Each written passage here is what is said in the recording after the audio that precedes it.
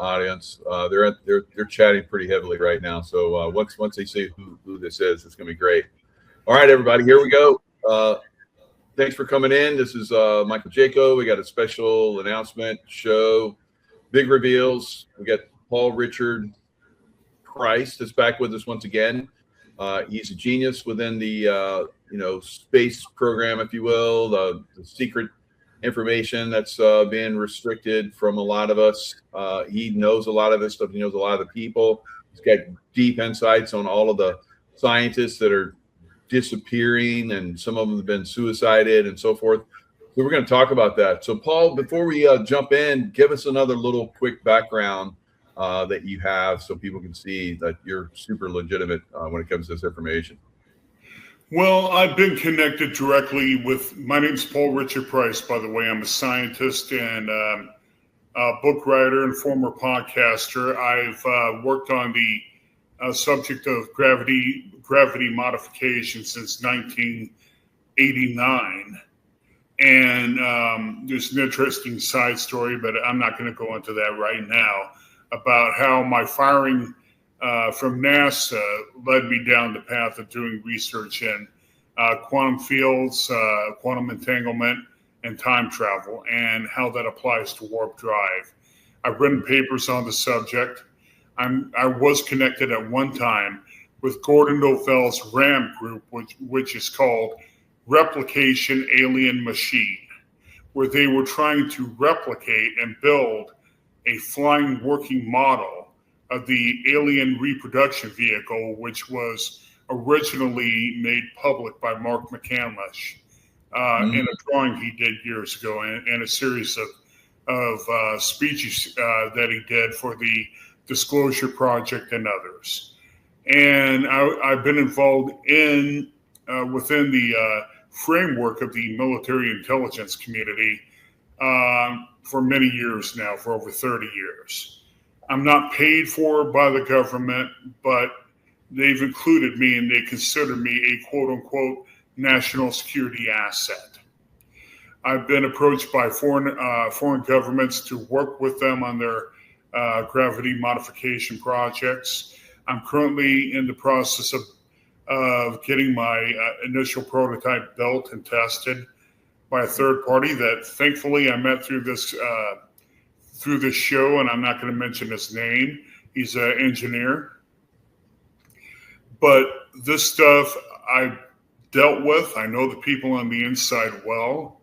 I've been a part of this whole thing for over 30 to 40 years now.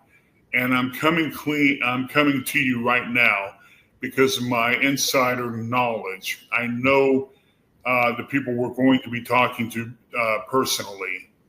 Are talking about personally in this show. I know them personally. I know who they are. I can quote things, and I can tell you that we're dealing with a situation right now that has everything to do with a counterintelligence operation, not only run by the U.S. government, but there are several other entities, one in particular, foreign intelligence entity who's working with the CIA and DIA to plug leaks. And I will get into more detail about that later on, but it's with a quote ally. And yes, I'm sending loose quotes, people. Yeah, so let's talk about some of these scientists. You got General McCaslin, who you've talked to in the past, and also Amy Eskridge, all these scientists with this, engineering into this incredible technology. It seems to be, they're getting stopped out. You think the Justice Department would be all over this? FBI would be all over this? You contacted people in the FBI. Amy Eskridge contacted the FBI a week before her death. That's very suspect. So there's elements like you're talking about from these agencies. Let's just call it who it is. The Israeli Mossad, which is integrated into our intelligence agency and FBI, and it's almost like you were telling me earlier, they have carte blanche to, like, eliminate people that are bringing these technologies forward. But let's talk about that. Well, not only the people who are bringing technologies in here, but even Bibi Netanyahu made a statement publicly that if anyone talks against Israel or the Mossad, that they feel that they have justification to take out lethal action against them. That means even if you and I are discussing what we're discussing tonight, that they will brandish you as an anti-Semite, even though you're not. Right. Because what you're calling for is the dissolution of the government in Israel, not to the people. Most of the people in Israel, to give you a background on me, I'm Port Ashkenazi, Khazarian lineage in my heritage profile. They are not the true Jews, but they're the ones who are running Israel right now. Those who are part of the tribe of Judah do not want this secular government representing them. They don't. They've stated that. And to use a biblical term, Jesus Christ called this integrated Jewish faction the synagogue of Satan. And for good reason. They are, not all of them, but a good majority of them are evil to the core. Yep. And how this is integrated with the anti-gravity story is that, and let me do a preface here before I get into Mark Sokol and what's going on with that. Yeah. Space and all that stuff. Yeah, that's going to be fascinating. Yeah, let me bring up to the audience that you put yourself in the shoes of the Mossad or Israeli intelligence or the Israeli government. It's not that they believe that these scientists are directly working against their self-interest. What they are more concerned about is whether or not they feel that their enemies, which includes Saudi Arabia, Qatar, United Arab Emirates, Jordan, and others who have access to hackers who can hack into these intelligence bases and pull records, classified records off, to build devices that they can then later on use against Israel. This is the whole thing we got to look at here. They feel that they're protecting their own self-interest by, in fact, like I said, the scientists may never be against the nation of Israel at all. But the mere fact that they're working on technologies that could get into the wrong hands is what we're looking at here is their ultimate fear. Look at what they did to Gerald Bull, the guy who was developing the super cannon. He was building one for Iraq, for Saddam Hussein, but before he could finish his project, the Mossad went to him. I think he was in Jordan at the time, but I may be incorrect. Went to his hotel. They got away with it. The issue is if they feel that their country is threatened, they believe that they have an edict from God. And most of them don't believe in God anyway, but that's how they spin it. Right. They have an edict from God to eliminate the problem or the person that could potentially cause the problem. So even in the United States, where we're building technologies that they seem to be utilizing quite often, we give them weapon systems, jets and bombs and all kind of crazy stuff. You would think that they would be so this is crazy. They're off on like their own program, and no one's keeping them in check. Well, and here's the issue. Let's get into the Mark Sokol, Falcon Space, and Apex story right now. Good. Okay, Mark Sokol is known within the intelligence community. He's using APEC, the Advanced Propulsion Energy Conference, and his Falcon Space program or project as a clearinghouse to ferret information away from inventors into the hands of Israeli intelligence. He's got dual citizenship between Israel and the United States. They had a fiction for him. The fiction was that he was a poor, uneducated, didn't finish high school, plumber and all, who had an interest in this technology and was trying to find out information on it. Now, I know Mark personally, and Mark and I have had issues in the past, and let me preface that right now. He and I are not friends, but I will tell you, I can explain why later. He badmouthed me in the past at Tesla Tech, where I met him, and started trouble with me for no reason. It was spreading disinformation. And the particular point that we're looking at here is that he is connected with people like Tim Ventura, Jeremy Reese, the alien scientist, and a third researcher by the name of Jeremiah Pop. He hasn't done anything of any substance when it comes to R&D. Everything he's worked on has been copied from other individuals. He and his quote team have stolen intellectual property and tried to claim it as their own. All right. One example, go ahead. You think that he's a Mossad agent and he's stealing information, creating this information for Israel? Well, let me put it this way. He's been on several different trips to Israel, where it was reported by U.S. intelligence that he met with members of Israeli intelligence and even the IDF. And then he would come back here. He has a benefactor. Somebody is financially supporting him right now.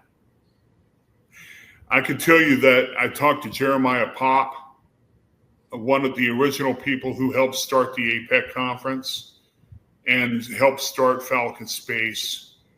And Jeremiah Pop said the guy doesn't know what the hell he's talking about. Everything he had to learn from listening to other people. Yeah, he's a charlatan and a liar. It's like Bill Gates and Elon Musk. They don't know anything about their technology at all. And when they have to get experts to come in and do it, but they're good salesmen, good pitchmen. But let me put it this way. Bill Gates at least had a background in computer technology before he quit school. Yeah. But he still had a background. He and Paul Allen did. Elon Musk did have a degree in, computer engineering. So he himself had a bit of a scientific background. Mark Sokol has none. Wow. He is a fraud and a charlatan.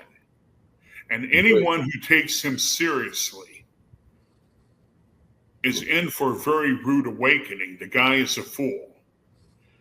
I've talked to a whole lot of people, Brent Nelson and Jason Doran, both at Kepler Aerospace, and Mike Rogers, their lawyer.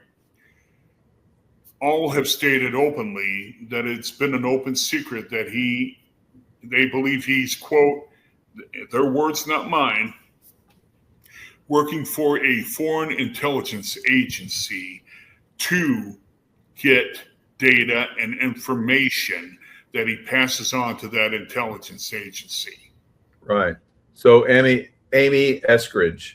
So they were in contact. They knew each other. They were dating. Yeah.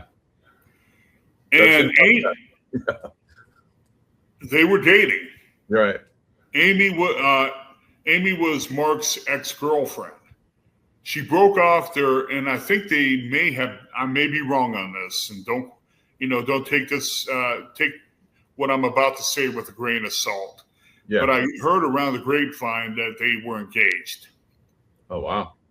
What Mark did is that he parlayed that into getting her to trust him, and he stabbed her royally in the back. Mm-hmm. And that she was getting major funding through DARPA, I do believe, at NASA at the time, and it was under a classification. Huh. And he took that and he then parlayed that and put it into Falcon Space. You would think that they would protect her. What is going on with that? Because these scientists are obviously involved in some stuff that is benefiting the United States government, DARPA and NASA. It's like, why are they not protecting these scientists? That just baffles me. Well, it goes back to Ron Pandolfi. Ron Pandolfi had interjected himself into this story a while back.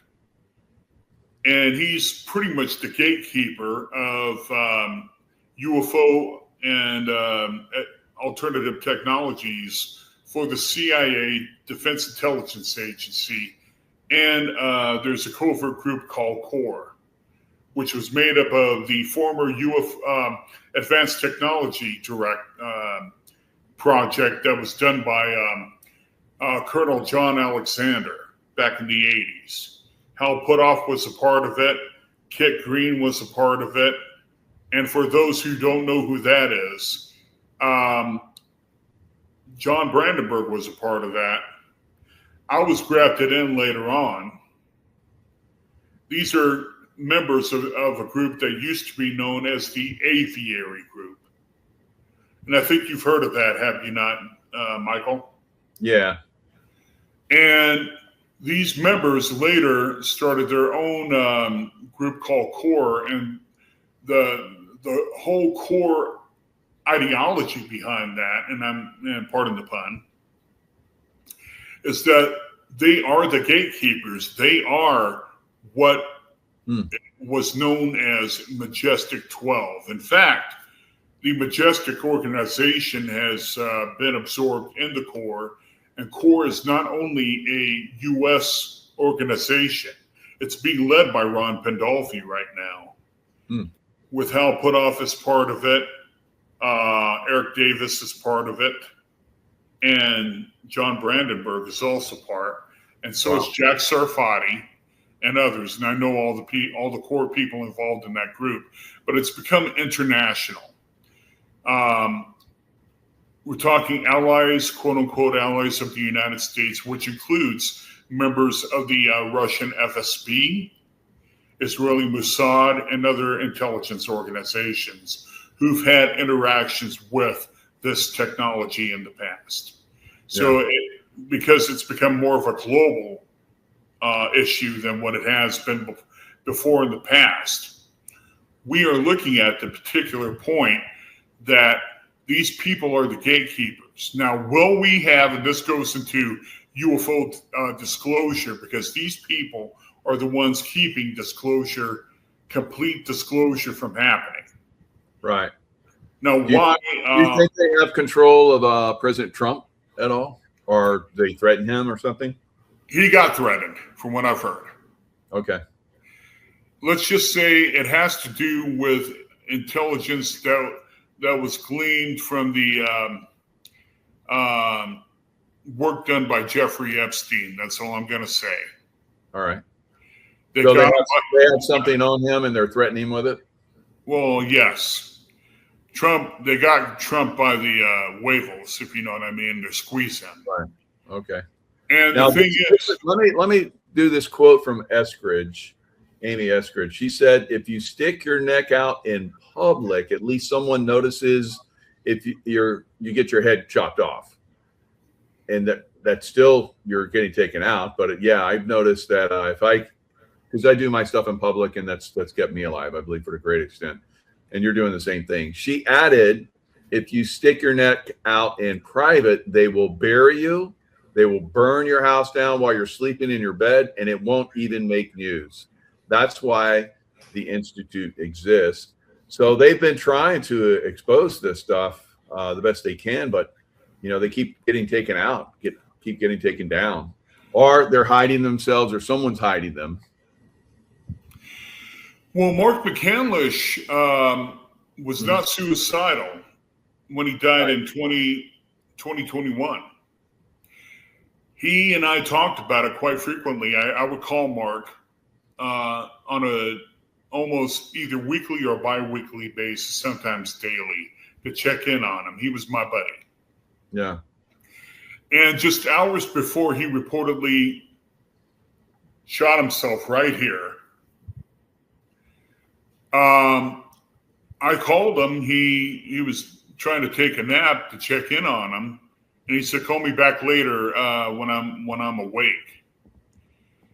And everybody that I've talked to who talked to him previously to his reported suicide has stated that Mark was a good. When they talked to him, he seemed to be in a good state, positive. And there was no indicator that he would commit suicide. Right. And even though the coroner, the medical examiner, who found Mark's body after reported, and he and his assistant went to the apartment, told me on the phone that something weird happened. And I'll pass this by you, and I want your audience to think about it. Within 2 to 4 minutes after they arrived there in Mark's apartment,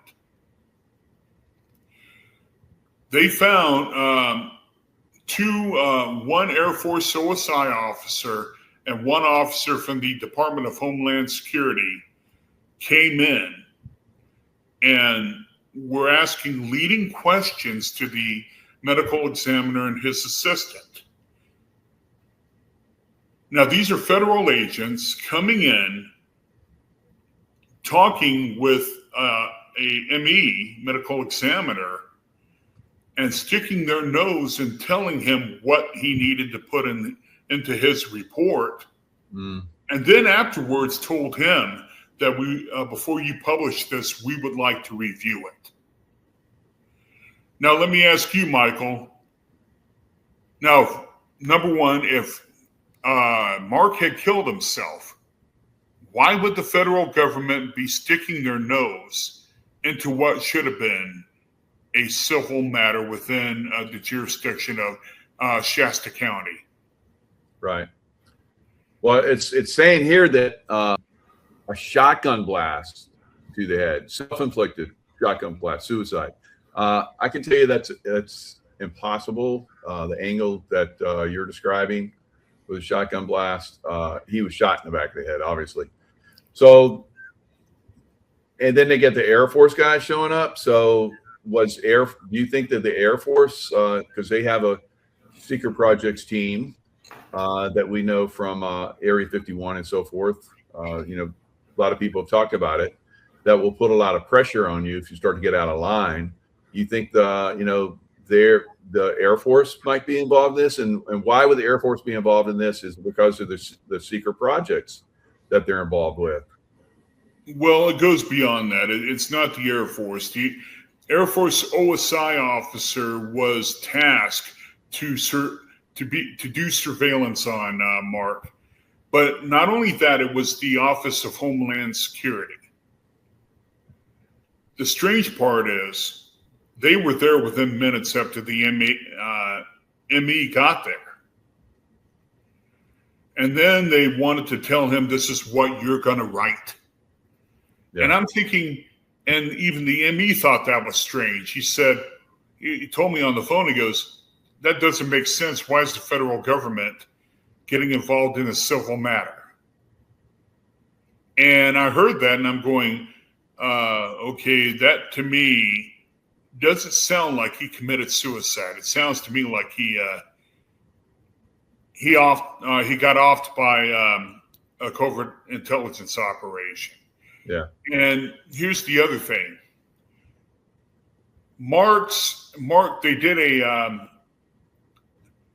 They did a documentary on Mark. It was done by a documentarian by the name of James Allen. It's called 0 Point. I got to watch that. I've seen that. That sounds interesting. So, well, you recommend that? Is that a good? Well, yes, but here's the strange thing about that. The documentarian, James Allen, was told not to do the documentary, that he would be putting his life in jeopardy. He did it anyway. I mean, basically, if you watch the interviews that James Allen did before he passed away, he did the old FU to him, and I'm going to do it anyway. Well, within weeks before the release and before the final edit of the documentary came out, and then within a week after he did that interview. Now, here goes back to what I was saying about Mark Sokol. The guy has a benefactor, which means he's getting money from somewhere. And even Brent Nelson told me that he didn't know where the money was coming from.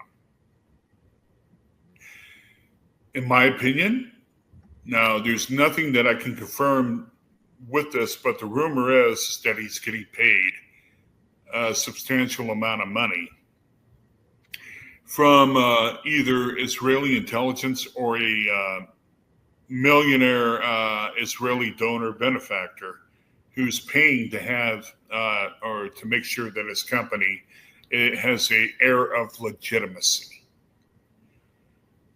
But no, Mark Sokol is not legitimate. And the rumor had been, and I heard this from several people at the Tesla Tech conference that I spoke at,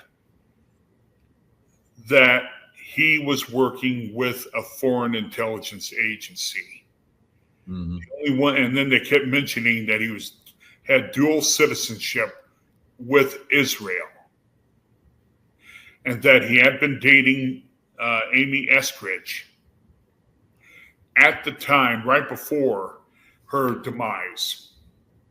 And if you hear that recording that her best friend did of a phone call, which he released on the Nancy Grace show about people, she doesn't mention Mark's name, but has enough clarifying data in there where you can actually, if you know the situation, you know that she was talking about Mark. And I happen to know people, including Dr. Brandenburg, who knew Amy, and everybody within that orbit, either directly or indirectly. Everything happened very quickly to Amy after she threatened, or after she reported him to the FBI for espionage and for treason. That, when she died, that all went away. What's happening here, in my opinion, and we're looking back on potential, you'll probably find that the biggest majority of the people who have disappeared are no longer with us. I'm sorry to tell people that. I'm hoping I'm wrong, and I'm praying I'm wrong, but yeah, I hope so too. Like, if anybody, I think that that one general has possibility, because they haven't found his body. McCaslin, Air Force Major General William Neal McCaslin, yeah. William Neal McCaslin, and I met him one time before. It was a weird meeting in Ruidoso, New Mexico. He and his wife were down there vacationing, and he came up and talked to me. We just had a simple conversation. It wasn't about anything to do with UFOs or he asked me what I was doing. I told him, and I asked him, well, what did you do? He goes, I'm a retired U.S. Air Force general. And I go, okay. And I said, what kind of work did you do? And he goes, well, I worked on classified programs. And that's all he told me. And I knew better than to try to probe him about it. So, but he was a really nice guy. And I don't believe, in my opinion, because of what happened to me in the past, that there's any such thing as an accident. People like that don't come up to a guy like me and start talking to me just randomly. Right. In other words, for years, as I've told you before in the past in your audience, I've been watched very closely by members of Corps and other members of military and civilian intelligence for many years. And at this point, I'm not scared about it. I've learned tactics. In fact, ironically, I'm going to a church right now, and I believe that was set up. I received a flyer, and I went to a service. And Michael, guess who is leading that church? Two people. They were both retired Navy, and they worked in naval intelligence. Wow, interesting. And they told me to stop talking about certain things. Oh, that's good. And I'm thinking, I don't think I need to go to church anymore. I love the guys, but I don't think it was by accident that I made contact with them. I think it was arranged. Yeah, it was arranged, and they gave you the message, and that was good enough. But you, I know, are talking around a lot of stuff. I've talked around a lot of stuff. I know a lot of stuff. People have come up to me and, have revealed so many things to me. And I'm like, are you trying to get me to reveal that and get in trouble? No. So you have to be very, discerning of the information, like I know that you are. And we're giving away this information, freely and helping people to see a bigger picture. And I think that's one of the great things that we do. Now, the bigger picture here is, like we're, I think, alluding to, is there are groups within the military, groups within every organization, really, government, you name it, that are not for our best interest. And they're controlling information of great information. I'm glad that you're still alive because you've got great information. You're doing some good stuff. So what President Trump, they got stuff on him, but you think that he should just come out and reveal? Because I think he needs to just lay it on the table, tell people this is what happened, and then he better tell Bibi Netanyahu, you ever effing, and I use that term, I'm not going to curse, but I'm going to tell you, if you ever effing try to blackmail me again, and secondly, strip Bibi Netanyahu of his diplomatic immunity. Stop letting the Mossad come into classified government meetings, SCIF meetings, and into the Pentagon. And kick them out of the U.S. permanently. Now, for any of you who may claim I'm anti-Semitic, I'm not. I'm a part of the Eskazarian Jewish, and I put that in quotes, lineage myself. Mm-hmm.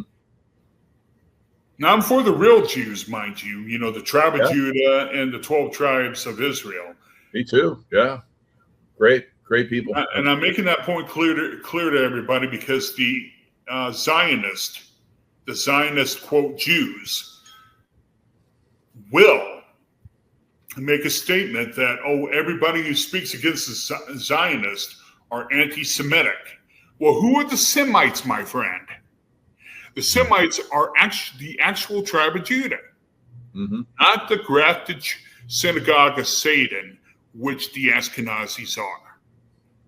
Now, the thing is, if we're supporting the nation of Israel, and they're working against our best interest, and we've given them money hand over fist, we are actually paying for our own demise. the Israeli government has made it very clear that they hate the United States. We're not talking about their rhetoric they give when Bibi Netanyahu gives when he's here in the States in front of cameras. But when he's talking to young Jews in synagogues here, he says that we need to curtail our freedom of speech.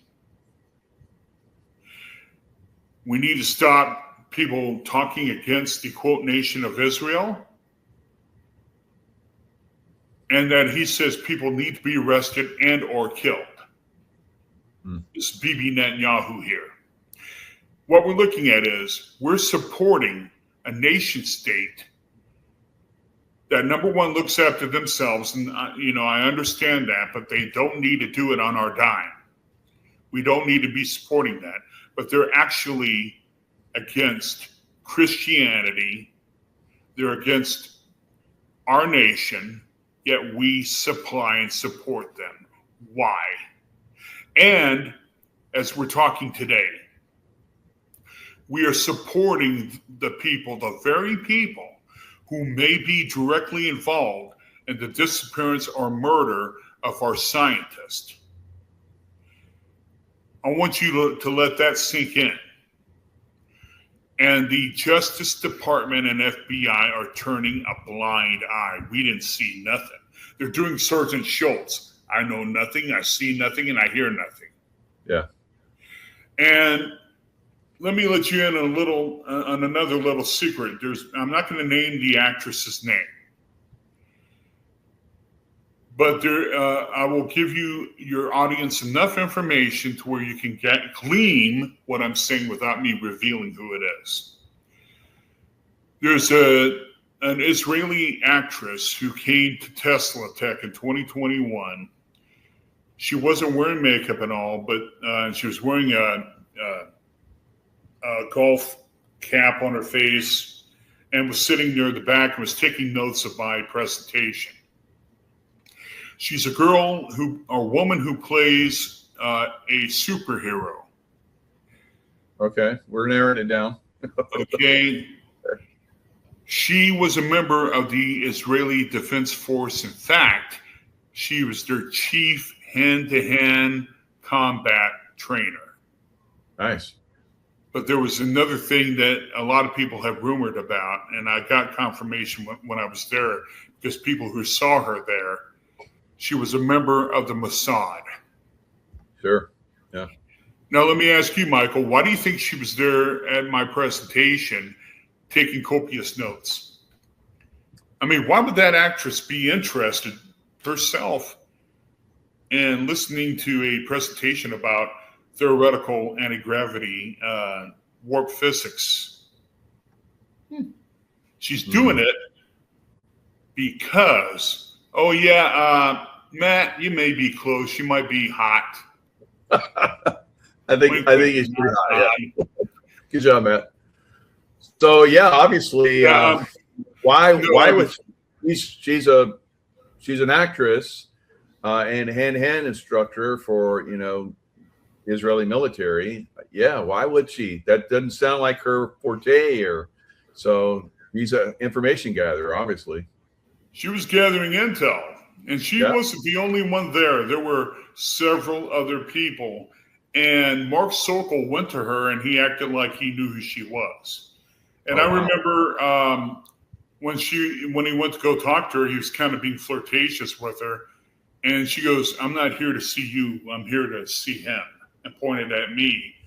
But I couldn't get to her because everybody else surrounded her. And I was going to ask her what she thought of the presentation. Yeah. But before I could get to her, everybody cocooned her. And I go, what? Bye.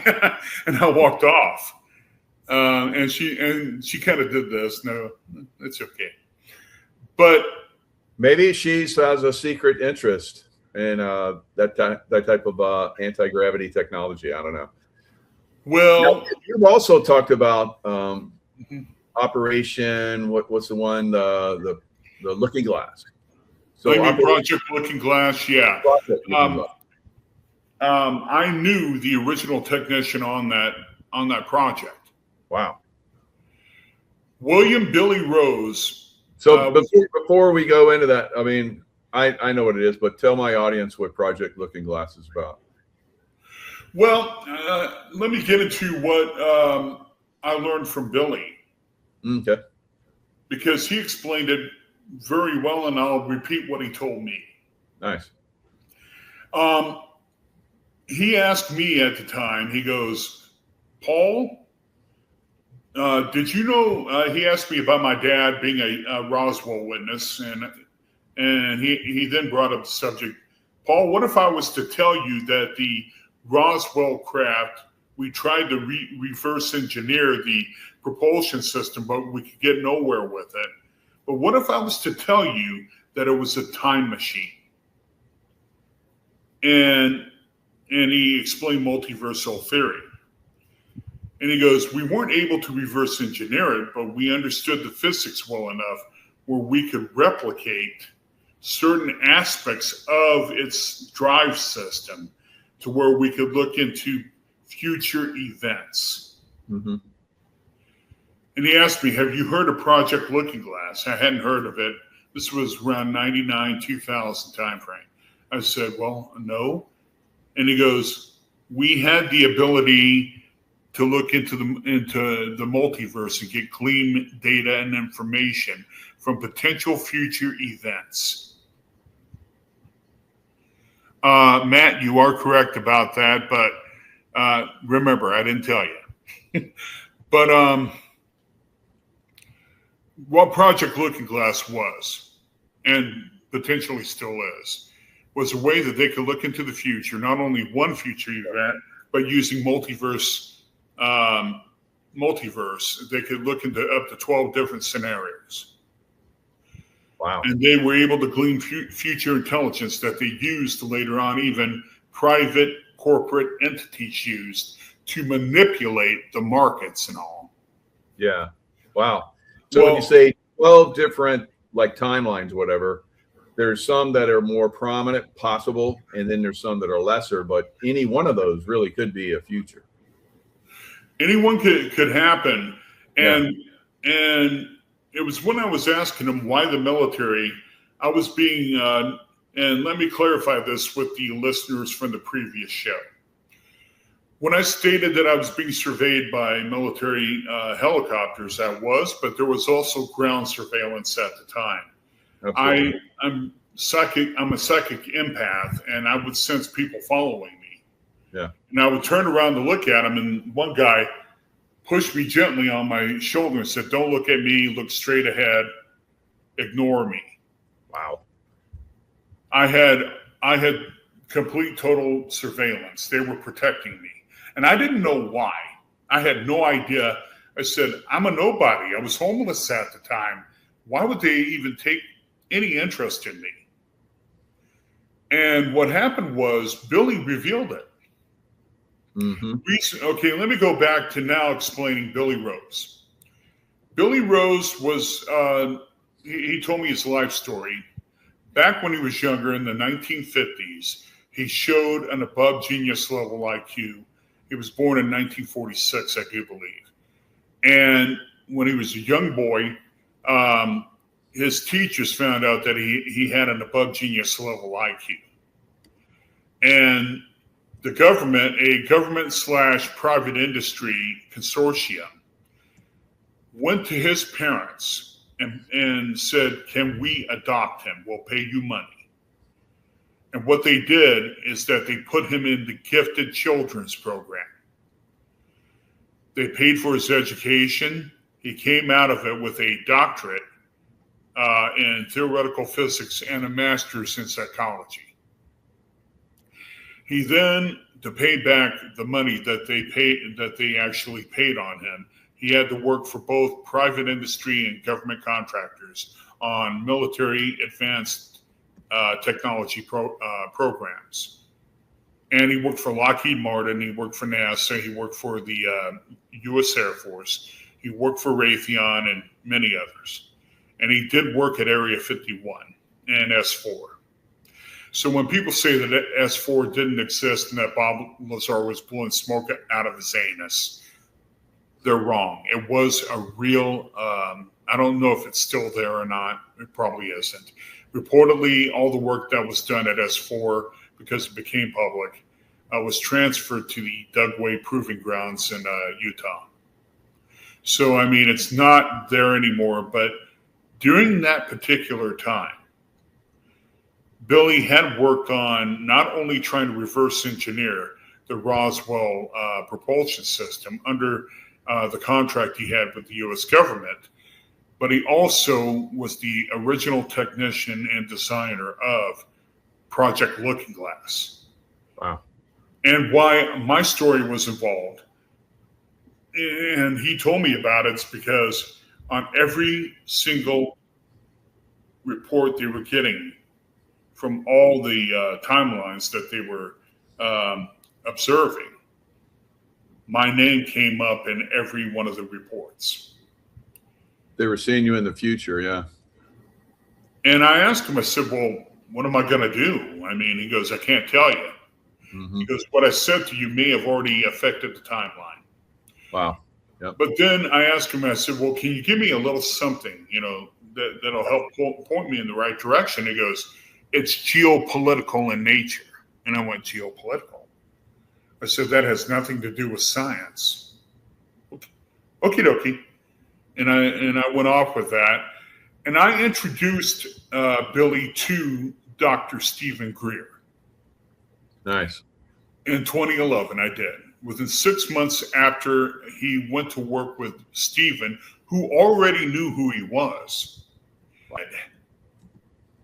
When they found him, he had injuries from what I heard, and I talked to Billy's ex-wife, his widow, Sharon. He had injuries consistent of what would happen to the body if you ran a car into a cement wall at over 110 miles per hour without the brakes on. God. Man. And They found him in his bathroom. They tried to claim that when they found him, his skull was crushed, his vertebrae was crushed, and he had a crushed shoulder blade and collarbone. Those are injuries that you cannot do on your own. No. In other words, what happened to the poor man is he had the holy living crap beat out of him. And it's because he did not keep his security oath. He revealed sensitive, compartmentalized information. And how this segues into the story with Amy Eskridge. She wasn't revealing any classified information in any of her interviews. But she became a security risk when she threatened a Mossad asset. And that was Mark Sokol. I believe it was peripheral.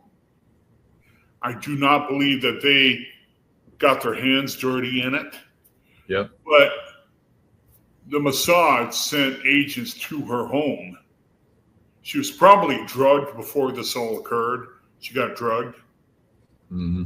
And after drugging her, they arranged for there to be a suicide, to which she killed herself with a gunshot. Right. In other words, she didn't kill herself, but they staged the body, staged everything. She was drugged to where she couldn't fight back. Yeah, it's maybe something that's like over your head. I mean, I don't understand why some people they just leave them that way, or maybe it's they mislead, they drug them, so they got to cover up the drugging, so they gunshot blast them, to pieces, and they put a suicide note out. Sure, yeah. A suicide, they can make it look any way they want, and the same with what happened with Mark. Mark he was being surveyed within a week, and he told me about it. He was watching unmanned drones that was using what they call repulsor technology, pretty much anti-gravity technology. And he had seen them. They were flying around his house. He reported it, but people were saying he was crazy. He wasn't. And I know for a fact that he had become a liability to the U.S. government. Number one, when he became a sovereign citizen, and didn't have to pay income taxes, and he owned a crap ton of guns. He was being visited pretty much every week by the Office of Homeland Security and by the U.S. Marshal's Office because they thought that he may be a potential terrorist threat, which he wasn't. He was a patriot beyond patriotism, beyond what a patriot would be. I mean, Mark was the epitome of a patriot, a constitutionalist and all. He wouldn't have done anything to hurt anybody unless they tried to hurt him. Then all the gloves were off, or his family. But he was a pacifist. He wouldn't fight anybody. The guns were there for his protection. But because Mark became a sovereign citizen, their excuse was, we have to make sure that he isn't going to go off the rails. However, there was more to that. He was involved with Gordon Novell. It's a lie from Gordon and other members of the RAM group, which I was a part of. So I have an insider knowledge as to what happened with RAM. And Gordon, it was a proxy way of how the U.S. intelligence community were, they were being blackmailed by Gordon. He had information on them. And then they used RAM to help funnel money into Gordon's coffers. Gordon never used except for one small bit of that money. Used it for the research that he was claiming he was going to use it for. He actually used it to buy hookers and drugs. He had a morphine addiction or heroin addiction. He did. Gordon did. So it was as soon as he lost the blackmail that with Gordon, it was within about a month or two that he passed away. Might need to do a romantic comedy after this too as well. Yeah. But it's got to unwind from all this. Yeah, it's pretty deep stuff, no doubt. Well, and let me tell you guys something. Mark McCandlish had been invited to testify in front of Congress by Marco Rubio. Really? When was that? Mark died in 2021. It was supposed to be later that year. They were going to initiate UAP testimonies later that year in September. And Mark had been in contact on the phone with Marco Rubio. Wow. And it was no more than like 3 weeks after everything had been arranged that Mark ended up, quote, offing himself. Now let's go. That's what's going on right now because Trump has said we're gonna start to reveal this stuff. And the point is, what we're looking at here, and what we have to look at here, is that, in my opinion, and I'm not saying that the Mossad is 100% involved in this completely. Sure. There are people within the U.S. intelligence community and also military industrial complex contractors. Very good. Yep. Who, and let's get into that, segue into that right now. Okay. Military. And this is perfect, Paul, because what I want to do is talk about some of the technology that, that's been hidden, the directed energy weapon stuff, and it just got used yesterday by our fleet. So let me play a little clip about that, and then we'll go into some of the stuff that you're talking about, the military industrial complex, and how they're involved in a lot of this stuff, and how some of it's just probably protecting, some of these industries that have this information. They got outside sources basically about ready to reveal something. Maybe this is what this is all about, which is why don't they just bring these scientists in and make them part of the program? So this is, he's going to talk about, this is Max Afterburner. He's going to talk about the ships that are in the Hormuz Strait. 3 destroyers ran through and they started using directed energy weapons. So let's look systems are confirmed deployed in this theater, and either or both could have been active during this engagement. First, let's talk about the Odin. That's the Optical Dazzling Interceptor, or interdictor for you acronym lovers. That's designated the ANSEQ-4. This is what's called a soft kill system. It projects a focused laser beam onto a drone's electro-optical and infrared sensors. The drone doesn't explode, it basically goes blind. Guidance system loses the target, loses orientation, and the airframe either crashes on its own or becomes easy prey for other defensive systems.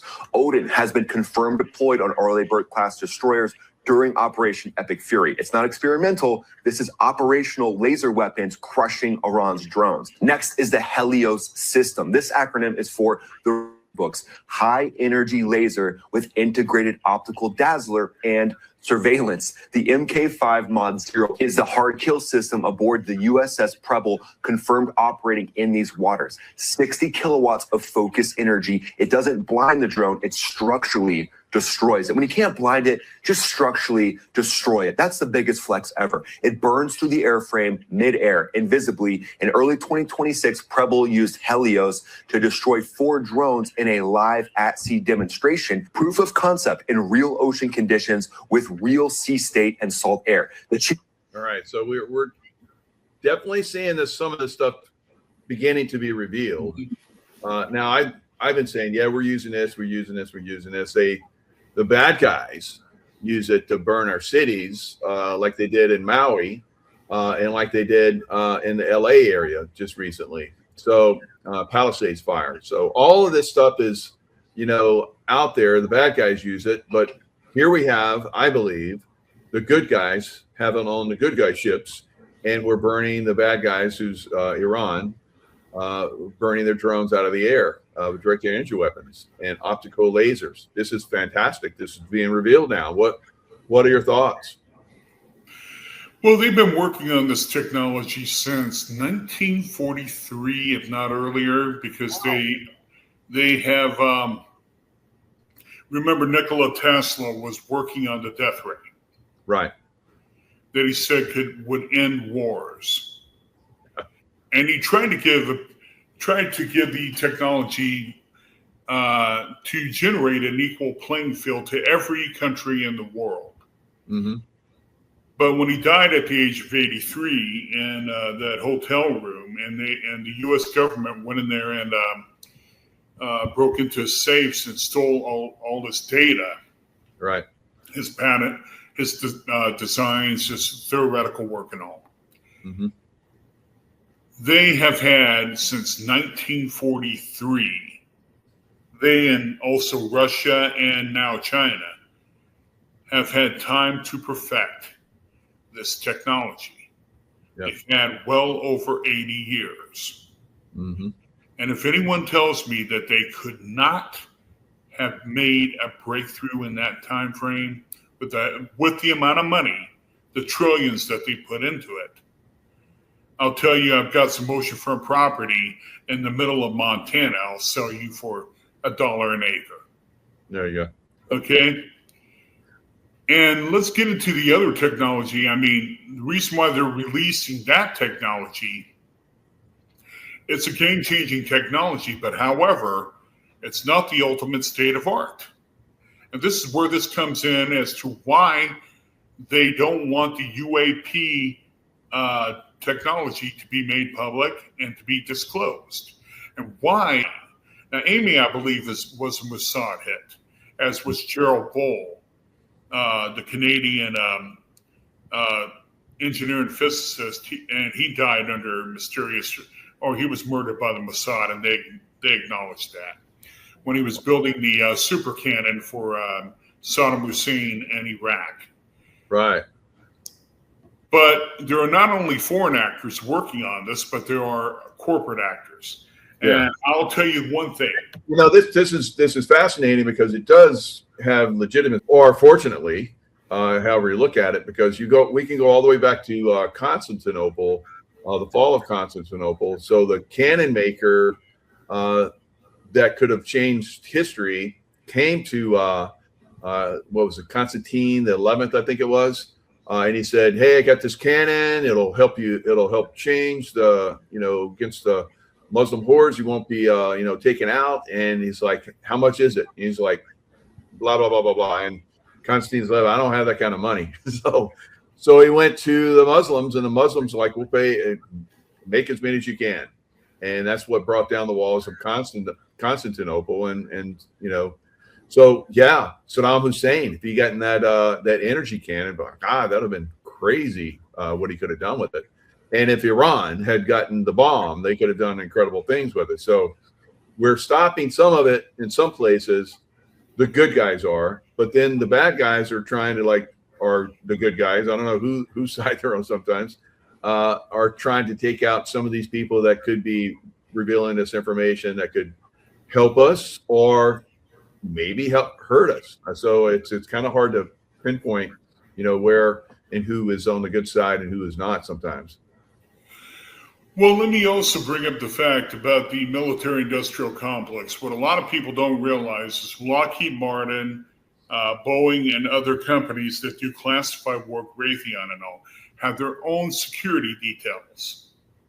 Most of those men and women that work in covert security systems, even like with Diligence and other groups made up of former intel agency operatives and special forces people who work in the private sector. Yes. Those people are the ones who, on the corporate side, who are going in there and they're taking out people who are working on technologies that either mimic or are identical to what they are working on under classification. Yeah. Now I'll tell you that worked both ways because I was approached to help a scientist, and she had a protected detail, and the guys approached me. They're like, "We want you to be part of our team." I was like, "No, I've got other projects that are going on," but there are same thing. You don't know who's on the good side, who's on the bad side in some of these cases. But this person was definitely needed to be protected, who I could have gotten involved with, but I can't do everything. So it's, and like you have incredible knowledge that you could help change the world, and they've been suppressing you. So maybe this is one of the things that Project Looking Glass saw you doing, coming out and speaking out against some of these political types. So this is a good conversation to have. Well, and thank you. And back to what we were just saying about the covert intelligence apparatus through the private sector. You think about it. You put yourself on the board of directors of a major corporation, Lockheed Martin, Raytheon, Boeing, and they've got IP, intellectual property, patents and all that they need to protect. And some bum, like let's say me, is coming up with ideas that either mimic or is better than what they're currently working on. And they're going to do anything and everything to protect their IP and their market share. It's that simple. It's greed. Yeah. I mean, you want your stockholders to be happy, to make money. Mm-hmm. However, you become a person like me, and I had threats made on me before when I open sourced my designs and all. Yeah, I bet. By a defense contractor who warned me not to do it or there would be repercussions. Wow. But you know what? I did it anyway. Mm-hmm. Because he thought that I was going to affect his company's ability because they based one of their patents on designs that I sent them for review. I was the originator of the IP. They stole the IP. And then they threatened me, and through my father, who's now deceased, that I would face repercussions because they spent a lot of money on that. Sure. And that's the whole point. Why would corporate intelligence agency Money. uh, Like, yeah, I'm involved with a company called LifeWave, and the inventor was involved with General Dynamics as the sub program. He was going to like save them all kind of money on a hydrogen program that was going to make oxygen better, and it would save them all kind of money. And they're like, okay, we're going to put you over here with these SEALs because we're making it out. And I interpret it now when I look at the program, we're making a lot of money, and you're going to like, cut our money. And he thought he was like doing a good thing to save money for the Navy. And this company was like, get out of here, and then he went to, help the Navy SEALs. He was helping the Navy SEALs, and Obama comes in and is like, get out of here. You're helping the Navy SEALs, and the medical establishment's not benefiting from this. So you're out of here. So this is what we're seeing. A lot of these companies that have great ideas, they have great scientists and great people that are heading these companies up, and billionaires that are trying to support them. So it's not just scientists, it's the billionaires. Like a billionaire could come in and support you, and you could do incredible stuff. But if someone even hinted that they were going to help you, they'd have to have really good protection. So. Well, you know what? The only thing I'm concerned about is protecting my family at this point. But me, getting the truth out, I'd be okay with that. I'm not worried, and God brought me back every time, so I'm not worried about that. Yeah, I'm with you on that. So so I think we get a little bit of protection out there, but we're not stupid. We don't just throw everything out there and just hit me. Go ahead, hit me. No, I'm not like that. I'm like, okay, I'm being very cautious, and I move around, I stay ghost-like, and reveal information like we're doing right now. So now, what else? No, we're going to talk about the military-industrial complex. I showed you the laser and direct energy weapon stuff, and we're going to go into the industrial. Let's do that now. Well, let me tell you, if they're releasing that information publicly right now, they've got something on the drawing boards, or in covert classified work that makes that look like a child's toy. Absolutely. Oh yeah. Whatever we're seeing right now is like that's technology had 20, 30, 50 years ago, and now they're bringing it out, and they're like, okay, we can show this to the public and to all our enemies, but we got something like way better. Yeah, I've been involved in that. I know. Yeah, it's no big deal. Well, one of the things, and I'm going to try to focus on this point, we're seeing scientists working on alien visitation, but the ones that what we have in the wings, I'll put it that way, in the background, are technologies that deal with gravity modification, which was called anti-gravity years ago, and systems deliverable technology for ordnance using warp field technology. The reason why Trump is not afraid about what may or may happen to our troops or our fleets in Iran right now is that Trump literally has an ace up his sleeve. He has his proverbial Trump card. Yeah. They have the ability, even though they haven't told Elon Musk this, they're using Elon's Starship as a cover program, because they already have point-to-point technology already perfected that deals with warp drive technology. Wow. And if anyone knew what I know, this is where those scientists became a liability, Amy being one of them. And General McCaslin became another one more recently, and even including Mark and Billy Rose. It's not so much that the technology is out there, is how much money it would take to perfect it. We're not talking millions, people. I'm not going to get into the minutia or specifics on how much it would cost. But in some projects, proof of concepts, you can build a working warp drive anti-gravity system for under $10,000. Holy smokes! Wow.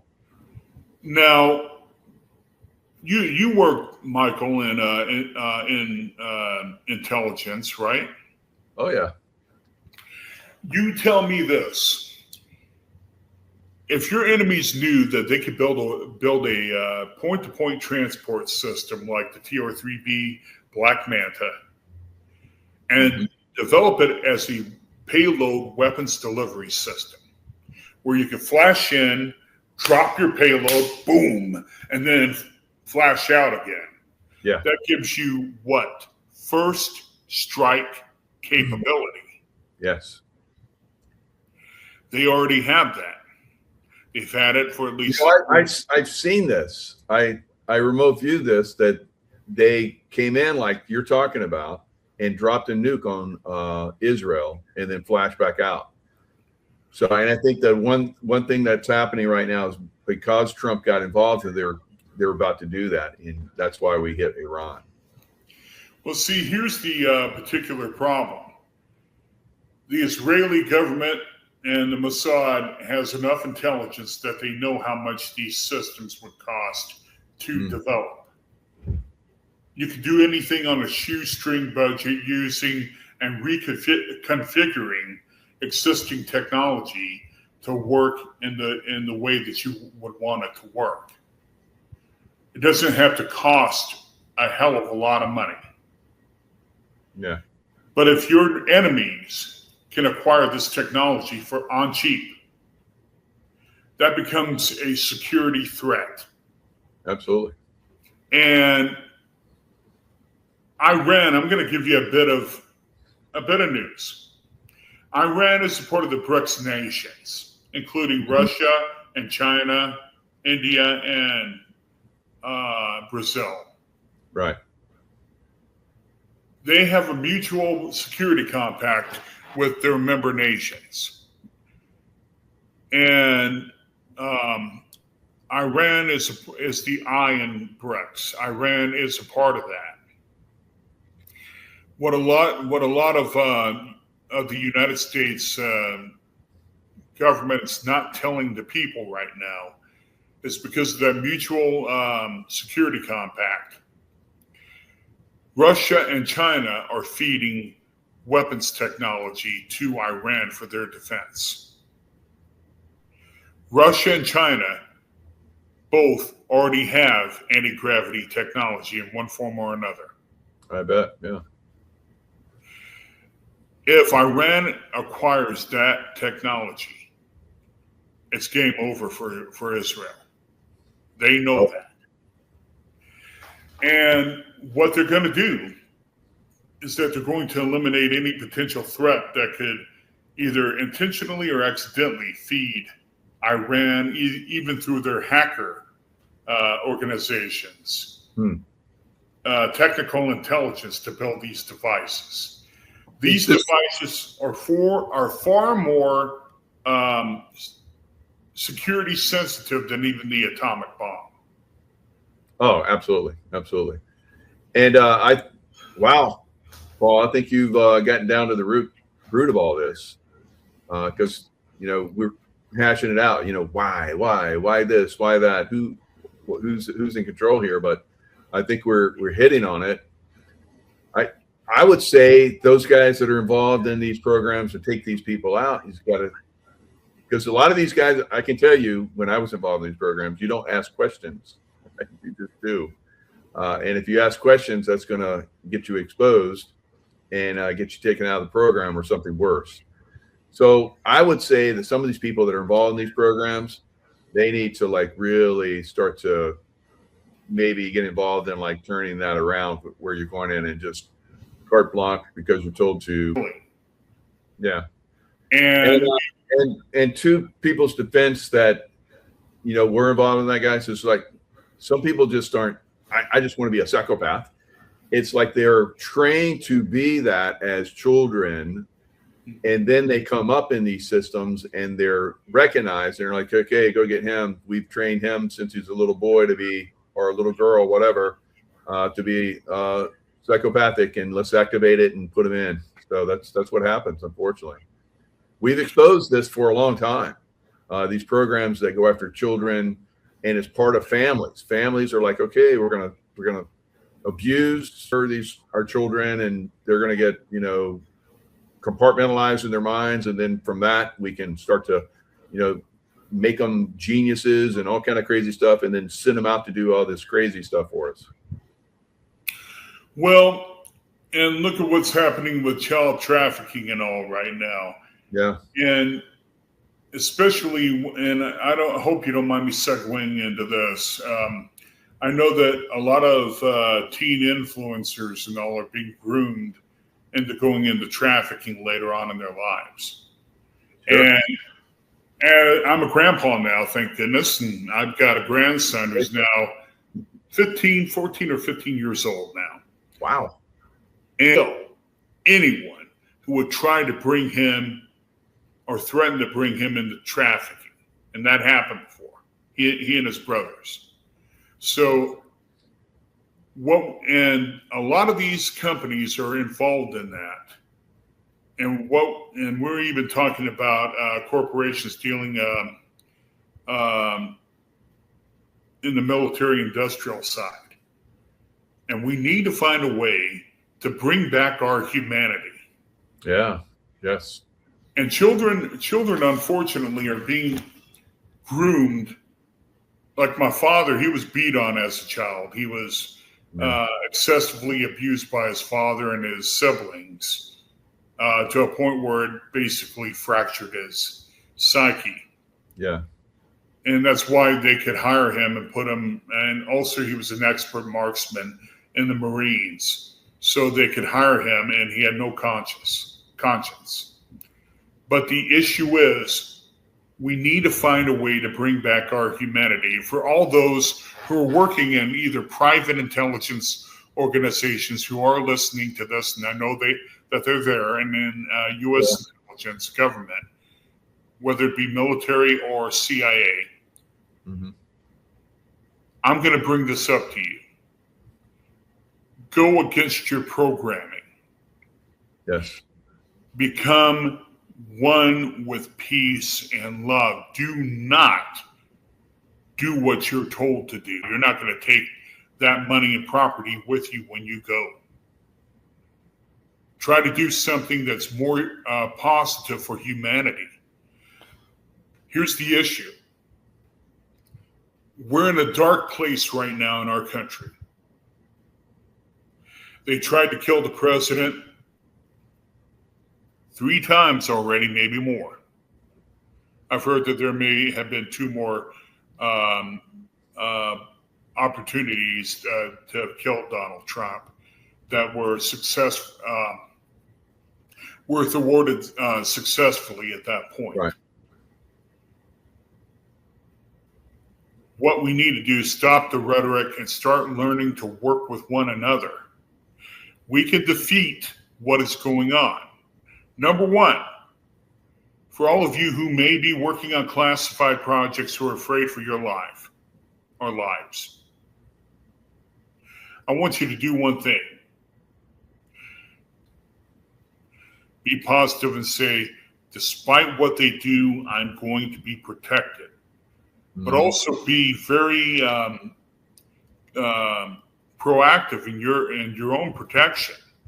If you could buy a gun or a weapon, have one. Don't necessarily use it if you don't have to, but have it just in case and get some training on firing the weapon. But we need to stand together. We need to stop this from going on, but we have to be a unified front. That means everybody. That means everybody that your audience knows You need to get them out there to talk to their friends, family, and generate a united front. What one can't do, many can. One person can't build a bridge, but a whole team can. One can't bring peace alone.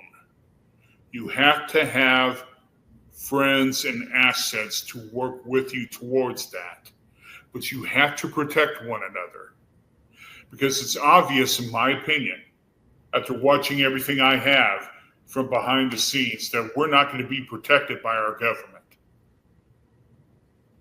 And our elected officials, they are only out for themselves. They are not out to protect any of us. So we must unify and protect ourselves. Yeah.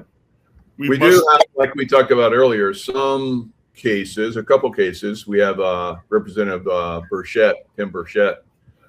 He's launching the UAP caucus, and Anna Luna Paulina. So we got a couple out there that seem to be in the right place.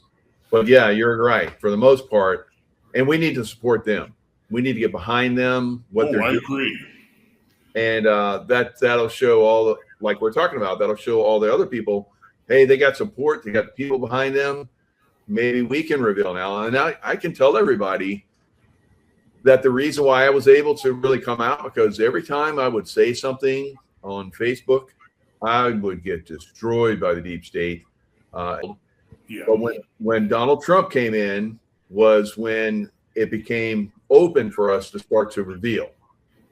And so this is what we need to do, like we're talking about, right? You're talking about this, and I've been talking about this for a long time too. You're doing a really, really good job, Paul, of talking about this. We have to work together, and we have to reveal and support those that are revealing. If we don't, we're doomed. We're absolutely doomed. And those people that are, that do come out and reveal, we have to support them. Like, these people that are getting, whacked out there. And who's this one guy, Jeremy Rise, you're talking about in your other video? He does the podcast called The Alien Scientist. Now, Jeremy, I know him. I'm going to tell you, I think he's got a really good heart, and his heart's in the right place. Good. But unfortunately, he's with the wrong person. He's associated with that, and I've told Jeremy that. And Jeremy, and here's another real funny thing about Jeremy Rice. Jeremy was on an episode of Man vs. Food. One of the early episodes where, what's his name, went into a bar to do a food challenge. And he talked to Jeremy in the background. Jeremy was filmed then. But Jeremy did the Alien Scientist podcast. And overall, he's a good guy. It's just that his association with Mark Sokol, Mark basically is the money man for Jeremy, and Mark has got Jeremy by the short hairs. So Jeremy does whatever Mark tells him to do. And like I said, I like Jeremy. I think he's a good guy. But Jeremy, unfortunately, is compromised because of Mark. Bottom line. It's not that I think he means well. He's got a good heart, but he doesn't want to bite the hand that feeds him, so to speak. And Mark is supplying money. And I tried to ask him one time years ago, where's Mark getting all the money? He goes, I can't say. We've signed non-disclosure agreements. And this is another thing that, guys are like, getting the money. I can say, when I worked for the CIA, I made a lot of money, and it was tough to walk away from that money. But it just got to me that I could see the evil stuff that was going on in the background. I just could not do it anymore. Couldn't support it anymore. So sometimes you have to walk away, and you'll survive. I've survived, and I've actually thrived at this point. So there is opportunity for us, but you're gonna have to walk away from this evil, guys. If you're involved in evil, and we're talking to those people that are involved in evil, and they know they're involved in evil, they need to walk away. They need to, like, either reveal it. Be careful how you reveal it, because if you reveal too early, too much, you're going to get taken out.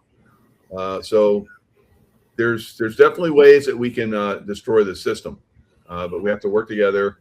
And so one other guy you mentioned in your video, I'm gonna show a little bit of that video here in a second. Is Dr. John Brandenburg, Mars and the Space Program. Tell us a little bit about this guy.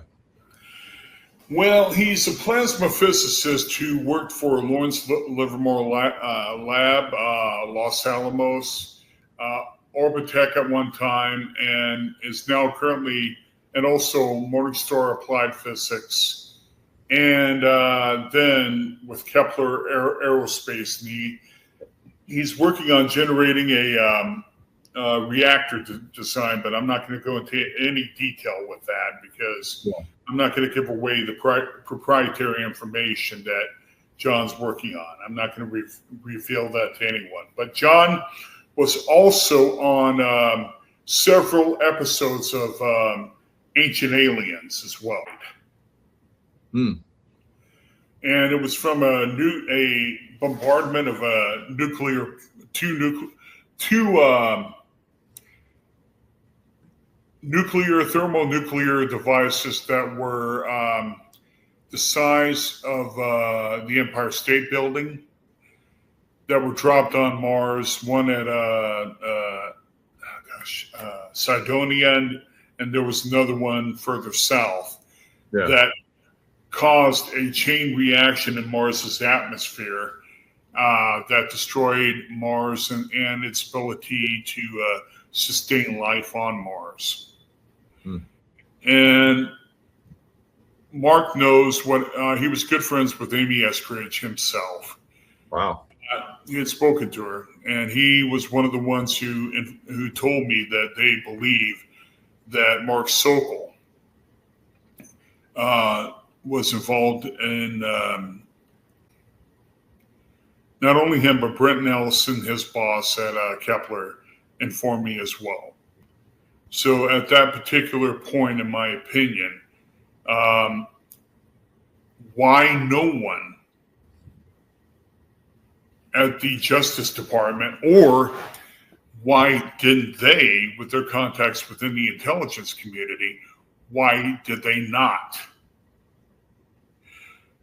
inform law enforcement to have an investigation done is beyond me.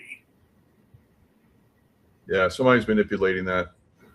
Yeah, somebody's taking control of that, and it could be some of the Mossad people, like you're talking about, that are infiltrated. They run the country now. Our foreign policy is being run not out of DC, but it's run out of Jerusalem right now. And the ultimate infiltrator in the Trump organization is his son-in-law, Jared Kushner. But he's not doing that.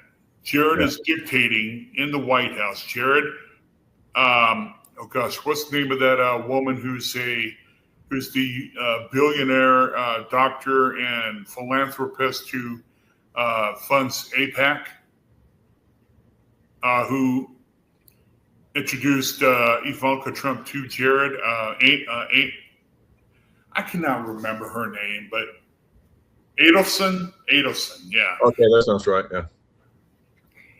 And to me, I think that the reason why Miriam Adelson introduced Ivanka Trump to Jared was because they were trying to segue a Zionist into the Trump household.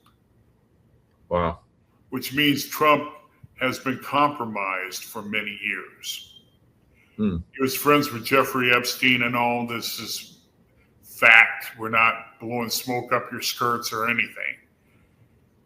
He has been compromised. What Trump needs to do, and I pray, and if Trump may listen to this interview, I don't know if he would or not, I'm going to plead with you, Mr. President. If they have dirt on you, don't ever be afraid. Release it, admit to your faults. Now, that happened over 40 years ago. Admit to what happened. Take control of your presidency back from the Zionist. If it means you've got to step on your son-in-law's toes, Jared, do it. Because forever on, people are not going to think of you as the good president anymore. They're going to look at you and say you're the most compromised president in U.S. history. Miriam Adelson is just one person. You should not project informed policy from an outside source. If it doesn't benefit the United States, Mr. President, don't do it. I agree. So this is interesting. I just brought up these pictures, and looks like that's Giorgia Meloni back there, Italian. Yes. Prime Minister. So I've heard it from different sources. She's compromised too. Interesting. Well, and I believe that this was a covert operation, possibly done by the Mossad through Miriam Adelson to introduce Jared to Ivanka. They already projected and could see that there would be a future political candidacy of Trump even before Trump became president or ran in 2015. So they were putting their pieces together on their own chessboard. They had to get Jared with Ivanka and then convert Ivanka to Judaism. And then reportedly, Ivanka and Jared converted Trump. And he is a, quote, grafted Jew himself at this point. So in other words, we're having our foreign policy dictated by Israel. We need to stop that. We don't have the money to keep fighting a protracted war with anybody right now. Right now, I mean, even with the advanced technology that we currently have, if we don't have any armaments,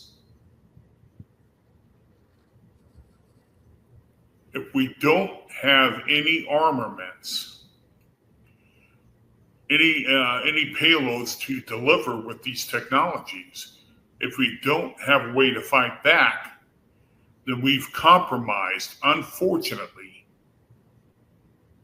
The tsunami of events, and it's designed to keep us a little off balance. That's on purpose. There's a reason for that, because there's so much coming out, and the target audience, to use Derek's professional description of the group that a PSYOP is being operated against, comprises many different psychographic and demographic groupings, and so everyone gets a different message, a different way to achieve the same objective. Now, in relation to the scientists, for example, this is just one example of what's happening everywhere else. Traditional groups are being replaced. Traditional individuals are being replaced. Most of those are corrupted. All are under control. Some were undercover, and they're going to, and that's okay. That's, as John and I have mentioned many times before, all the actors in this particular play have a role. They have a purpose to fulfill, and once that's done, they're gone. And so people will come and go.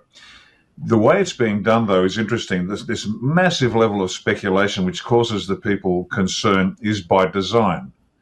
My father was an author, playwright, and poet. And he said, whenever you're telling a story, if you really want to engage the audience, let them put the last piece of the puzzle into place. Because if you just present the whole thing, they'll look at it and change the channel and find out what else is on. But if you can intrigue them, get them concerned, get them interested to figure it out for themselves. Now, I like cryptic crosswords, which are highly complex. There's a whole code behind them, but that's not for everybody. Some just like to watch a straightforward show and guess the end of the show before the end comes. And so all of these different approaches have to be covered. The scientists fall beautifully into that category. The science board gone, new scientists disappear. Have they gone to Valhalla? Have they Are they in some sort of global witness protection? Have they been moved into a position of real authority and power to do what's got to be done down the track? And the fact that we're speculating is exactly what's got to be done, because people love to put that last piece into place. It engages them and they stay with the story. They feel some satisfaction when they find that they have actually discerned the truth behind the matter, and that gets them on board. They talk about it. They talk to their friends. Their friends talk to their friends, and slowly, bit by bit, the target audience is won over. Not only directly by the psyop itself, but by the crowd. And I'll finish on this. Every businessman knows that the best reference is word of mouth. Advertising is one thing. You can tell people everything you want, but they're going to hear this, and they're going to hear that. They're going to see this, they're going to experience that. They're going to see this, they're going to experience that. So if the word of mouth is the most effective form of advertising, that's exactly what the white hats are getting into the people's minds. Let them work it out. Let them put the last piece into place. It's part of the show. Wilcox, I think, is a different matter. That might be legitimate. We don't know for certain. But it's certainly, we're seeing with the scientists is what is being played out writ large across the planet, whether it's national governments or whether it's the National Science Board, makes no difference. Same procedure, same result, which is the control of the system by the white hats. I enjoyed watching this come out because, once again, this is going to be replayed again and again and again. What they're striking at is one of the most divisive issues in the United States, and that's the black-white one, which is largely manufactured. The facts of the black-white relations, yes, there's some regrettable actions in the past, but it's been blown so badly out of proportion as to be a sucking chest wound on the entire nation for so long, and it's just wrong in fact. But to convince someone they've been betrayed, it's easier to betray someone than convince them they've been betrayed. We know that. And so coming out and just reporting it is one thing. But then to show the Southern Poverty Law Center in bed with the Ku Klux Klan, paying them off to cause trouble, you can't ignore it now. You even the most trenchant racist, black or white, has to look at that and say, my God, we've been played, and you've been played for fools. You have. And so this is one of those issues that when we say it's going to break people, it doesn't break me. I mean, I just laugh. A, it's not my country. B, I love the truth. Regardless of the pain that comes with it, I love the truth. But those that have wedded themselves to one or other side of this particular fight now have to admit that they have been played for the longest time. And this, again, is writ small on a world writ large, where every contest on this planet, whether it's between a husband and a wife, because she watched something on TV or he listened to something on the radio, and it poisons the relationship between the husband and wife, through to conflicts between nations because there's a war for something that doesn't seem to make sense. And at the end of that war, the alleged heroes and victors live in poverty. The whole design is to step in.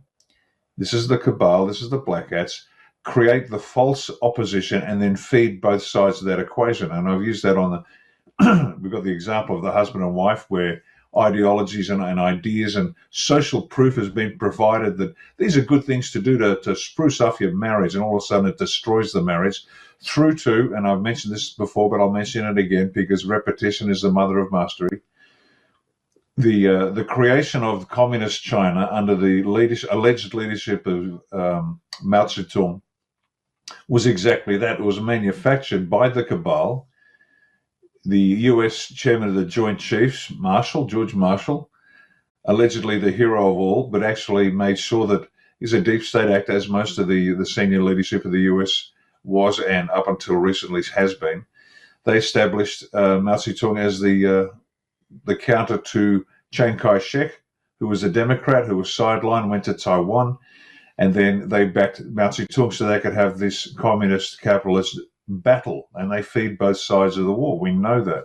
And even Chiang Kai-shek played a role because then he could be a thorn in communist China's side, another point of friction. They love creating points of friction. And so what you're seeing with the Southern Poverty Law Center, this group of despicable individuals hooking up with the KKK in order to feed this black-white racism in the United States, which has manifested itself. The damage socially is immeasurable, but in a practical sense, the deaths of hundreds of thousands of millions of blacks, whether it be through gunshot wounds and abortion, which has been one of the objectives, starting from Susan Sanger, the founder of Planned Parenthood, was to rid the United States of blacks through abortion. All these things are intertwined, they're interlaced, they're designed. And so when this finally hit the mainstream media, it was a big it was a moment of celebration for a lot of us to say, this is the pain that's coming, but not for everybody. Everyone's going to have their own pain. You'll be speaking about the Catholics shortly. They'll have their own pain. The black and whites, the blacks and the whites, the racists, both sides, they're going to have their pain. And this is that, when is the pain coming?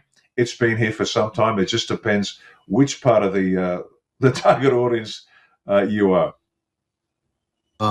Just to let you know, we'll go back to the top of the panel with Lieutenant Colonel Ricardo Bossi. I want to talk about Kash Patel, who has stated in no unmistaken terms that arrests are coming very soon concerning the election theft and interference from 2016 forward.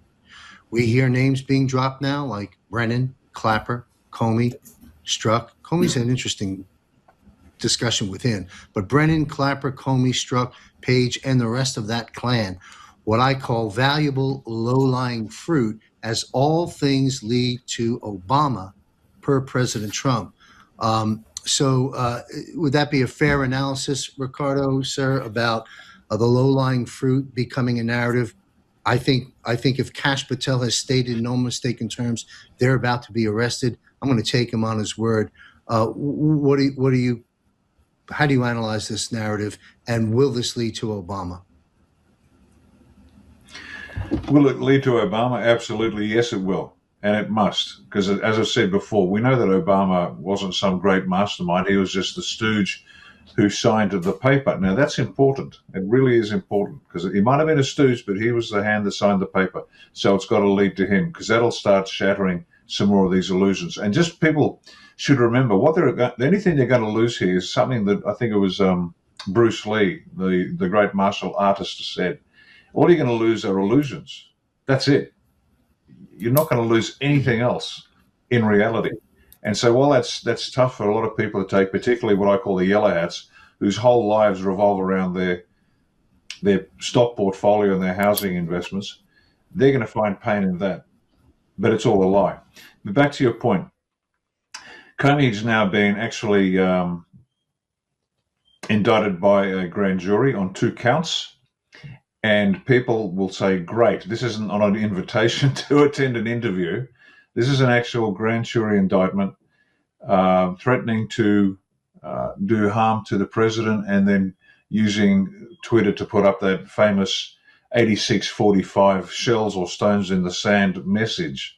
And for those that aren't familiar with that, to 86 something, it means to take out. And depending on who you read, the etymology either originates because it's rhyming slang, and it sounds like nix, which is a German term meaning nothing. We got nothing in stock. Nix that customer's order, meaning there's nothing to give the customer. It's also nix, just meaning take them out. In the military, 86, that one, just kill it. And the 47 obviously is a reference to Trump. So using a carriage service to communicate the threat. So these are 2 grand jury indictments that Comey is facing. This is what people have been waiting for. Now, like any good show, they're not going to roll it out too quickly. Now, they've got several episodes in several seasons that they have to fill a commercial hour with, so to speak, using the analogy of a TV show. So the arrests coming, we've heard it 100 times. How many nothing burgers do you go for before you realize there's nothing there? And just when the audience is absolutely fed up, bang, out comes the arrest. And they'll forget the delay, and now they're going to enjoy the arrest. And Comey is that, as you call it, John, that low-hanging fruit that it's obvious. It's something they get their hands on. They saw Comey sweating there while he was exonerating, after listing all of Hillary Clinton's crimes with the server and the rest of it. He's sweating like a turkey that knows his Christmas dinner. So watching that bald-faced lying performance by Comey, and now the truth is coming out. This is going to give. It's not so much red meat to the crowd, but it's at least it's a bone with a bit of meat on it for us to chew on, to know that it is actually happening. So they're slowly feeding it out. Beginning, this is the rollout of a lot more to come, and this is the crescendo of arrests, crescendo of satisfaction that has to lead towards a genuine celebration on 4th July. Thank you. A couple of quick follow-ups on this related subject with Ricardo.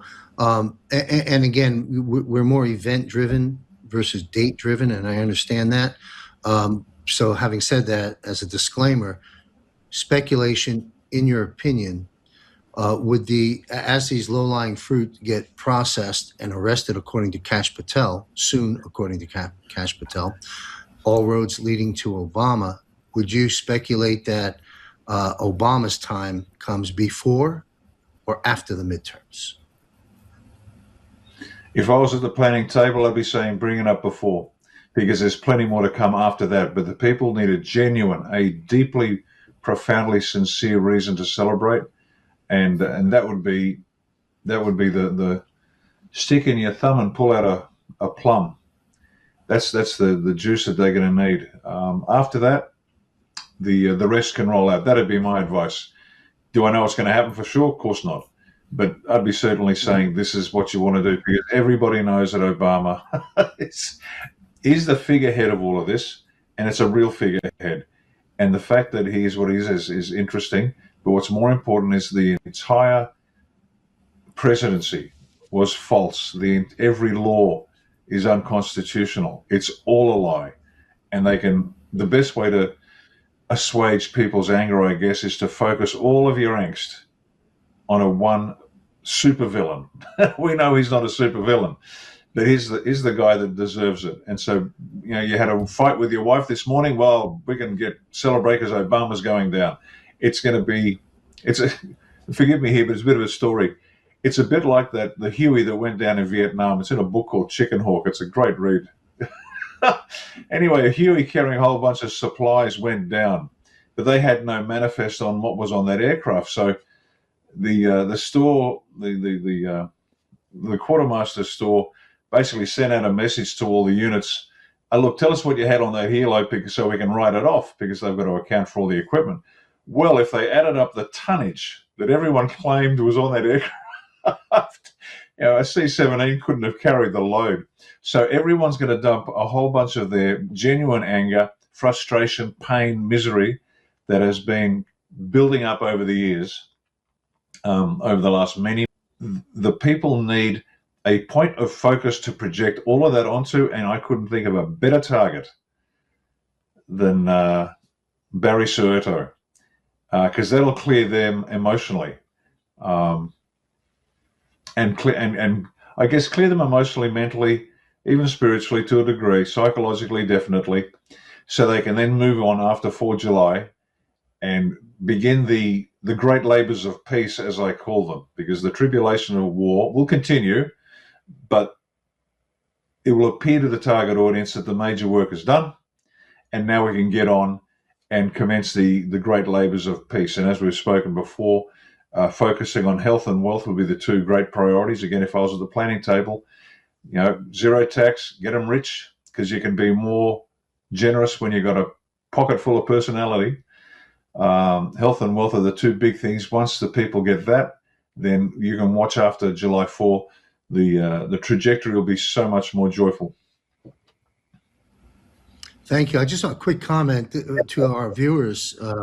This isn't about Republican and Democrat going after Barry here. This isn't about certainly black and white going after Barry here.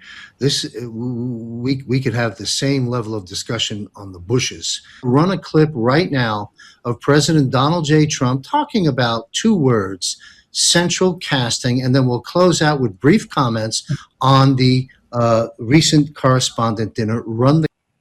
That clip actually goes on and on and on, but I think you get the message. And I want to remind our viewers, about 4, 5, 6 weeks ago, President Trump published on the Truth Social X platforms introducing Kevin Warsh, to replace Federal Reserve Chairman Jerome Powell. And in that post, he said, "You're going to love everything about this gentleman. He's going to do a great job. He's central casting." So back to the top of the panel. Please limit your brief closing comments on the Correspondents' Dinner, and we'll conclude our broadcast. And thank you all very much. Lieutenant Colonel Ricardo Bossi, let's briefly discuss this Correspondents' Dinner event. And I'll remind our viewers, Q said you're watching a movie. So what are your views, Ricardo, of what the world witnessed just a few days ago in what is being called the third assassination attempt on President Donald J. Trump? Yeah, the point of attack here was the mainstream media. That's why it was this event occurred at the Correspondents' Dinner. Pete Hegseth immediately jumped up and shoved a finger in the face of the media saying, "You have created this situation." Now, we know it was a show. That's not the point. The fact that it was fabricated, that's not the issue. This is now the White Hats putting the mainstream media squarely into their crosshairs. And watch what happens next with the media. There'll be my prediction here is that, and I like Derek, I don't like making him, although we have to speculate sometimes. My guess is the media is going to come under the gun very, very heavily.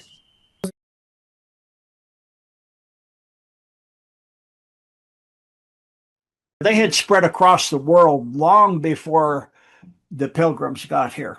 So every continent, everywhere. So if you go to the Native Americans, the Dene or the Navajo, the Apache, it doesn't matter which group. They all have knowledge and stories, which is how they keep their history of vampires going back as long as they can remember, and they're in this part of the world.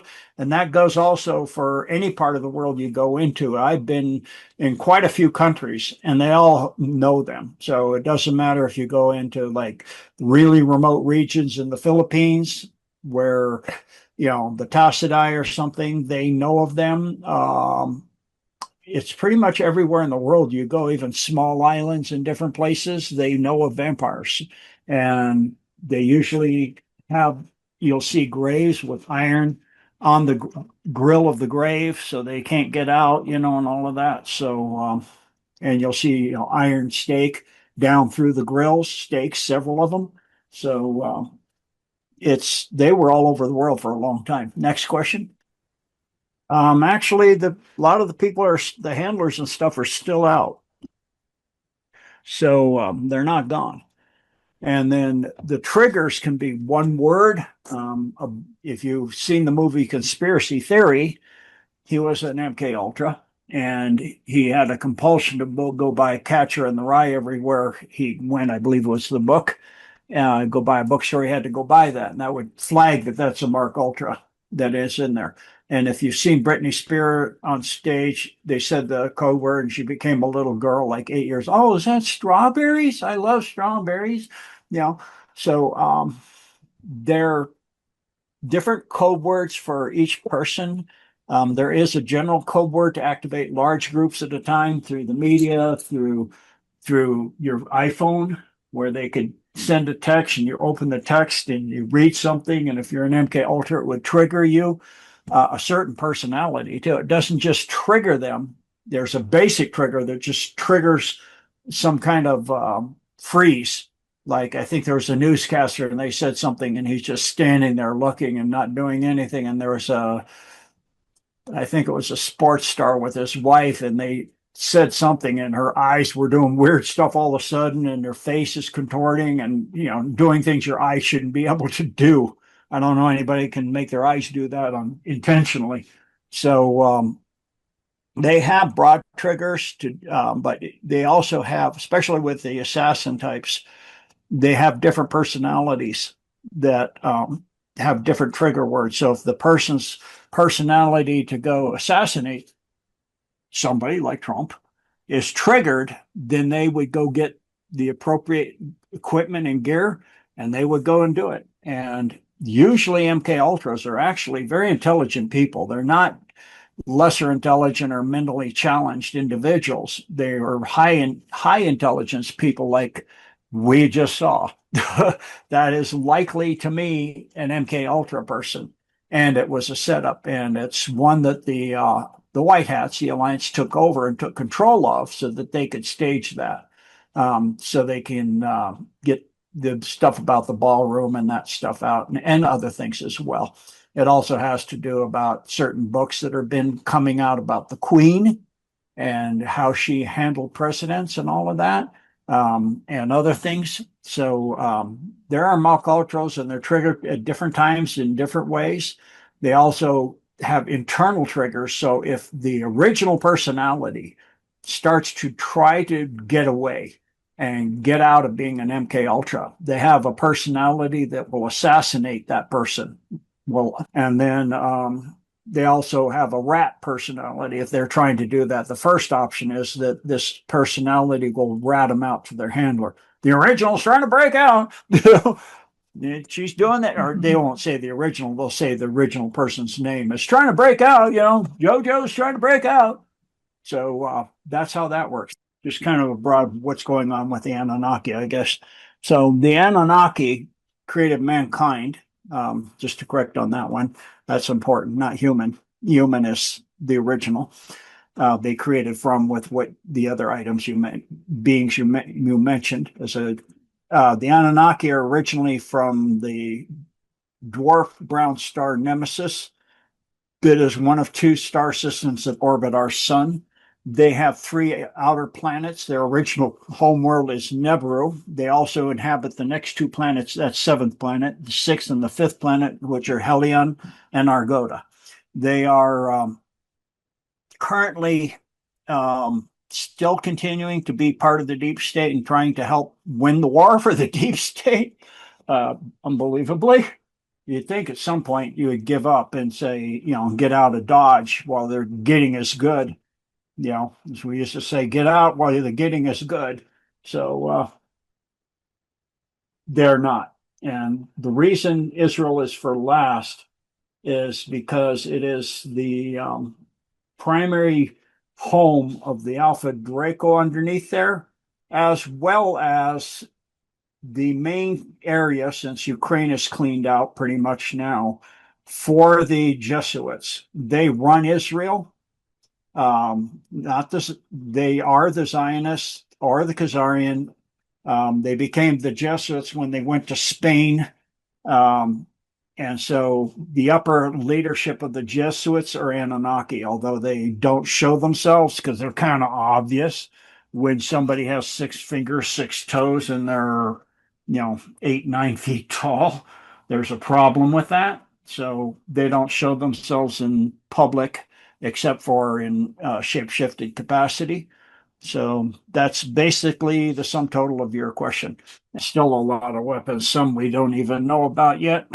And they have, some of the weapons that the U.S. military has, not as devastating ones, but they don't have anything like the Golden Dome or the discombobulator, which is part of the Golden Dome.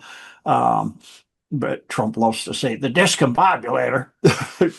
So the technologies and things that, of course, they have a lot of Mark Ultras and a lot of other things. The main thing they're doing to keep them from doing things is to use blackmail and threats of death and releasing the blackmail and wiping out their families and them and destroying their legacy, which is something that I don't completely understand why it's so important to them, but it is incredibly important to them.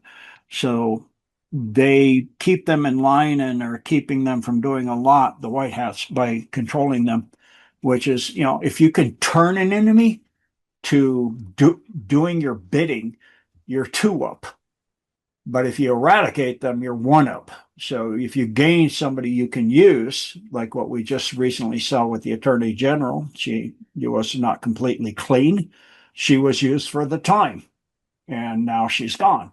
And so, that was comms to the deep state. you have this amount of time until the attorney general's gone. They know that it's in the wires in the underside of things. And if you don't join the White Hats by then we're going to come after you. And that's it. You got time to do your thing. And so now she's gone. And now we see Comey indicted. And I don't know if he's turned himself in yet, but he said he was going to turn himself in, but there's a warrant out for his arrest. So we were seeing the first arrest and others to be coming. And so that's, the nature of how the White Hats play it. And the Black Hats just do force and pressure, but they do a lot of the manipulation and controlling and pressure points too. Are the chemtrails less toxic now? A lot of the chemtrails are actually not bad anymore. They're non-toxic, and they're to hide what's going on. That's why the sky is pretty covered all the time, so that you can't see what's going on over your head between the alliance and the cabal. What do you foresee as the following steps that will lead up to the end of the Federal Reserve / petrodollar? Gas prices in our area are the highest that I've ever seen, and they continue to increase. Yeah, that should be coming down pretty soon now that the United Arab Emirates has left OPEC, and Venezuela, I believe, now has left OPEC as well. So that should probably bring gas prices down by 25 to 50 cents per gallon. But it's what's going on with Iran and the Straits of Hormuz, Trump now, I guess, I don't know, Straits of Hormuz, is the reason for that. And so the petrodollar is limited time use only. It's on its way out. And once silver goes past parity with gold, that'll collapse the world banking system, and most likely the Fed, which is already under the Treasury anyway, will just go away. So, I mean, for the current head of the Fed not to step down, I don't really care. He's going away, and you can go ahead and stay in there until you're in a building by yourself. I don't care. There's a percentage that will not. and they don't have long. So, there are ones that, 3 to 8% in that category. Then you've got the majority of people already. A lot of people are waking up because of the Epstein files, and that'll continue. And then now that the first arrest is done, and we start to see, another one, then two more, then 4, then 10, as it grows and grows like a geometric curve, then people are going to go, I guess it was real. So, there's people like, just don't believe it until they see it. Faked with a clone or something. It doesn't seem like him. And I think that's one possibility, that he was putting in witness protection and stuff. He was involved in some high-tech stuff. So he was wanting to get rid of the deep state in certain ways. He may have, in trying to do something specifically in his mind, do what Tesla did, and has changed timelines or gone back in time to do something to manipulate or try to change something. That's a possibility. That person that was talking about what he was talking about before it shot itself, that wasn't him. The nose and the eyes are wrong. And there was the change is too much. I know they say voice of skull and he was being tormented and all of that stuff, but Trump had already said he's going to look into all that stuff. And I know when they say that, when Trump says that, we're going to do this, we're going to do that, we're going to send money, we're going to send these to Ukraine, we're going to do this, it's already done. So that was already done. He was already out of there, and that was a replacement. That's what I feel. Next. Secret Space Force is Solar Warden, and they're working with the Space Force that we know. That's the surface kind of cover. And they're composed of two main branches, Radiant Guardian and Radiant Glory. Radiant Guardian guards the inside between the sun and the asteroid belt, and the asteroid belt out is Radiant Glory. It is true it went around the backside of the moon. It main purpose was to set up quantum system, because the part of the system, none of it's on Earth. The closest part is on the moon, the backside of the moon. And so that was its primary thing, that it went up and it's just a regular craft, and like the first, craft, the Apollo system, that's not what went to the moon, because you can't get outside the radiation belt with that. You can't survive out there due to radiation. You can't get, there's all kinds of debris from small asteroids to, now all kinds of man-made debris. You wouldn't make it. So there are systems of anti-gravity systems that keep them safe. Boy, I don't know. Again, that's a win, but that one is, I can kind of give a timeline. I would expect it to be with the financial system starts to have extreme problems, and then a lot of arrests are happening. One or two of those intertwining. When, I don't know. We have seen the first arrest with Comey, that's visible to everybody. So the arrest warrant's out, and as I said, I'm not sure if he turned himself in, he's arrested, but he's got a limited time, or they'll pick him up. There's nowhere on earth he's going to be able to go. He kind of sticks out like a big sore thumb. There'll be a time to turn it in, a certain grace period, that the old money can be turned in for the new coins and the new money. And the Trump dollar, I think, is already out. I think you can get it.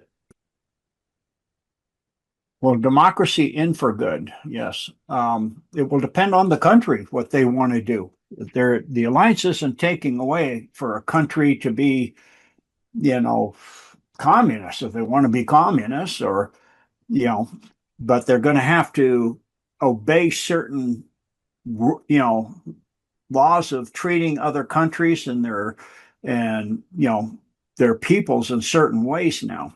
It's not going to be allowed to do trafficking and all that kind of stuff anymore. So there is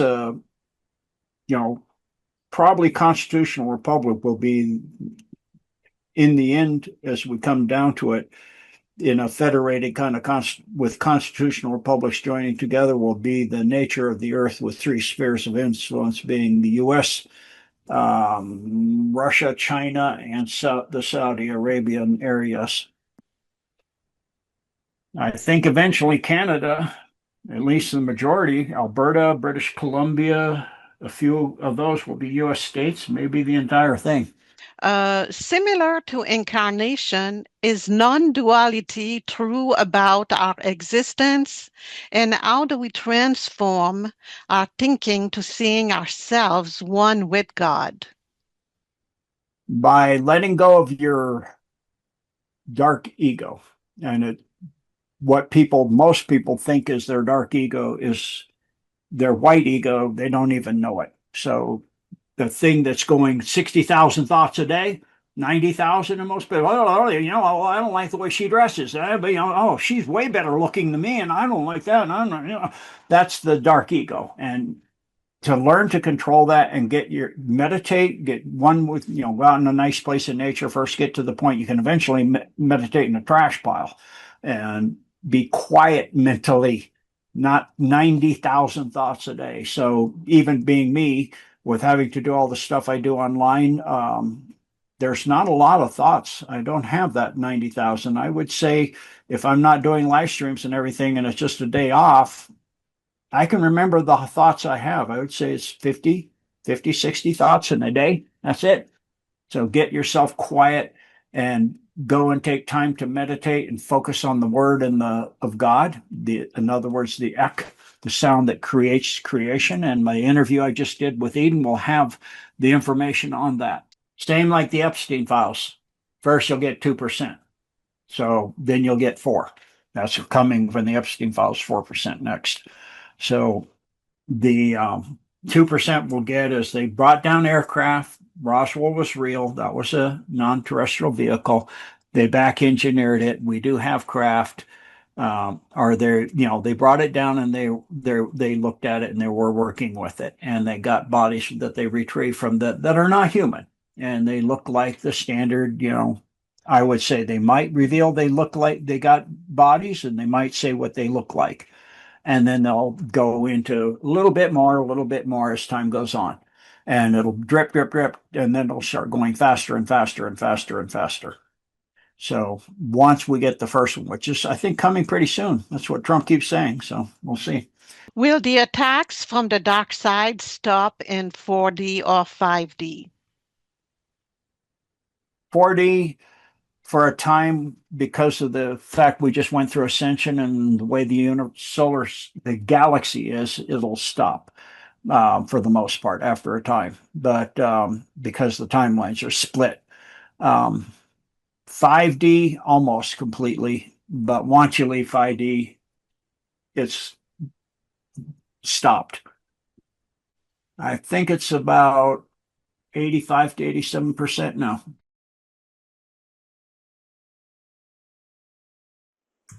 It's the 7th of May, 2026. My first story is one that when I first heard about Palantir, I wondered why Trump was promoting it as a company. Because of the fact it's mass surveillance, it's data collection, and it concerned me at the initial outset that it was overreach, etc., etc., etc. Now, as I've just sat back and watched, it makes so much sense. Because it's not about watching so much you and I, which of course it can do.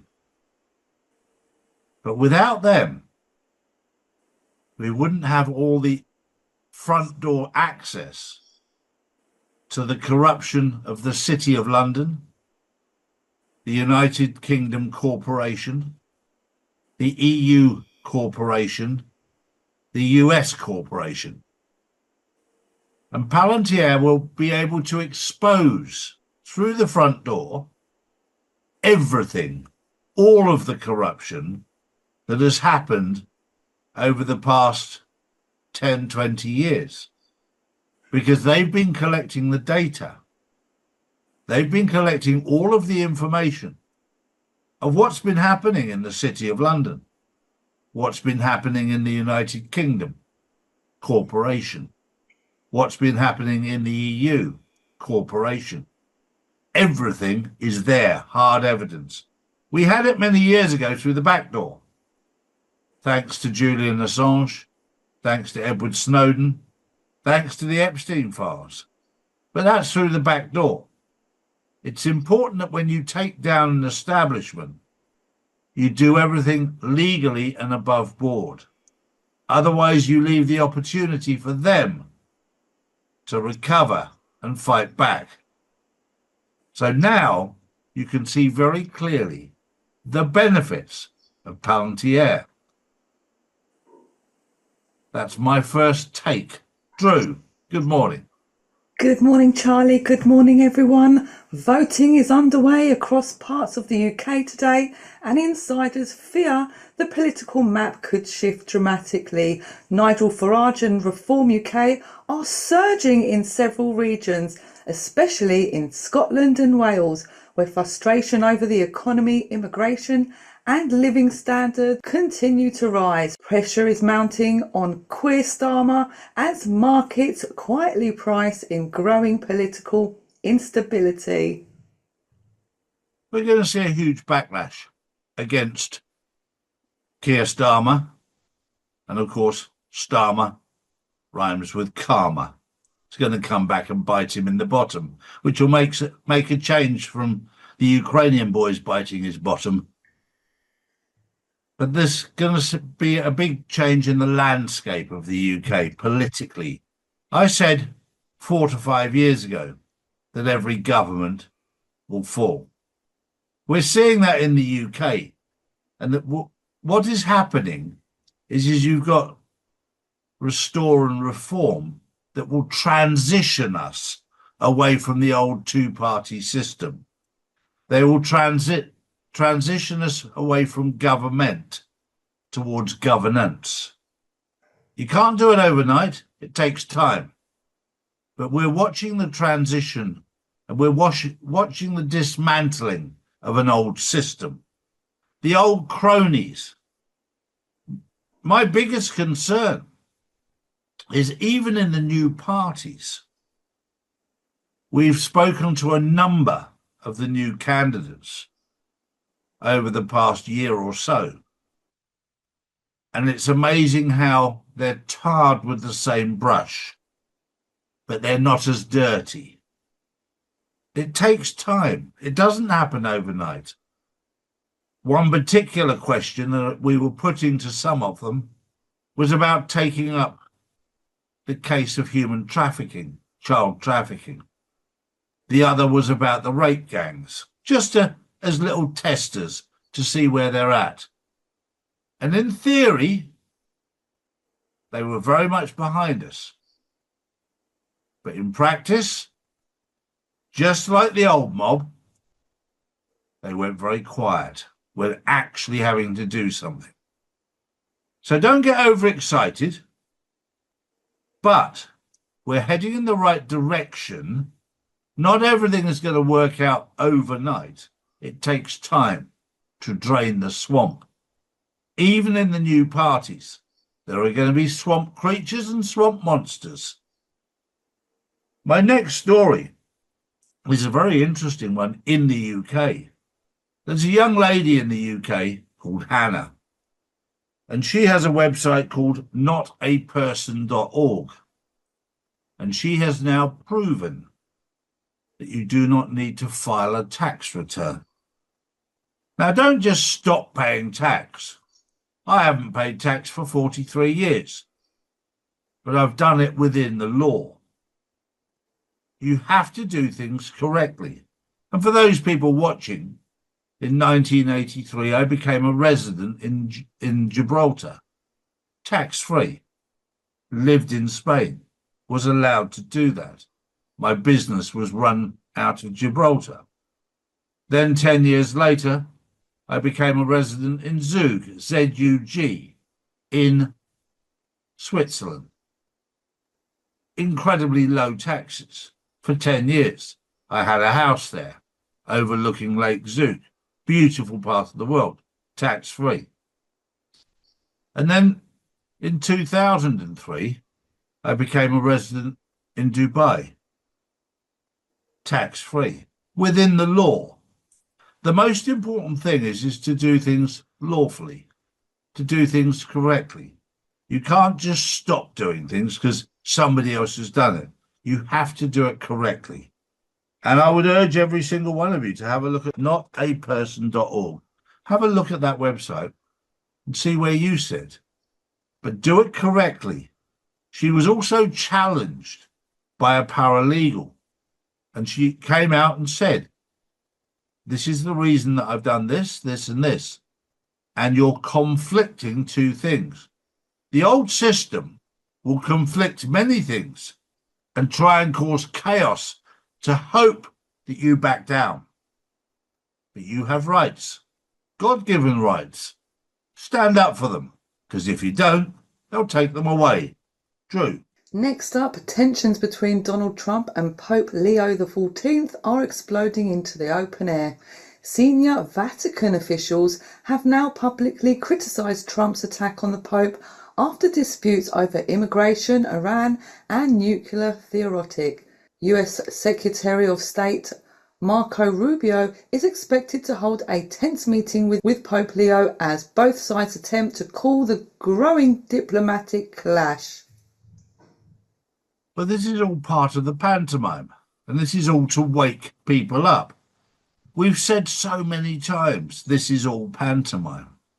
This is all a movie. There are certain things, and I alluded to it yesterday, about the three guys that escaped from Alcatraz and were given a part in the movie. So this movie's been going on for 60 years. It's a bit like Rocky. Rocky 1, Rocky 2, Rocky 3. Which one are we on right now? I have no idea. But it's all a movie and it's all continuing. My final story is very interesting because it's the difference between government and business. Remember that Donald Trump is not a politician. He's a businessman. In business, if you're going to spend money, you weigh up risk and reward. You assess the risk and you look at the reward. That's how business operates. Otherwise, you go bankrupt. When you're in government, you spend, and you don't actually analyze what you've spent until years later, just before you're about to leave office. And you wonder why we're in a mess.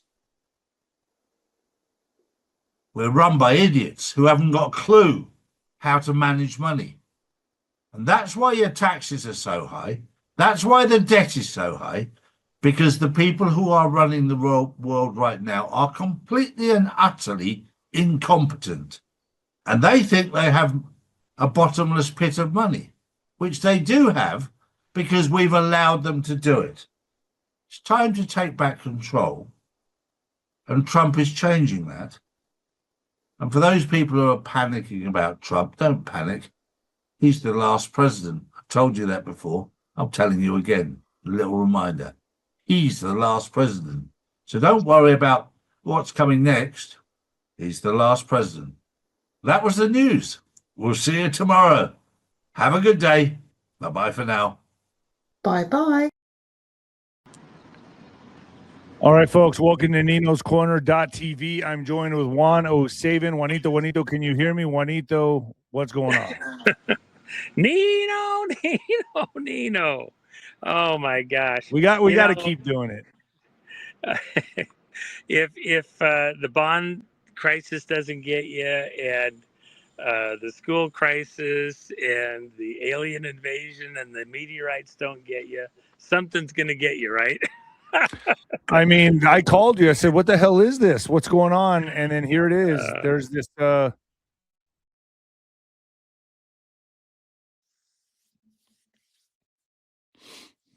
to space. Apologize. I had a call and I had to send it away. But what I mean by that is what I mean by that, Juanito, is Candace and all these big podcasters that are jumping ship when the arrests start. Whose side? What are they going to say? What I mean. You know what I mean? It's like, what are they going to get back on the bandwagon? How's this going to work out for them? Or are they just going to hate Trump all the way through? I think for most people, once you've decided you're on the other side, you've picked a lane. It's hard to come back and forth. They wouldn't want to come back and forth anyway because they believe that they're right or whatever. So everybody gets to pick a lane. They pick their lane. So that's the way it is. I mean, as long as this Iran war keeps perpetuating, keeps going, I mean, they're going to keep bashing Trump. My question to you, Juanito, is how are we saving Israel for last? Because I got to tell you, I even get tempted myself to jump ship when I just see how much ass kissing there is for Israel. Well, hold on. Let's talk about this for a second. What is it that you think would be the correct action that Trump should take in dealing with Israel? What would satisfy you? So, I mean, admitting that Gaza was genocide, number one. Number two, admit that we are funding the greater state of Israel. Number three, when we finish with Iran, whenever that is, we stop funding Israel and send them on their fucking way. Okay, well, and then get Benjamin Netanyahu for war crimes. How about that? Let's do that too. Okay, well, so let's pick about them one at a time. The first one is say it again. What was the first one? Admitting the genocide of Gaza, Well, Okay, all right. so I mean, there's a lot here. I don't know. well, again, I don't think it's realistic to think that we were ever going to solve the Mideast without some kind of, very direct stuff, including with Iran. The center of terrorism on the planet has been Iran. The center of the money laundering, working with the Brits and everybody else, has been Iran. The money laundering going up through Ukraine, through the Vatican, through 1,000 other places you haven't ever even realized, let alone China and everything else. So you have to get in there and deal with that at some point. And by the way, part of the reason for dealing with Iran before dealing with Israel is because the Israeli lobby, remember, the largest lobbying group in Washington, D.C. is the Israelis. The second largest, little tidbit that people fail to understand. What's the second largest? You broke up. Together, or OPEC, let's say, the law done by our politicians, it's, who'll pay them the most to, do it. Lots of people. So this situation has been going on for quite a while, and it is doing. He's eliminating towards Israel that Israel uses. Well, you got to give us more. You got to give us more. We're the only ones who provide stability.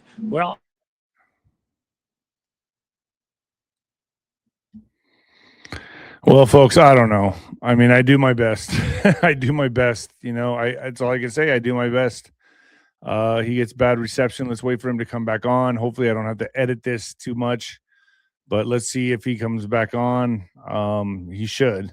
I'll wait just a while. I'll try to keep talking until he gets on here. Let me see what's going on. I mean, it's just bad reception every time. But that's just what it is, folks. I mean, I do my best to bring these guests, and sometimes it's just technical difficulties.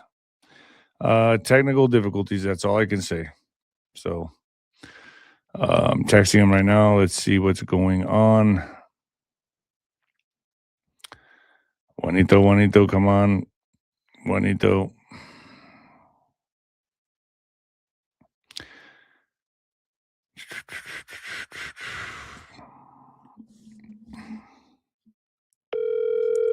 I'm going to call him on the phone.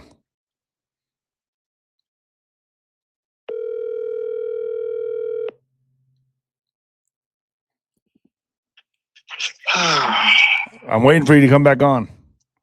You know what? When we lost each other, I've got full bars here. I don't know, Juanito. It's weird. It's StreamYard maybe, but you want to jump back on and see if we can finish it up? Yeah, I mean, it's StreamYard. Fuck, that StreamYard just drives me crazy. I know. I should have sent you a Zoom link. Full bars. All right, let's wrap this up. Let's finish it up. Well, I mean, let's do it. Let's do the job right. You ask me a question. If I don't answer it right, it'll sound like we're avoiding the answer. All right, jump on. I'm waiting for you. All right. Bye-bye. All right, folks. I could edit this, but I want to get this up tonight, so you're gonna have to just deal with my ugly mug for a second. So I guess now's your chance to go grab some popcorn, or maybe I could do a little commercial break. I don't know. Should I do a commercial break, folks? I hope you're getting your red light. Red light. You want to go to myredlight.com, get your red light panels and the PMF mat. 25% off individual PMF mats, or PMF 30 for 30% off. So use code for the PEMF mats. It's PEMF 25 for 25% off, and PEMF 30 for 30% off bundles and combos. I thought it was Nino 25. Why don't you try Nino 25 first on my red light? Nino 25 and Nino 30 for 30% off on the bundled items. So we're just waiting for Juanito to get back on here. Obviously, StreamYard. This gives all my guests a lot of problems, man. Probably should just send another link. It just takes too long. But if I want to get it up tonight, I got to. If I edit it, it won't be up tonight, folks. So that's what it is. Hold on, let's make sure. Hey, Juanito, you there? All right, there we go. Hey. You're back. I've been talking to the audience. If I send this to editing, I won't be up tonight. So hopefully I did enough to keep the audience on board here. Well, and I don't know what the idiot StreamYard. So all right, well, anyway, let's get into it. Israel. Benjamin Netanyahu, is he going to be charged with war crimes? I think that there is some basis there, and so I'm not going to blow that off. Look, if you don't have serious concerns with what's going on, you're not paying attention. The other side of the coin is this area, they had 100,000 missiles pointed at Israel, another 300,000 next door in Lebanon. These people that wanted to wipe out Israel, and everybody was in on it. Yeah, but I mean, come on. Nobody the wants problem to. is you're going to have to. What they're doing is they're moving them someplace else, and it's brutal. There's been places that they could do it, but this was engineered, Nino. Remember, as I said, the Albert Pike model is to create 3 world wars. This is the Palestinian district. What we're fighting in large measure is the Brits. That's who's behind the money laundering going through Iran and the troll fees and everything else, the banking stuff. 15 ways from Sunday. These guys have been messing with us, including making sure that Iran had enough money to fund the buildups that they were doing in these places to be a threat. They want this globalista New World Order crowd, this Masonic crowd want a 3rd World War. That's what's in the book, Morals and Dogma, that Pike wrote in the mid 1800s. They need 3 world wars to create a new world order. They need the conflict, divide and conquer. I get that. Okay, so now the question is, Nino, you got to live in the real Are world. we okay? The real world that we're sitting in is that last? these guys were engineered on Israel both sides to fight each other and right. bring us into the Are loop. we going to deal with Israel is what I'm asking you. Are they? Yes, of course we are. That's the whole point. You have to get rid of the threats that they use within their lobbying to force people that want to help and all that from both sides to keep this conflict going. We're removing the basis for the conflict in many ways. Okay? And unfortunately, this is the stuff that happens. Look, they wanted it, they got it. So both sides wanted it. Let me we ask just you don't that. want the whole world sucked into it. What they want. I got it. I get it. I understand the Iran part. So let me read something from 4chan about the Iran war, and let me know if you agree with this, because I know you know a lot about this. Iran is not an insolvent pariah state. Iran is a primary source of unhedged liquidity for the shadow banking system. London is the hub. Tehran is the offshore battery. IRGC energy credits are not said. They're swapped for Vostro credits in mid-tier Omani banks. Is this true? Yeah. It's been going on forever, man. Credits get bundled into centralized or collateralized synthetic obligations. They hit the London repo desks as high-quality collateral to back short-term loans. Without this 24/7 inflow of dark energy-backed paper, the City of London's leverage ratios collapse. The 2026 Iran war is based on 2 factors of the global elite fighting one another. Their fight has gone from boardrooms to kinetic events, which can also be seen via other seemingly unconnected accidents in the form of private transport caches and security lapses for world leaders. Is this true, Juanito? Yeah, I think that's pretty accurate. Here, but I mean, remember, it's the banks in the City of London. It's not even England as such or the Commonwealth. It's the banks at the center of the City of London, the 1 square mile, that have maneuvered and engineered this so that they have a constant cash cow, troll fees for the movement of energy across the world. That's why they want to do the green movement. Why? Because it's a further toll crossing fee. You have to pay for the carbon credits. You have to create carbon credits. You have to sell your soul to have carbon credits. And so why? Because energy makes the world go round. As the planet's out, as we increase technology, we're always going to use more energy. always with an increasing population, other than if we're all wiped out and eliminated. And so by putting these troll fees on the movement of energy, the biggest being oil and natural gas and coal and things like that, you control whole societies, industries.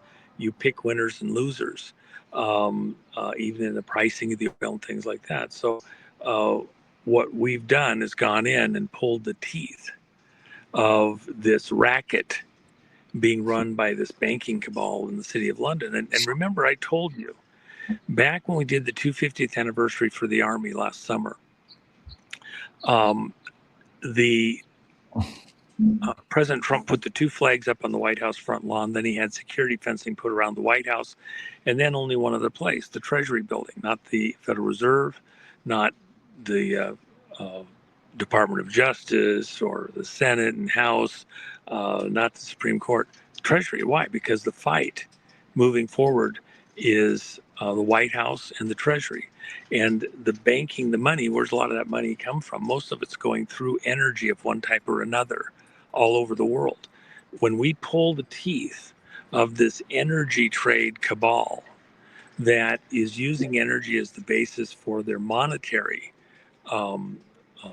transactions and manipulations, we start to defang the Davos crowd, the City of London crowd, the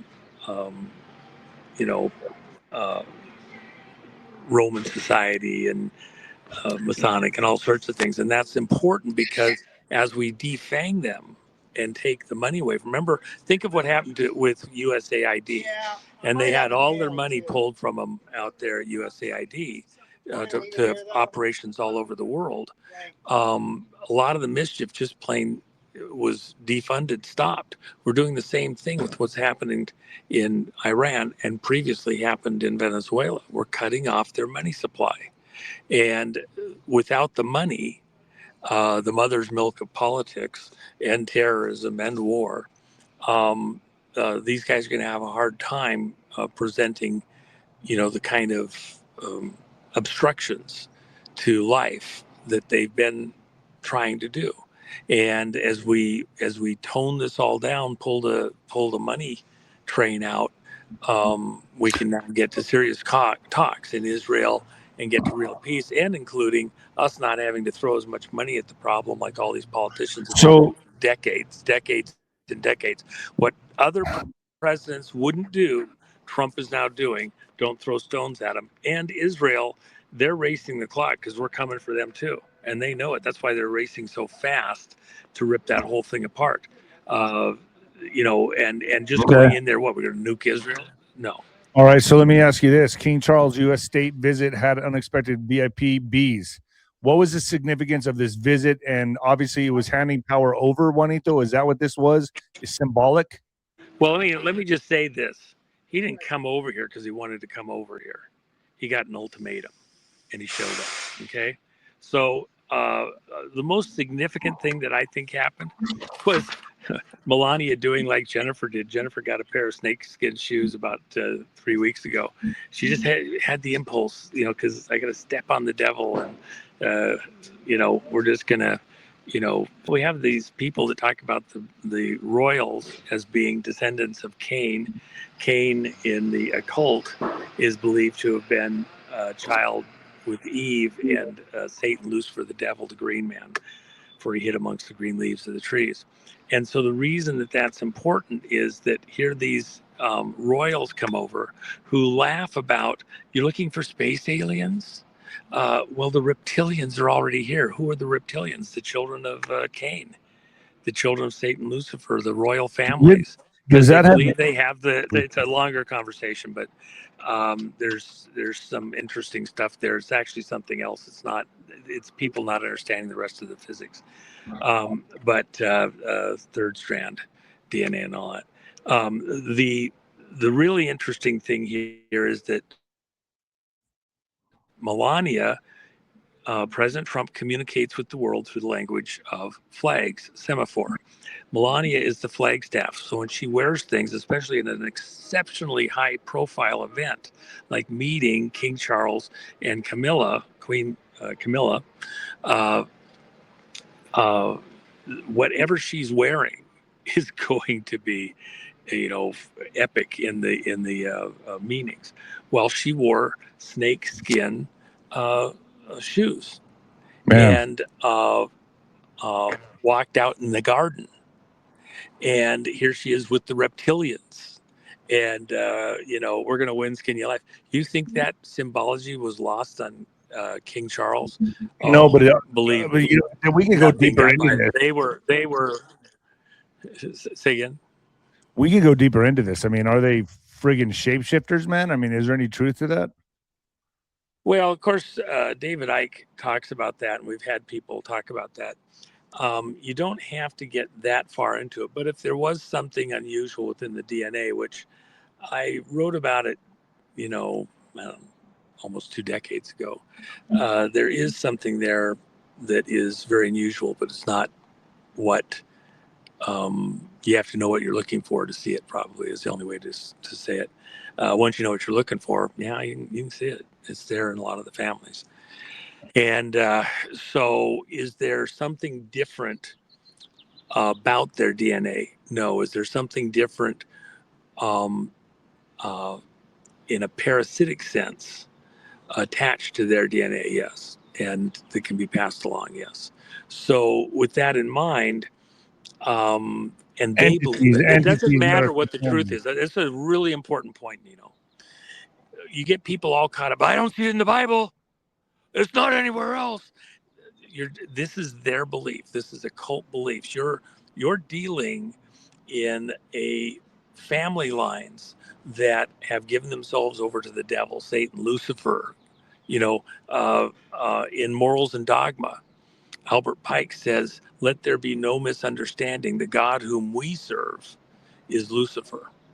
Okay, and he wrote what he wrote there in Morals and Dogma in green ink in honor of the God who taught him all these things, the spirit that taught him all these things. The spirit was green. Okay, well, the devil likes to be green because the green man, the jolly green giant, it goes on and on and on. They love their imagery. And for he hid amongst the green leaves of the garden. That's how he beguiled Eve. He hid out till Adam wasn't close by, and then conned her, by the way. So within those families, they believe that they are descendants of Cain, and Cain was a descendant of Eve and Lucifer mating in the garden. It doesn't matter what the truth actually is. They could be being lied to down through the generations. However, belief is the driver of action. So what you believe um, gives you impetus to be and act and operate in a certain way. They believe that they're in a fight with God in heaven, and that Lucifer is totally justified in this fight, and that they're on his side, and that God is blocking them from knowledge. And so they've had to bypass the blocks that God put in place. Oh, we got some of the trees are letting a little lint out to breathe a little bit. Anyway, that Lucifer is freeing us to know things Yeah. that we would not otherwise know. Maybe we're better off not knowing certain things, being protected by God. No, Adam was to learn everything, but he was to learn it in a specific way, and not just have it imbibed upon him. Eve, the temptation for Eve was, see, she was created after Adam. Adam was the greatest scientist probably that ever lived. Why? Because he walked morning and evening with God. Oh, here. Yep, good. So let me let you have it. Yeah, thank you. Yeah, fun. Um, so Adam named all the animals. He named all the plants. He understood the world that he was given. God gave him the world and everything in it for an inheritance for himself and for his offspring. Adam, at some certain point going through the garden, realizes, hey, talk about offspring, but I don't have any mate that matches me. And then God puts him to sleep and lets him have a mate, creates Eve. Eve was totally human. She was created out of the side of Adam, same exact DNA, just the female version. So, but if Eve is beguiled by Satan, Lucifer, the devil, and he has different DNA that can work with human DNA, then they don't believe that they are less than human. They believe that they're more than human. They're not merely human, they're more than human. And so that gives them the right to rule by blood. And they look at us like, cattle, sheep, whatever, to be herded, managed, etc. From a divine perspective, that's, the opposite. And that's this war that we're all in right now. It's epic. Well, Juanito, I guess I know you're busy. I'll cut it right there. I appreciate you coming on, man. Love you, Juanito. I'll see you in Vegas. Well, we'll do a bunch of shows before then, but I'll see you in Vegas. What, June 15th to the 17th, right? Yeah, that's going to be an epic event. There's only, we're 3/4 sold out, and I'm waiting even right now to make an announcement. I hope I can make it sometime today. But once we make that announcement, I think I know what the sell out announcement is, very right? quickly. Well, I mean, would you think that a lot of people would want to be there based on that? Yep. Yeah, yeah. The Yep. crowd. Yeah, don't think you're going to make the reservation. But what do we later in the week or next week? It might not be there, but all right. So, okay, but I mean, it's important for influencers to come as well, correct? Well, absolutely, because the quality of the crowd that's going to be there, even if we're not able to do what we're trying to get ready to announce, like I said, we're 3/4 sold because this is going to be, I think it'll be maybe the event to have attended over, this quarter or something. It's a pretty powerful lineup that we have, and then the information. It's not just the bond stuff that we had here 2 months ago, but and those people, but a lot of other stuff. We tagged it fraud fighters, and literally, like 48 hours later, the president announces that he's putting Vance in charge of a fraud fighting task force, going after all the frauds. They picked the same terminology that we're using. So, well, I have one question. Yeah. Are you and I going to go get some Italian food at the Italian American? Oh yeah, the Italian American Club. Are we doing it?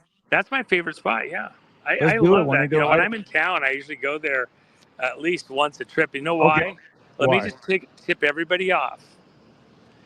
You can go to almost any Italian restaurant, and they got a lot of them in Vegas. Virtually every one of them used to all have spumoni. I would literally get on the plane and fly to Vegas to have spumoni, and in the old days, and take a day or two off. And they all stopped carrying spumoni ice cream because you got a bunch of accountants in New York and Chicago and LA. They don't even know what spumoni is. They don't even, Italian restaurant without spumoni? You crazy? No, this is the real deal, man. I love this place. The Italian American Club.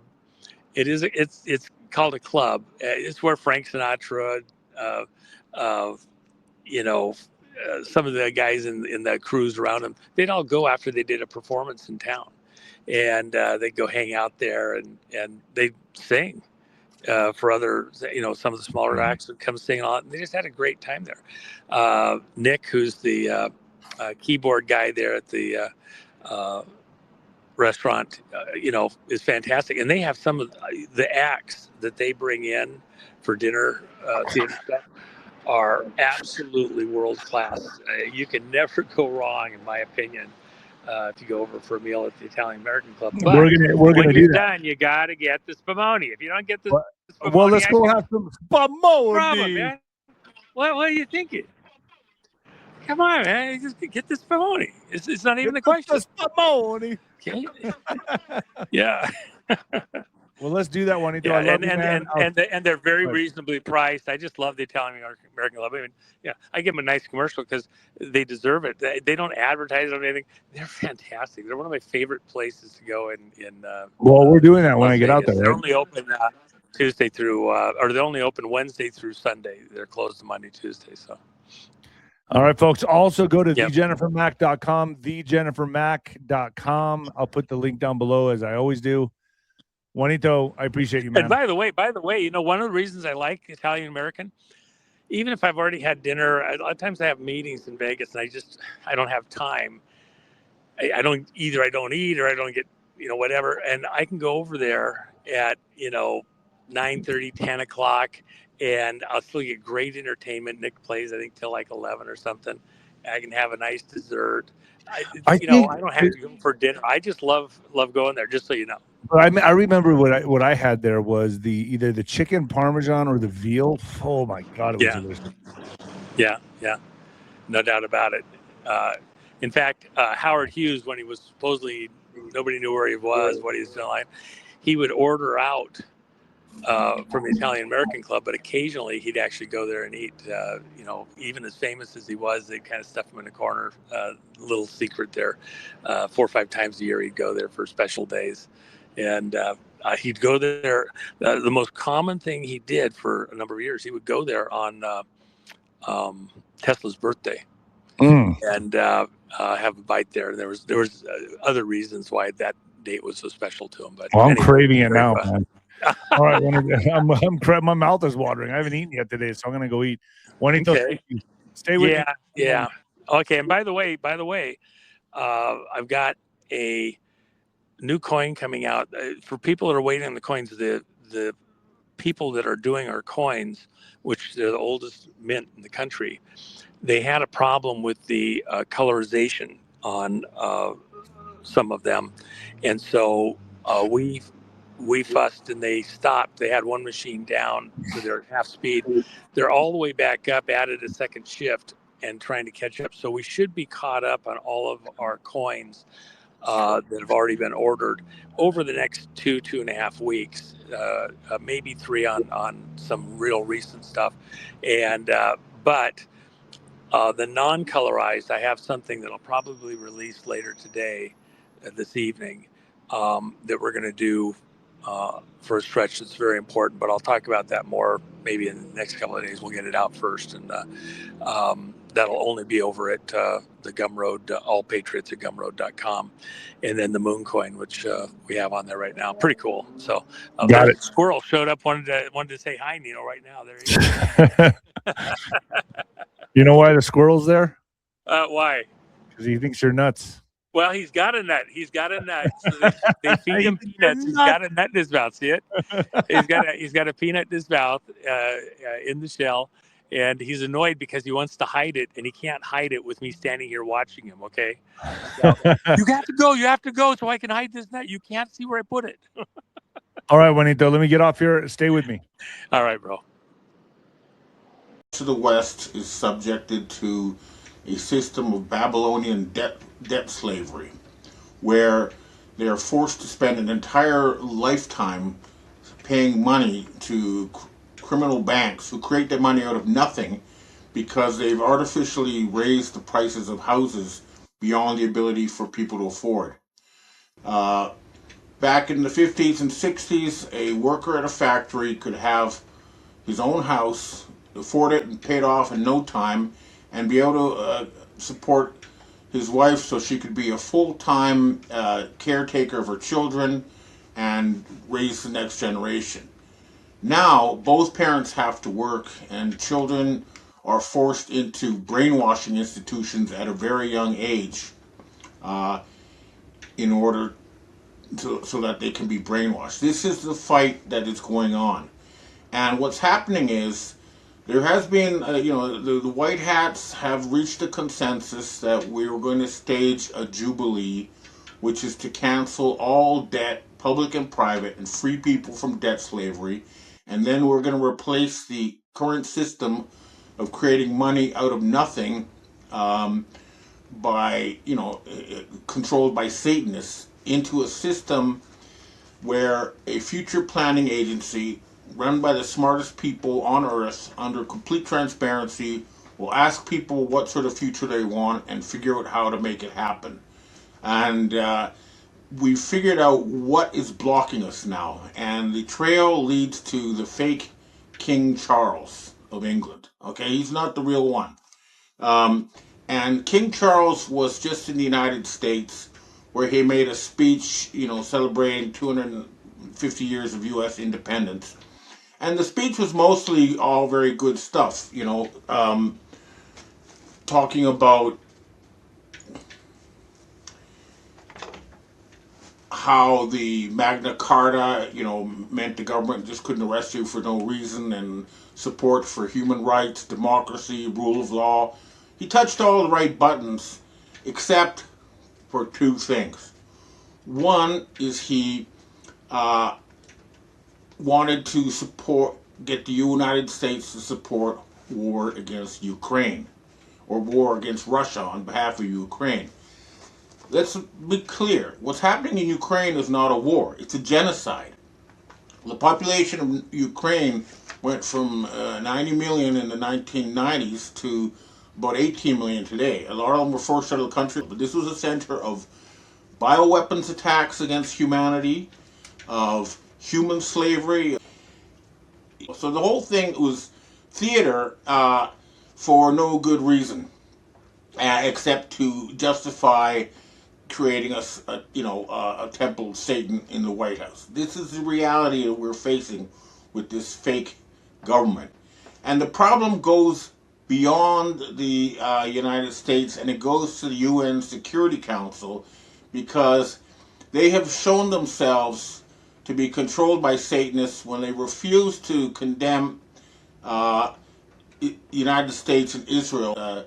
Listen to Iranian Foreign Minister Araghchi explain this. So we can see the UN is controlled not by the people of the world. It's a privately owned enterprise that has nothing to do with the people of the world, unfortunately. And things are going to change, though. We're on the warpath to remove these people, and there's a lot of good news to be seen. For example, David Morans, who was the top aide to Anthony Fauci, noticed that their gasoline prices are rising. Well, guess what? They're not rising for most of the rest of the world because they are getting their oil from Iran, and they're just not paying to the satanic banks anymore. So the UAE is now independent from these people, and a friend who lives there has gone back and said life is returning to normal because they have agreed to join the rest of humanity against these Satanists. Canada has been blockading automobile parts to the United States, and they may soon block potash. And farmers right now in the United States already have a 100% increase in fertilizer costs just as the spring planting season has begun, and they've lost their export markets. And farmers were among the main supporters of the real Donald Trump, who, as I keep repeating, was replaced in June of 2025. So farmers need to, use their clout to remove these criminals from government. And the other thing, of course, is we need to get rid of that clown Pete Hegseth, so-called Minister of War, who's presided over the greatest military defeat in U.S. history. We have confirmed from multiple independent sources that all U.S. bases in the region have been destroyed. I am hearing some reports that up to 7 U.S. aircraft carriers have been destroyed now.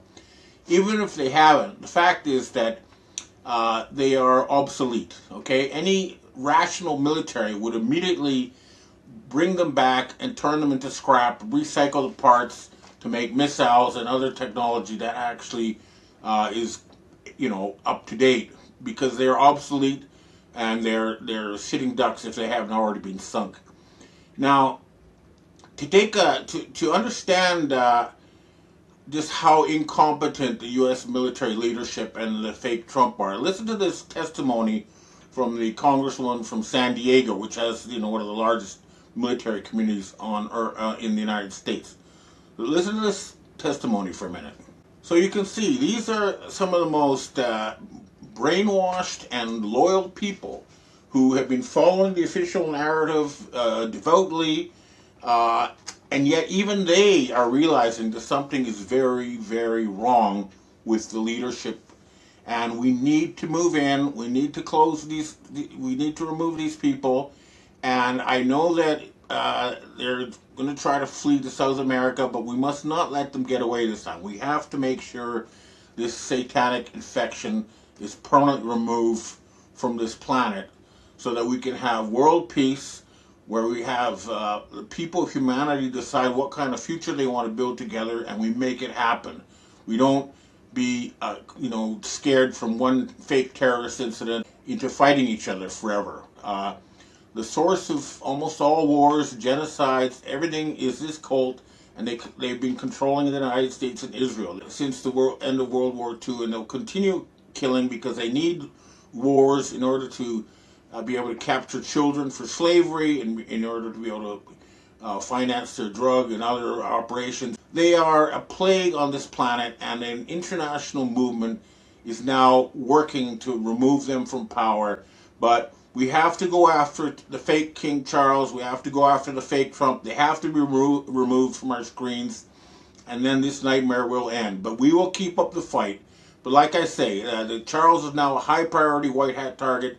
Same with the fake Trump and Hegseth. They all must go, and hopefully this nightmare will end soon, and we'll have a jubilee. All your debts will be canceled, and then you'll have government that actually does what you want, not forces you into slavery. That's what we're fighting for, and this is what May Day is about. Okay, well, that's what I have to say for myself today. Now I'd like to answer questions from readers and viewers. I bet we have our first question for today. What do you believe happens to Wilcox? Do you believe that he actually committed suicide, or does it seem like there's more to this? Well, let me tell you a story. They once sent a North Korean spy to one of my public speaking engagements, and she offered herself to me, and I was naive at the time. She was beautiful, she was young, and I ended up living with her for a while, and she started going to the police and saying I was taking drugs, I was being abusive. She started doing, tried to chase away all my friends. And finally, I took her out into the countryside where there was no cell phone coverage and asked her why she was doing this. And she explained that her family was being blackmailed. Her name, by the way, because she agreed to work with me. But in any case, she told me that her job, her assignment was to chase away all my friends, isolate me, and then dump me and hopefully bankrupt me as well, so that I would commit suicide. Now, I'm not saying that's what happened to David Wilcox, but he did have a beautiful young woman and as a wife, and everything seemed to be going great. And I don't know what happened to him, if he fell into a similar trap they tried on me. I just don't know, but he was trying to work on free energy, and even if he committed suicide, he was driven into it. That's my belief. Okay, next question. Hi, Ben. What's going on with this war in Iran? We're hearing less and less about it recently, and also in Ukraine. We're not hearing much about anything that's happening over there right now. Is there any information that you can give us in regards to both of those ongoing wars? Well, the U.S., the Khazarian mafia has lost in both Iran, Israel, and Ukraine. And I forgot to mention that Iranian Foreign Minister Araghchi was in Russia and last week, and they reached an agreement that the settlement with Iran and Israel and Ukraine were all linked to the same people, and that Russia, China, Iran, and now Canada, Germany, France, most of the West are agreed that these mafiosi gangsters must be removed from power in Ukraine, in Israel, in the United States, and they're putting together a united front. So the reason you're not getting news is because the United States and the Ukrainians have completely lost in the battlefield, and Israel, I understand, has surrendered and will soon be replaced by the state of Judea, which will be multi-religious, multinational, and friendly to its neighbors. So basically, these Satanists lost the war, and now they're circling the wagons in Washington, D.C., and in South America, in Patagonia. Next question. Hi, Ben. Why, if the United States is a bankrupted government, is the US dollar so strong globally right now? Shouldn't it be crashing if the US government is bankrupt? It is way up right now on the yen, the won, and pretty much every other currency with the exception of the euro and the pound. What's going on with this? Well, as I keep repeating, the US dollar is no longer American. What's happened is that starting in 2008, they quarantined all the dollars owned by people outside of the United States from the ones being newly created by the Federal Reserve Board. So these dollars are owned by China, they're owned by the countries that have trade surpluses, they're backed by gold, and they're separate from the dollars that they're using to pump up cryptocurrency in the stock market in the United States. Even though they're both the American dollar, they have different serial numbers, and they're not being accepted with. In other words, the U.S. dollar is strong because it's not American anymore. That's the bottom line. And the United States is still pretending they control it, but they only control it within the United States and a few other very limited places. And mostly the only way they can launder it is through the stock market and through crypto. Next question. Hi, Ben. I'd like to point out that J.D. Vance, who also may not be the original, has been in the company of Kushner and Witkoff when trying to negotiate a peace deal. He's the vice president of the fake Trump administration, so he's essentially compromised like the rest of them. None of them can be trusted, and all of them need to be arrested. To think he's the lesser of the two evils, in my opinion, is ridiculous. If the bad guys are running Trump, then they must be running all of them. What happened to taking down Bridget Macron as the ringleader? Now you're telling us these other names after stating it was Bridget who needed to go to collapse the Trump show. So who is it that needs to go first in order to stop this chaos everywhere? Well, if you see what France is doing right now, they condemned the war in Iran, and basically Brigitte Macron or Jean-Michel de Rothschild has surrendered. And so the problem now is some Italians in the P3 or T2 Freemasons who control the acting troupe with people like J.D. Vance and the fake Trump who are the source of the problem. But my view is that if J.D. Vance is just an actor reading a script, then one way to do it would just be to give him a new script. However, I think it would be better at this point to shut down the entire acting troupe and restore actual democracy once again to the United States. So instead of having hidden controllers handing scripts to actors who appear, who play the role of vice president or whatever, we should restore actual democracy. And that's what Canada's fighting to do, to liberate their American brothers and sisters from this system. Next question. I bet we have our last question for today. Japan has sold off all U.S. bonds, is what you said recently. If that's true in substance, it's kind of a good news. But my doubt is the sell-off may be to trick a make-believe window, dressing up to look like so, because I suspect who would be interested in buying these real terrorist government U.S. bonds now. That's to say, who would be buying the bonds from Japan? Well, what's happening is the United States is buying their own bonds by, creating fronts like through these offshore places like the Bahamas, and using cryptocurrency, or in other words, they pretend that somebody's buying them by printing money out of thin air, but they're not accepted as currency in most of the world anymore. And that's why your gas prices are going up. So, Japan did sell them, and the United States created fake money to hide that. But that's not going to make a difference because there's something known as the real world, and you're seeing that with hyperinflation in the United States and with the rise in gas prices. Your economy is being quarantined until you get rid of these Satanists and their fake government show.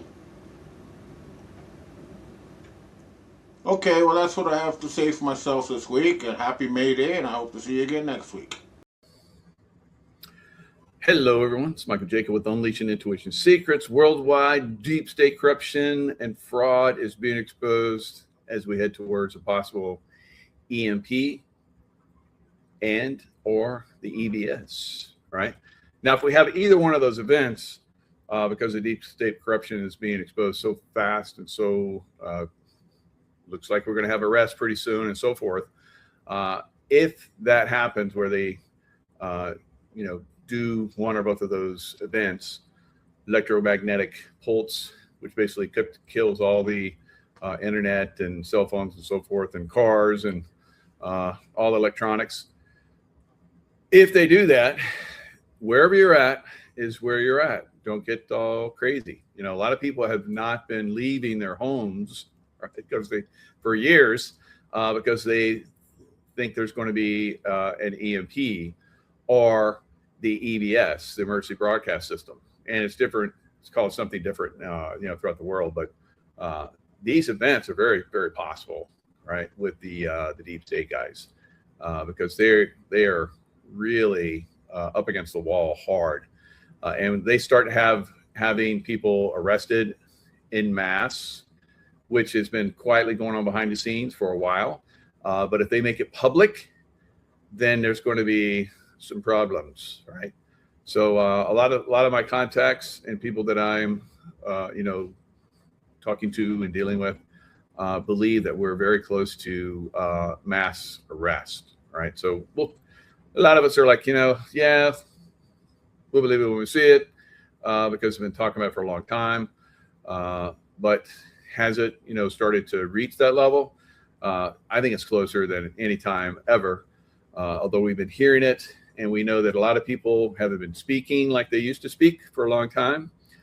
Either they're laying low, thinking that they'll eventually regain their positions of power and then come back at us, or they're definitely under strain and or have already been taken off the scene and have been dealt with. So regardless, what's really going on behind the scenes, we're seeing, President Trump, taking down the deep state in Iran. The city of London is on a massive strain, from us and a lot of other places. But there's still, problem areas like Canada. There's also Cuba. Venezuela's been freed, but we still have, some problem areas. With China still needs to be freed and so forth. So it's going to be a process going forward. Now, where's Russia at in all of this? I think Russia's already on the side of the U.S. We'll see if Putin and Trump have actually worked out a deal. I think they worked out a deal in the first administration, and it's being quite substantially being operated on in this administration. So, Trump administration absolutely is having great success on multiple levels. We're going to continue to see that going forward. Although a lot of people in the deep state arena are being activated to come after, President Trump and his followers and so forth, but it's not having the effect that they want. It's actually helping to wake up more people, and more people are starting to get on the side of that. And we're going to discuss that. So let's jump into some of that. So EMP basically is, like I said, electromagnetic pulse, a brief burst of electromagnetic energy that can disrupt communications and damage electronic equipment. There are nukes that could send out and they're specifically designed to put out EMP, multiple EMPs, across the United States will basically wipe out electronic system in the United States. There was a book that came out. It was called 1 Second After. And in that book was by William R. Fortune. And he talked about, this one small town, I think it was in North Carolina, that, how they were destroyed by this. It says, I'm going to read a little blurb about it. It says, this book presents a chilling post-apocalyptic scenario where America faces a major threat from an electromagnetic pulse attack. And they never knew where it actually came from. But the military is, hardened. There's a lot of industries that have been hardened. If you have a Faraday cage, if your phone or your computer's in a Faraday cage, which basically is kind of like a aluminum foil type thing with padding and so forth. It's thick enough that would resist electromagnetic pulse. It would survive and still be able to use it. But if all of the cell towers are down and all of the internet wiring is down, fried, it's not going to do any good. So at least you still have that as something you can look at, the years that go forward. Like, look, this is, and we found, stuff like that over time. That's been, they found it in, I don't know,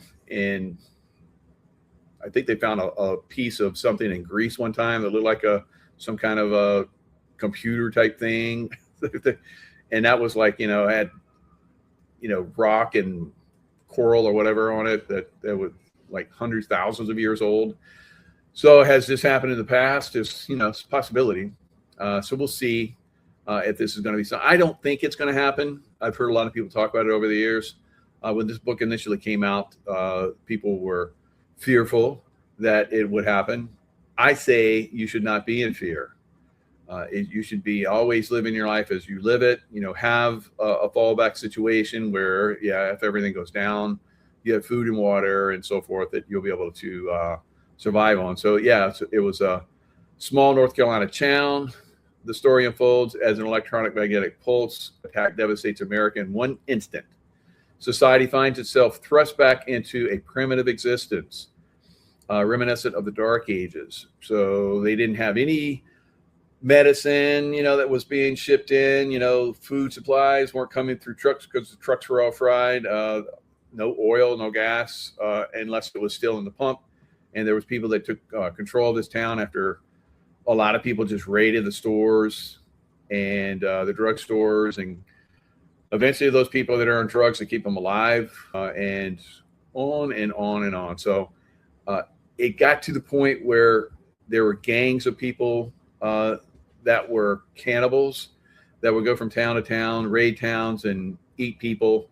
It was crazy. So this one particular town had a lot of former military guys, and they got together basically when this roving band of cannibals came in. They basically wiped them out. But this is kind of one of the things that could happen, as was pointed out in that book.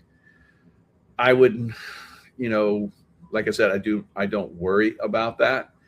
And because I'm well trained, so I can handle the situation like that, and I could train other people around me very quickly if they were willing to be trained and didn't freak out. So that's my point in all this. Don't freak out, because those people eventually, over a year or so, and there's other books that came in where they combined together. They got a dam going and started, electricity from a dam, and so everything got turned around. But it took time because people freaked out, and those people that freaked out did survive, and on and on and on. So don't freak out. That's the gist of one of those events. So electromagnetic pulse possibility. There are, different things out there that could, weapon systems that could actually create that. And then of course the emergency notification system, emergency broadcast system, EBS, where they're broadcasting that stay in your home. The military is going to be involved, and taking down governors and politicians in your state that are very corrupt, right? So California and New York and Illinois. So would we love to see that? I think like 80 to 90% of Americans would love to see that. Now, some people are like, there's no way that's ever going to happen because most of us don't want that, but it still keeps going on. Well, that's why it probably will go down, because we're moving into a position where we're going to be able to strike back against stupid and evil things. Right? Incredibly stupid. All right. So, but first we got to look at, the bigger picture.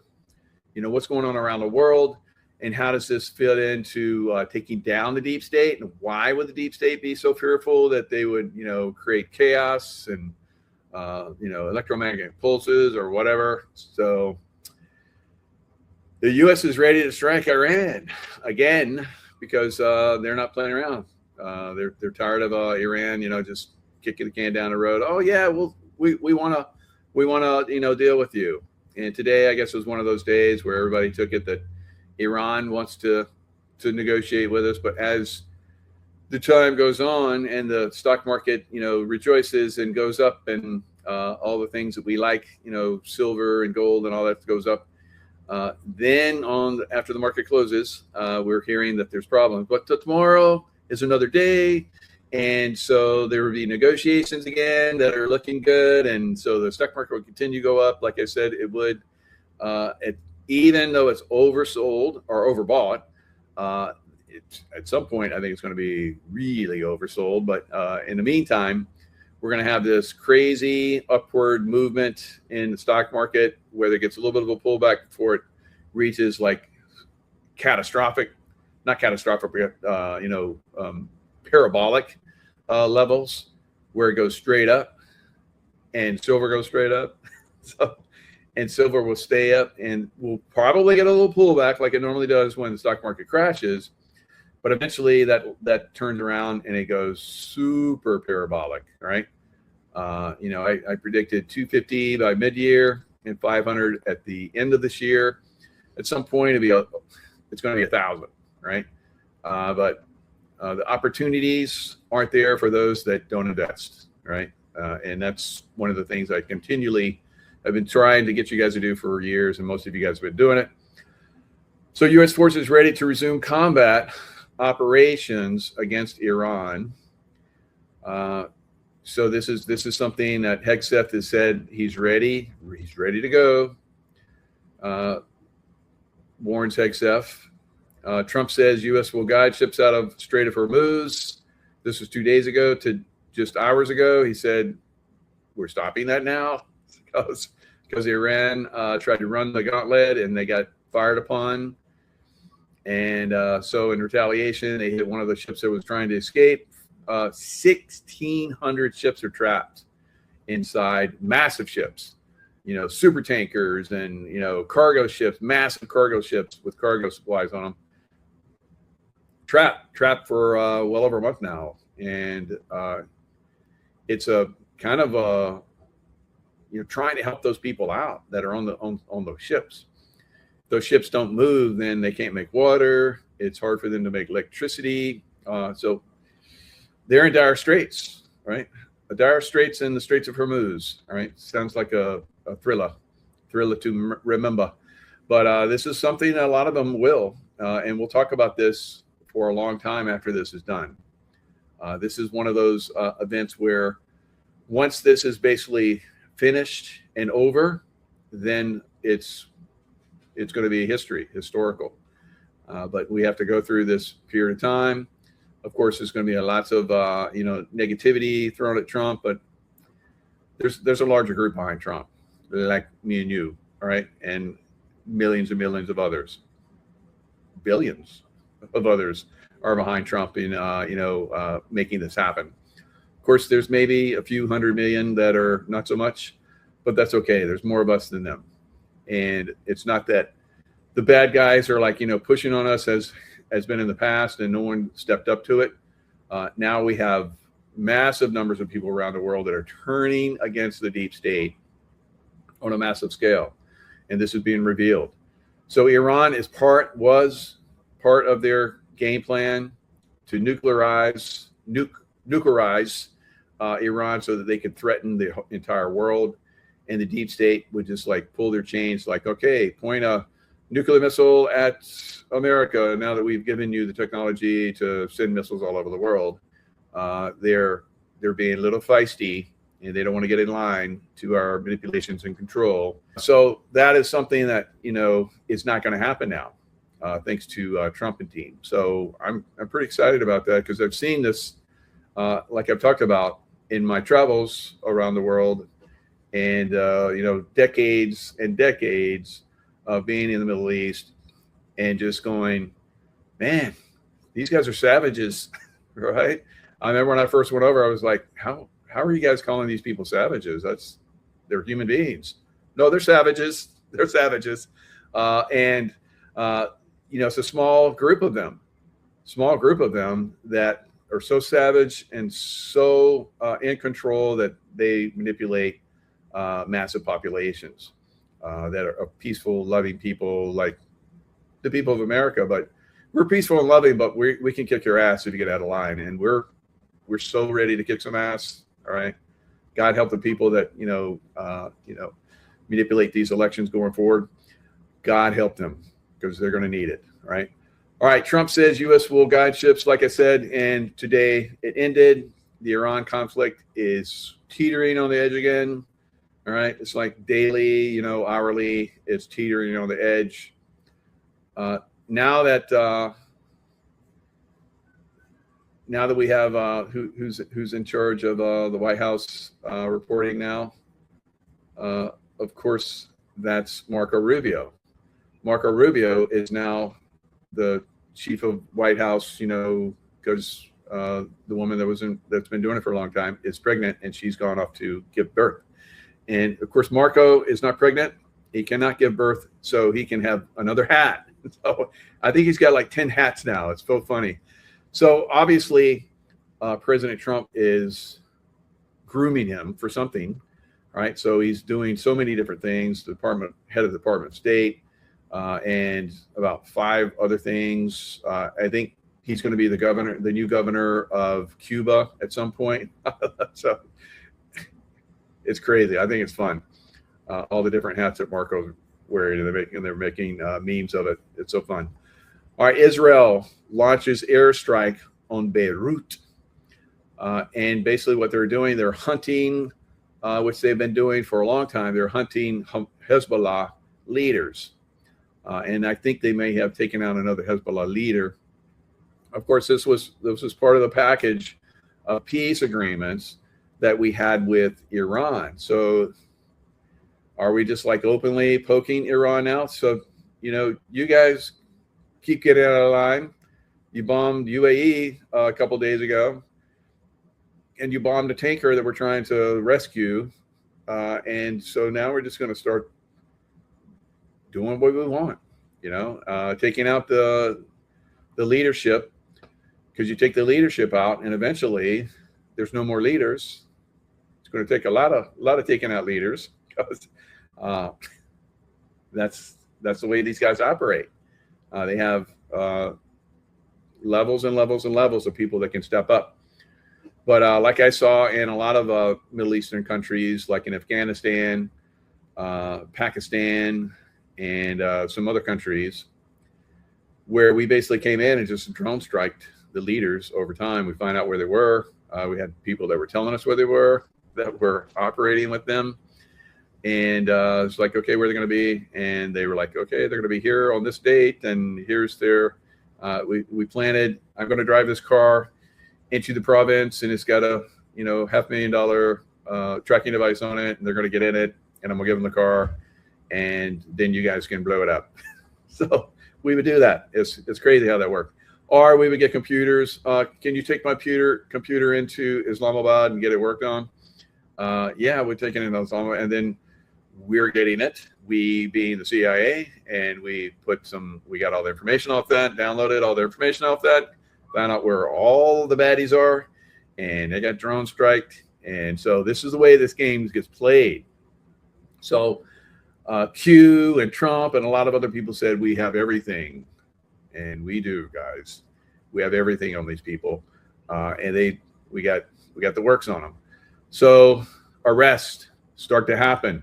They know the game's up for the big dogs, and they spend decades and decades and decades, and they pay trillions of dollars to different people to get in positions of power, like Newsom and Hochul and you name the governors that have been, paid, basically put in these positions.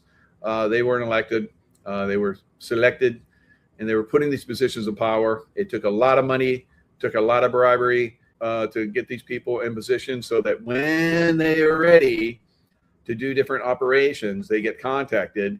There's signaling that happens. They have channels, they have technologies, and all kind of crazy stuff that we have gotten hold of. It's kind of like the Germans when they had the Enigma machine. They thought that they were sending information. Their buddies in Japan, in Italy, the fascists in those countries were sending information through the Enigma machine.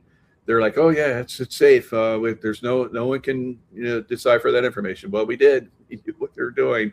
That's how we sank so many Japanese aircraft carriers and battleships and so forth. We knew where they're going to be, and so we sunk them. We were ready. We had, aircraft carriers and submarines and all kind of crazy stuff that were sinking those guys all over the place. Same thing in Mediterranean. The Germans are trying to ship oil to Rommel. He wasn't getting it. Surprise, surprise. We knew what they were doing, right? And we knew that when Mussolini was trying to escape, we sent information to the rebels, and they got Mussolini and his girlfriend that were trying to escape over the border, and they brought him back to town. They had a little quick military tribunal, and they were hung with piano wire in the town square, right? So will we see town square hangings? It's possible. It's possible. So things are going to get a little rough, right? Things are going to get a little rough over the next couple of years or so, is my best guess. And once it kicks off, we could see EMP, EBS, and certain things like that. So you just need to be aware that there's possibility of that. You want these baddies to be taken down, don't you? All right. So there could be a little bit of a cost. If you're ready, you won't really be impacted. But people that aren't listening and don't believe, they're going to get impacted. All right. So you can tell them all that you want. They're still going to potentially suffer, unfortunately. So have your shit together. Maybe have a little bit more for family and friends that you want to support. But at some point, it's going to get pretty rough out there, I think. And maybe not. Maybe not. I mean, we haven't seen rough yet, I don't think. A lot of people are like, you don't know how much we're suffering. Oh, I do. I've had to go into the woods for almost a year to draw them away from my family, right? A lot of people don't understand that when I did that, I was drawing the deep state away from my family, right? Unfortunately, it didn't work out so great for my son. But there, lots of friends and so forth that I had to distance myself from because I didn't want them to be threatened. So my family has gone through a lot, and a lot of families out there go through a lot to keep you guys informed, all right? To keep you guys uplifted, to keep you guys ready for all these events. A lot of people have been doing this. We're at war, all right? So yeah, I'm sad for you that you're not getting, your arrests when you want them and you don't believe anymore. That's fine. But those of us that can see the bigger picture and keep you guys informed the best that we can, it comes with a cost. All right. So over 123 historic Christian churches in Canada burned or vandalized in the past 5 years. More than 220 burned in Europe, right? So this is part of the deep state. That's, some people just don't care. And the deep state is basically keeping us uninformed about this stuff, right? So all these different churches throughout Canada being burned. In many of Canada's small towns sits an architectural wonder. It's their church. These are the centerpiece of each town. They tower over the residential homes and small businesses, often massive structures with intricate designs and steeples, some of which are over 200 years old. And of course, in Europe, they're like 1,000+ years old, and they're being burned. They're being burned. and destroyed on many different levels. So all across Canada, churches are being vandalized and burned to the ground. The Canadian government seems to have little interest in learning why or stopping it, and even suppressing the information that is even happening. It's not even getting any press. Churches that have been around for like over 100 years are being burned, like this one right here that you're going to see. And it's right across from the brand new over $1.7 million fire department right next to it, and it burned to the ground because this is part of the plan. For Rebel News, behind me, a church last night burnt to the ground. You can see the massive bell tower, which fell at around 8 p.m. last night. The fire was detected just before 7 p.m. More than 40 firefighters tried to battle the blaze from this village of Saint-Romain. All right, so I am a shipboard firefighter. I've learned how to fight fires. Yeah, maybe right here they're like washing down this unburnt side so it stays nice and cool, and but I don't see a lot of hoses. Although a lot of firefighters responded, these guys seem to be just standing around watching so that it will burn to the ground. I think so. Romaine, Quebec, and 5 municipalities in the area, but they couldn't save it. Every timber charred to the ground. You can still see some remnants, for example, of the music sheets for the hymns. Behind the wreckage is a cemetery. I was looking at some of the tombstones. They go back more than a century. This building itself was almost 100 years old, and there were churches on this land that predate that. I can only imagine. So Saint-Romain in Canada, and this is one of, well over 100 churches that have burned. Now we know that Islamists have infiltrated Canada on a massive scale. Muslims, Islamists, that has happened across Europe, and that has been happening across America. All right. So I know that some churches have been burning in America as well, but not on this scale. So this is part of the destruction of the old system, the family system, the people that made these counties, these towns, these cities, these states, these provinces wealthy and famous, and now they're destroying all that. It's pathetic, right? Now, I said almost 6 years ago, if you're in Canada, you better get the hell out, right? So a lot of Canadians did leave. A lot of Canadians did leave, all right? All their best, their brightest have left Canada, and they're still leaving, right? But some people, and I'm going to repeat this theme over and over again because you're going to see it throughout all the cities in America that are being destroyed as well through the deep state. Throughout Canada, there are people that are believing that it will just come back, right? So this is a major point in the history of these cities that's being destroyed across Canada. And this is part of the defamation and destruction of the family units, the wokeness that's coming in. Your children, they want to change their sex. Yeah, we're going to do that. Your towns, your cities, they don't want certain things. We don't care. We're voting for it anyway. And no one steps up. No one does anything. And we're going to talk about that as well. How this church was an integral part of the community for everything. I mean, now we live in a country dominated by the state, but for a great amount of time, social services were provided not by the government, but by the church. It would have been the daycare. It would have been the preschool. It would have been a food bank. It would have been a community center where people would celebrate life cycle events, a birth, a christening. And this is one of the things like I said, I've traveled all over the Far East, Far East, and especially the Middle East, not so much the Far East that this was probably in, but the Middle East. And I saw where the Christian churches and the nuns were helping the community. and still the radical Muslims came in and burned them. So this is the process that's going on in Canada and in Europe and in some places in America. Funeral, a wedding. This church was an integral part of Saint-Romain, the same way the church has been an integral part of Quebec. I flew early this morning from Toronto to Quebec City and then rented a car and drove the 2 hours to Saint-Romain. And town after town, first of all, they're named after saints, just like Saint-Romain is.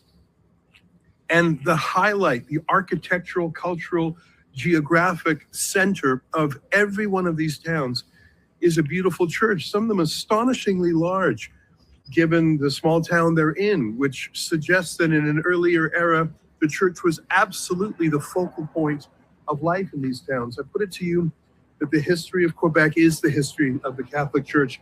You could do a tour from church to church, cathedral to cathedral in this province, much the way you could do that in Italy. Obviously, the grandeur and the size. All right, Quebec, obviously French. So I've been to France and I've toured the cathedrals there. Magnificent, magnificent structures. And when you walk into these cathedrals, it's like, ah, because they were built to basically activate your pineal gland and all the different, things that brought your spirituality and your health to a higher level. And I did the same kind of touring in England. My wife and I, we toured lots of beautiful cathedrals in England as well. So we've toured a lot of these magnificent structures. Incredible. And they're being burned. They're being destroyed by the deep state, guys. We have to stop these mad people, these psychopaths that are destroying our cultures all over the world. All right. So Alberta, separatists say they have enough signatures to trigger a break from Quebec, and they don't need Quebec to give them the okay. The way they're set up, if enough of them, want to separate, they can. So will they have protection from the United States? Of course they will, because once Alberta has separated, then it's going to be a domino effect for the rest of Canada up to a certain point. Quebec might be a little holdout, but eventually they will too, right? Because they're seeing their churches and their culture being destroyed. And once that's really pointed out, of course, the press, deep state press is controlling the information. That church that I showed you guys in Saint-Romain is basically, there was no press about it. No press. That one guy is part of a press that, I've basically, subscribed to them to help them. But there is Rebel News. So there is, and I subscribed to them a long time ago and support them and put their information out whenever I can so that they're able to continue to maintain their reporting, because the press in Canada is not reporting, guys. It's just not reporting. And we know the same thing is happening in the United States, it's happening in Europe. You're getting the news from people like myself that are really out there. Of course, you got crazies like Tucker Carlson now. It's gone full retard. A lot of those people that we used to look up to, I guess they were just basically told, now's the time you're going to have to go full retard. We told you at some point you're going to do this, and now's when we want you to do it. All right. So we're seeing it from a lot of them, and they're just completely destroying themselves to try and destroy and try to, bring at least a few more people, over to the deep state side.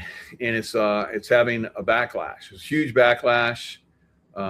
Alex Jones, basically, finally, it's so funny because it was years and years ago that they came after him for supposedly exposing a school shooting that they say actually happened. Okay, right? There's a lot of evidence that it didn't, and he was putting that out there, and like everybody else. And so they sued him for $1 billion, something crazy. And they're like, okay, we're going to just take over your news broadcast. But for some reason, it just kept going. It kept going. So I guess they decided, hey, we need you to like go full retard. And we know it's going to destroy you. We're going to have to like totally destroy you and take away your newscast. It's that example that you don't go against our going after schools and so forth that don't exist. So it's part of the deep state, modus operandi, where they're going to continue to suppress information. Am I getting suppressed? Absolutely, I'm getting suppressed. I'm getting massive attacks now where people are coming in and trying to slay my narrative. I have a lot of people that fortunately are beautiful people that, want to, maintain this information, and they're chopping the trolls out as fast as they come in. I go back and I look at the comments, beautiful comments from a lot of you. You become my friends, almost like my relatives. I meet a lot of people when I travel. That come up to me and talk about, I'm just in a restaurant and like going across country, and people come up to me, I see your show. It's like, it's so fun. So we are working together to basically pass, through this very difficult time, keeping each other sane, keeping each other healthy and so forth. And it's definitely looking very good. So I'm very excited about Alberta becoming free from the deep state in Quebec. All right. And that doesn't mean that Quebec is evil. It means that the people that are controlling, because like I said, I've seen these people all over the world, these deep state actors. Iran has, of course, some of the worst deep state actors, because they've held that country under their iron grip for 47 years. And President Trump is the first one to really free them. And they're going to be freed. And it's going to be outstanding. So once that happens, people are going to be, okay, so maybe President Trump ain't so bad after all. All right, so let's look at another place that's going to get freed, and that is Cuba. So this one young American has been going there and is revealing what that horrific, place is like. They've taken away their religion. All right, they were very Catholic, just like Quebec there, where they had, people that came in. Castro is like, you can no longer honor your church. You have to honor the state. We are your gods now. All right. So very, very sad. But look at this. This country is basically, since the revolution in the 50s, it has been frozen in time. These blackouts in the electrical grid problems have been going on for decades. They haven't fixed them. By the way, I rented this bicycle for the day. It's very flexible for $22. It enables me to get around. Private transportation or even the bicycle taxis here aren't the best. I mean, they're good if you want to go a short distance, but they're not very, navigable, flexible. This can get anywhere in any nook and cranny. I can park it. I got a bike chain. It's going to allow us to explore things that tourists don't necessarily see. So I think this neighborhood is Colón. And so what you'll see here, it is Viernes Santo, Holy Friday, or Good Friday in English. So I don't think there's school today, but they don't really celebrate Holy Week here like they would in Spain. Spain, obviously, the whole processions, the thrones, the ultra-Catholicism. Well, I've spoken to people who still maintain. I mean, look at those cars, frozen in time, still held together with wire, and they're very ingenious keeping this stuff together. I saw this throughout the Middle East too. In Pakistan, there were guys that could, take a weapon system, a shotgun that had been left from the British Empire, and they could, a metal piece had broken off the shotgun, so it was no longer usable. They could go in and completely manufacture that piece and then get that shotgun going again.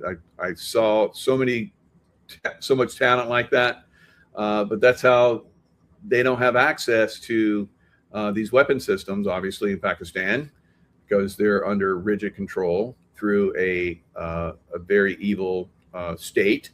And the same thing with Cuba. Cuba's been, under, for, almost, it's like 70, about 76, 77 years, somewhere around in there, where they have, been frozen in time. And they haven't been able to get the parts and the stuff that they would normally do because there's such controls. But I mean, look at these vehicles. I mean, yeah, look at that cab. Somebody got a nice cab in there. That's pretty funny. But you rarely see any nice cars. Trash on the streets.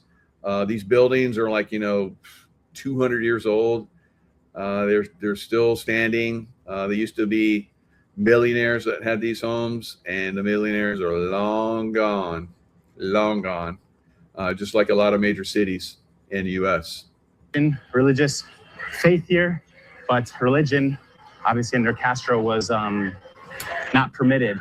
And so there's been a new growth of the African culture of Yoruba, Santeria, especially in the barrios. You can strip people's dignity. You can take away money, jobs, but you can't take away people's faith. As we see, the guys are cleaning here. I actually have seen less trash here than last time. They said the trash is a crisis because there's no garbage trucks, but we just see a garbage truck back there. Let's cross here and let's go this way. We're a vehicle at this point. But yet you see garbage all in the streets, right? So this is the way it is in many cities in the Middle East. And now a lot of towns, big towns, Detroit, which we're going to talk about, completely collapsed. No Republicans have been in Detroit for 100 years. Same thing that's happening in Chicago, probably 100 years since they've been a Republican mayor. Same thing is happening in LA, in San Francisco. These cities are collapsing, trash on the streets. Seattle, homeless, Portland, homeless, poop in the streets everywhere, businesses closing down, millionaires and billionaires leaving in droves.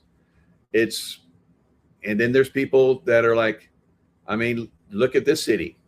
You think there's anyone left from the 50s? Yeah, there's still some, unfortunately, that never escaped. They thought that it'll turn around. It'll turn around. Just like the people of Detroit thought their city would turn around. And they stayed in their homes until all the homes around them were abandoned, crack houses and so forth. And then they had to escape for their lives and just leave. So if they even were able to escape, right? Some seniors probably were, not so lucky, right? So this is the thing that we're seeing with the deep state guys, the incredible corruption, the fraud that's just destroying whole countries like Cuba, whole countries like the United States. Fortunately, President Trump came back just as things were starting to accelerate to the downside. Now, what was it that caused the acceleration to the downside? That is where the payment for debt. So all of the trillions of dollars that we had in debt. So the interest payment on the debt was higher than what we were paying for defense. Whenever that has happened in history, that is the collapse of that civilization. So that happened in 2025 in the United States. All right. So what turns that around? Where the country produces to the point where it reverses that and then gets to the point where, accelerates. That's where we're heading now. But there's a lot of cities that are going to resist. All these Democrat cities, which is basically deep state, are going to resist. All these states that are deep state Democrat cities are going to resist. Okay, I see some trash up here. Let's look at the situation with the trash. I've noticed that people come, oh God. Oh God. Oh God. It smells. Oh, I've noticed that trash. Yeah, New York, LA, Chicago, San Francisco. Take a bike ride down some of those streets. You're going to be puking too. Of course, but also you guys, there's been a cultural, educational decline in years past, and people just throw trash in the street. It is what it is. Sad. but I don't think it used to be that way. I think there used to be pride and educación, as they say in Spanish. Throw trash in the street. It is what it is. See the graffiti? Just like LA, San Francisco, Chicago, New York. It's the same process, guys. The same process of collapse. But I don't think it used to be that way. I think there used to be pride and educación, as they say in Spanish. You unfortunately see this all throughout Latin America and the Caribbean. You just dump your trash everywhere. But Cuba's an exception because, I guess, the most you can do is bring it to those trash areas. All right. So as you guys can see, there is desolation that's going on in those cities. Now, I have to run through this because I just realized I'm very close to dinner time. I'm in Hawaii. As you guys can see, another LifeWave trip, my 7th. When was the last time you had a company that gave you a free trip for doing really well in your company? When was the last time you got bonuses that were unbelievable in your company? Yeah, that's what I get with LifeWave. That's why I've been promoting LifeWave for all this time.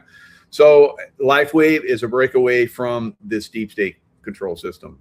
And I can talk in depth about how the founder, David Schmidt, was, pressed hard by the deep state when he worked for the military, developing LifeWave technologies for SEAL teams. And Obama came in and basically kicked him out. So then he's like, okay, I'll do it out here for the public. So now he has gotten a lot of pushback out here in the public from in a lot of different ways. But this is the wave of the future. So glad to be part of that. Now, let's look at how decades of Democrat rule ruined some of our finest cities. Like I said, I got to push through this very quickly. So let's look at this real quick. So, of course, urban blight a few decades ago. Now, this is back in 2016. So this is 10 years ago. A few days ago, filmmaker Michael Moore tweeted, Flint has voted for Dems for 84 straight years. So 94 straight, almost 100 years now. What did it get us? Don't drink the water in Flint, Michigan. Federal and state officials botch a water supply switch, blah, blah, blah. So we see this thing repeated over and over again. 100 years of Democrat rule. Detroit last elected a Republican mayor in 1957. It is now the model of urban failure, with almost 40% of the population living below the poverty line. All right, what's left of the population? 1.2 million people less in Detroit than at its height. So a 60% decline in the population of Detroit, which was at one time, if it wasn't the number one, it was the number 2 most successful cities in America. And under Democrat rule, it has been destroyed. Chicago's last GOP mayor was elected in 1927. So almost 100 years. And more than 2,300 people were shot there last year. This is 2016. That number is probably 1,000 more now. So that's probably, its finances are just so grim. Chicago is so broke. Stephen Moore explained months ago that its bonds are junk status. All right. So St. Louis has been Democrat mayor since 1949. Philadelphia, last GOP, 1952. Baltimore and Oakland, both as late as 1960s. Newark, New Jersey hasn't had a GOP for more than a century. It was ranked as the 5th worst city to live in 2015. Detroit, of course, was first. All right. When Democrats are in control, cities they don't tend to go soft on crime. They are soft on crime. Reward cronies, fraud with public funds, establish hostile business environments, heavily tax the most productive citizens, and set up fat pensions for their union friends. All right. We all know this. This has been part of the problem for a long time, guys. Deep state. Detroit lost 1.2 million people, as I said, from its peak population of 1.85 million in 1950, resulting in a significant decline to around 680,000 by 2015. What is it now? Like 200,000? Right. So I don't know, guys. What do you guys think? You think Democrats are a problem? Hello, been saying this for years. All right, so let's watch this one. Tom Holman basically talking about New York. Governor Hochul, I'm not asking either. I said it, we're going to do it. You know, she wants to sign legislation. She supports this legislation it's going to lock us out of jails. It's going to end 287G agreements. And it's going to prevent us from arresting a criminal alien in safety and security of a jail. We have partnerships in New York, you know, throughout the state.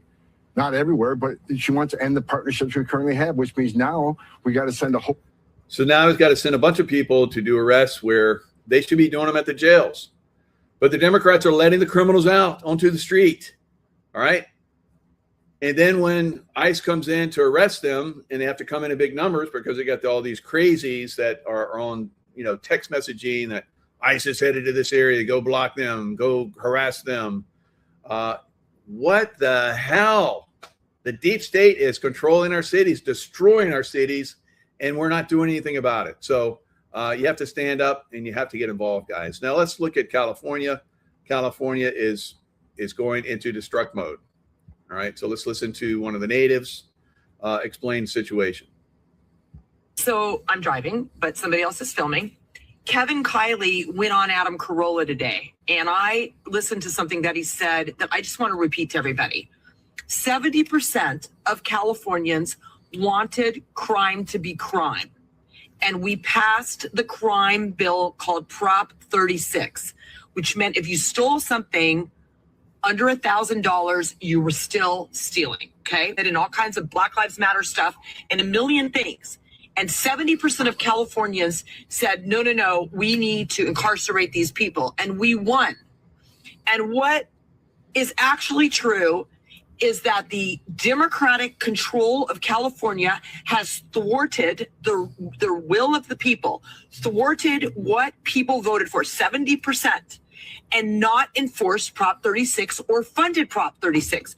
So my point about it is, you can vote for whatever you want. These Democrats are not going to enforce the will of the people. That means we don't actually have government. We have actual tyranny. All right. So, yeah, we have Democrat deep state tyranny throughout America. They're giving away our money to overseas like they did for Ukraine, hundreds of billions of dollars, all right, for a war that absolutely was not helping us, which is trying to take down a very good country, which is Russia. So Russians are more like us than any other country right now. And, you know, the deep state is working overtime to try and take down Russia, just like they did back during the Tsar's time. Because why? Because Russia helped us in the Civil War and in the Revolutionary War. And the city of London did not like that, right? So they made sure a lot of the people that basically went over to take down the Tsar were trained in London, all right? And then went down, took down the Tsar, and finally the Russian people rose up and pushed back. So we're seeing a little bit of help that's happening right now in Iran.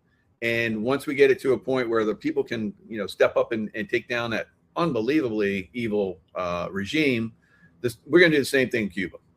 We're going to do the same thing in Cuba, guys. It's going to happen. It's going to happen over and over again around the world. Now, new population figures show Bay Area cities continue to lose residents on a massive scale. San Francisco falls from 27th to 126th in ranking of best U.S. cities. Now, LA is right up there with them. Los Angeles population drops as San Francisco's drops even faster. So why is LA struggling? Because they have Democrats. They have Democrats. Hello. Let's get this done, guys. Let's get these people out. Seattle spends $154 million on homeless as drug use spreads. It's happening every Democrat city. Every Democrat city. You just keep going around. I looked up when was the last time they had a Republican in LA. 2001. Right. So for 25 years, quarter century, LA is in massive decline. And if it continues, it will end up like Detroit. It takes just a little bit of observational skills to figure this out, guys. It's not rocket science. All right, so last Republican mayor of San Francisco, 1964. San Francisco is getting close to Cuba. Getting close to Cuba, guys. It's going to happen. It's obvious. This is the path. All right, so we have to take down these deep staters. They're going to push back. Be ready, but we have to take them down, right? If you get involved community-wise, it will be a lot easier if we start to get rid of these evil sons of bitches, right? So, all right, guys, lots of love. I'm heading up a dinner, and here I am. I'm like a minute late, so I got to run. All right. Lots of love. Stay in love vibration, and I'll see you guys next time. Hello, Patriots. I'm a Restored Republic via AGCR update compiled by Judy Byington.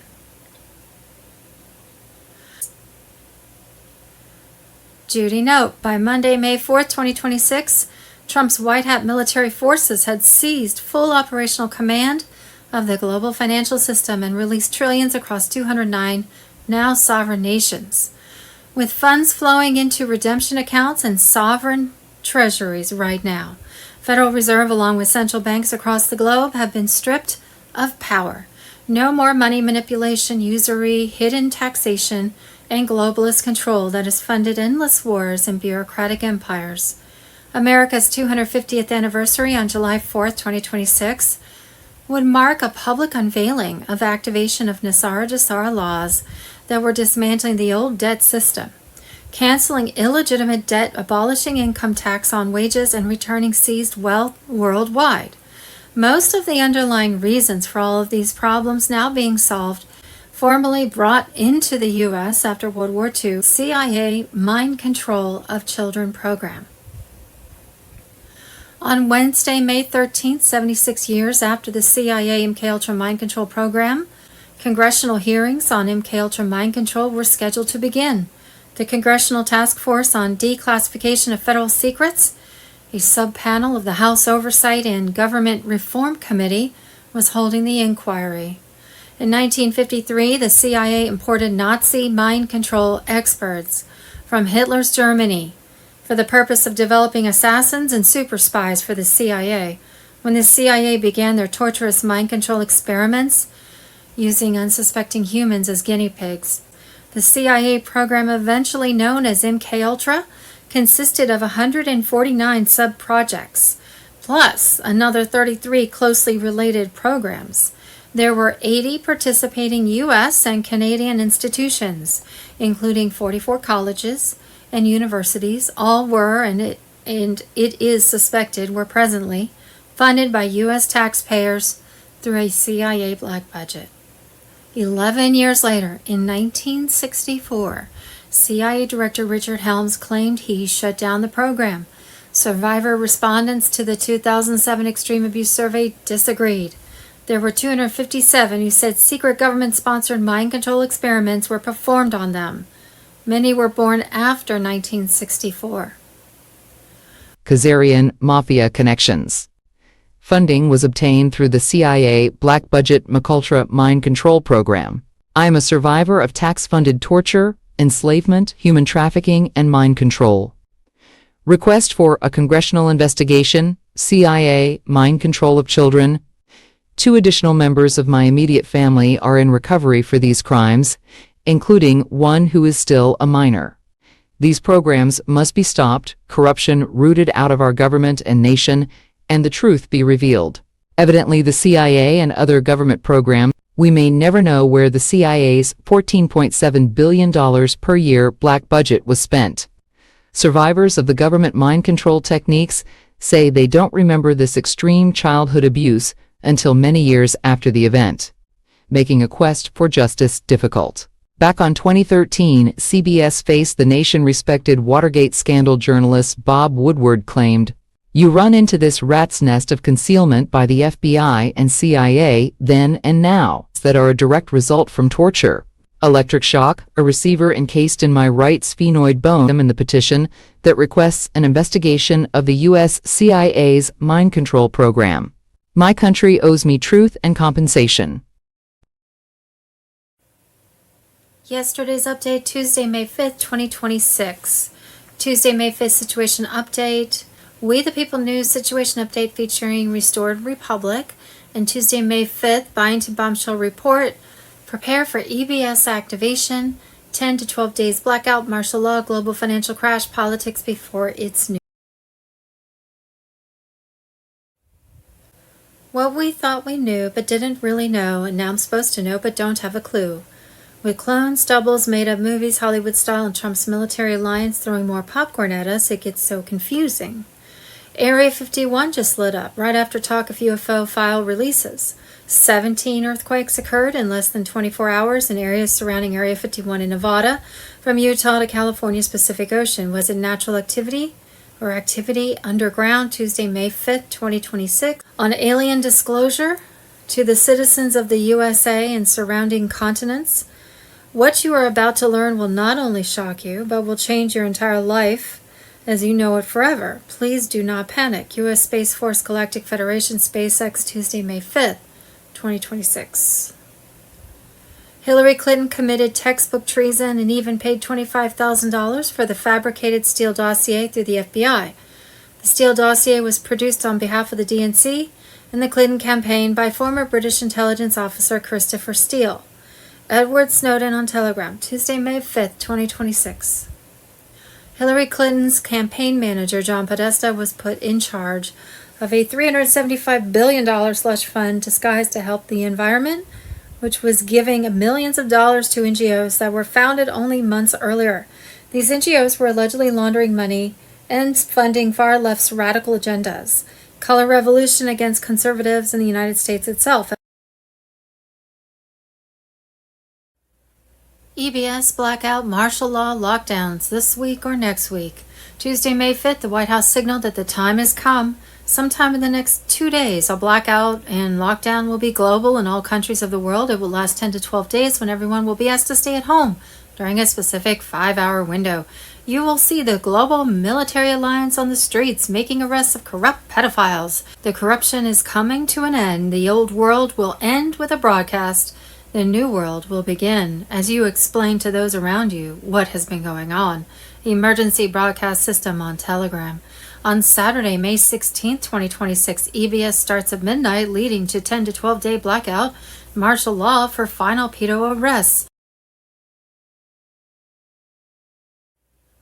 Tuesday, May 5th, decoding the imminent EBS, military and training for implementation of the emergency broadcast system, Mr. Poole on Telegram. In an era of looming crises, the nation's guardians prepare rigorously for the emergency broadcast system implementation. Military forces train intensely behind closed doors for this mission of immense importance that will deliver truth to the people. The EBS acts as a vital lifeline for communication and coordination in emergencies. It empowers decisive responses to threats, both natural and man-made.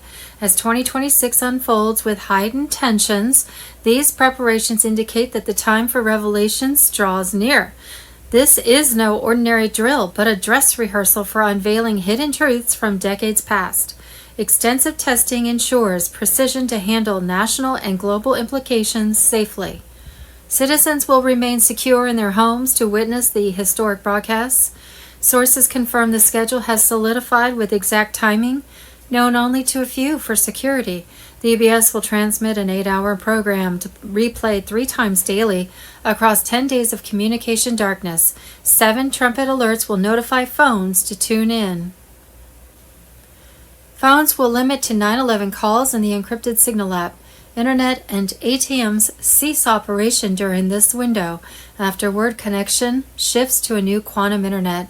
The Starlink system arrives by month end. Patriots must stock 3 weeks of food, water, and supplies like generators, toilet paper. Teams finalize EBS security to prevent interference and panic during the truth release. Following the blackout and continuous broadcasts, old systems collapse. Life support for evil structures ends as Earth moves to quantum consciousness of peace and prosperity. Governments finance, education, and commerce transform. The new gold-backed U.S. currency ends enslavement. Linked to Jassara and Nasora, white hats battle the deep state cabal of elites controlling world banks and media. Families such as Rothschilds, Rockefellers with secret societies stand accused of manipulating events, including the Titanic, Kennedy assassination, September 11th, and election interference against Trump. Trump and military allies press forward to dismantle this network. The EBS marks the climax in this war for freedom. Alert loved ones despite skepticism to ease the shock of awakening. The truth liberates humanity. Remain prepared and vigilant in the days ahead as these monumental changes approach.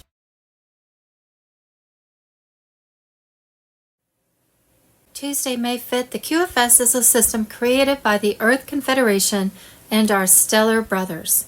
Every person around the globe has a QFS account, Tier 4B ISO 20022 on Telegram. All people worldwide already have their QFS accounts set up.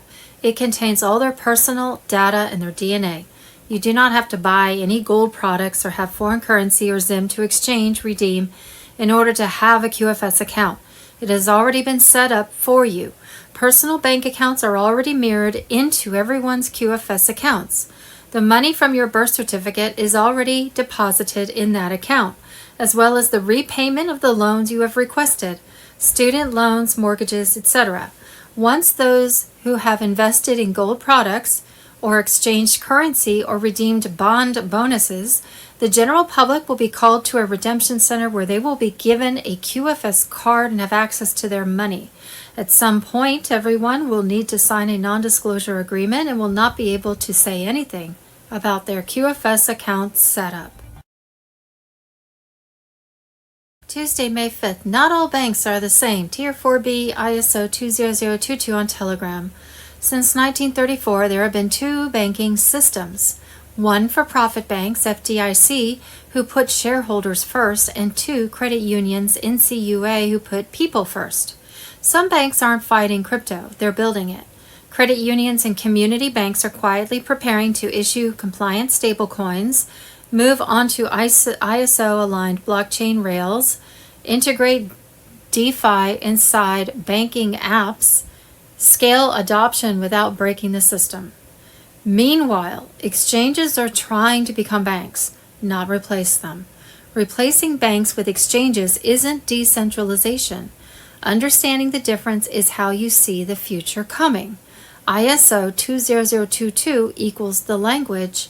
Tier 4B is the awareness window. The shift isn't loud, it's structural. Now what you hold, know who's building. Know what you hold, know who's building. What we think we know as of Wednesday, May 5th, 2026. Tuesday, May 5th, breaking. What Edward Snowden just exposed is terrifying and should concern us all. Breaking. DeSantis signs new congressional maps into law. GOP set to gain 4 seats as Tuesday the 5th redistricting war explodes nationwide. Tuesday, May 5th, RFK just said it. The conspiracy theorists were right all along about everything. Unreal. Boom. Tuesday, May 5th, bombshell update 2026. D-class indictments, arrests, and executions. Unraveling the deep state agenda. We have it all. Q.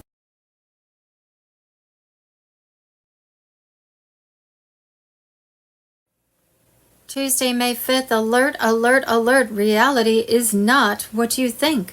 More than 200,000 actors, doubles, and stand-ins are allegedly being used to maintain a controlled version of reality.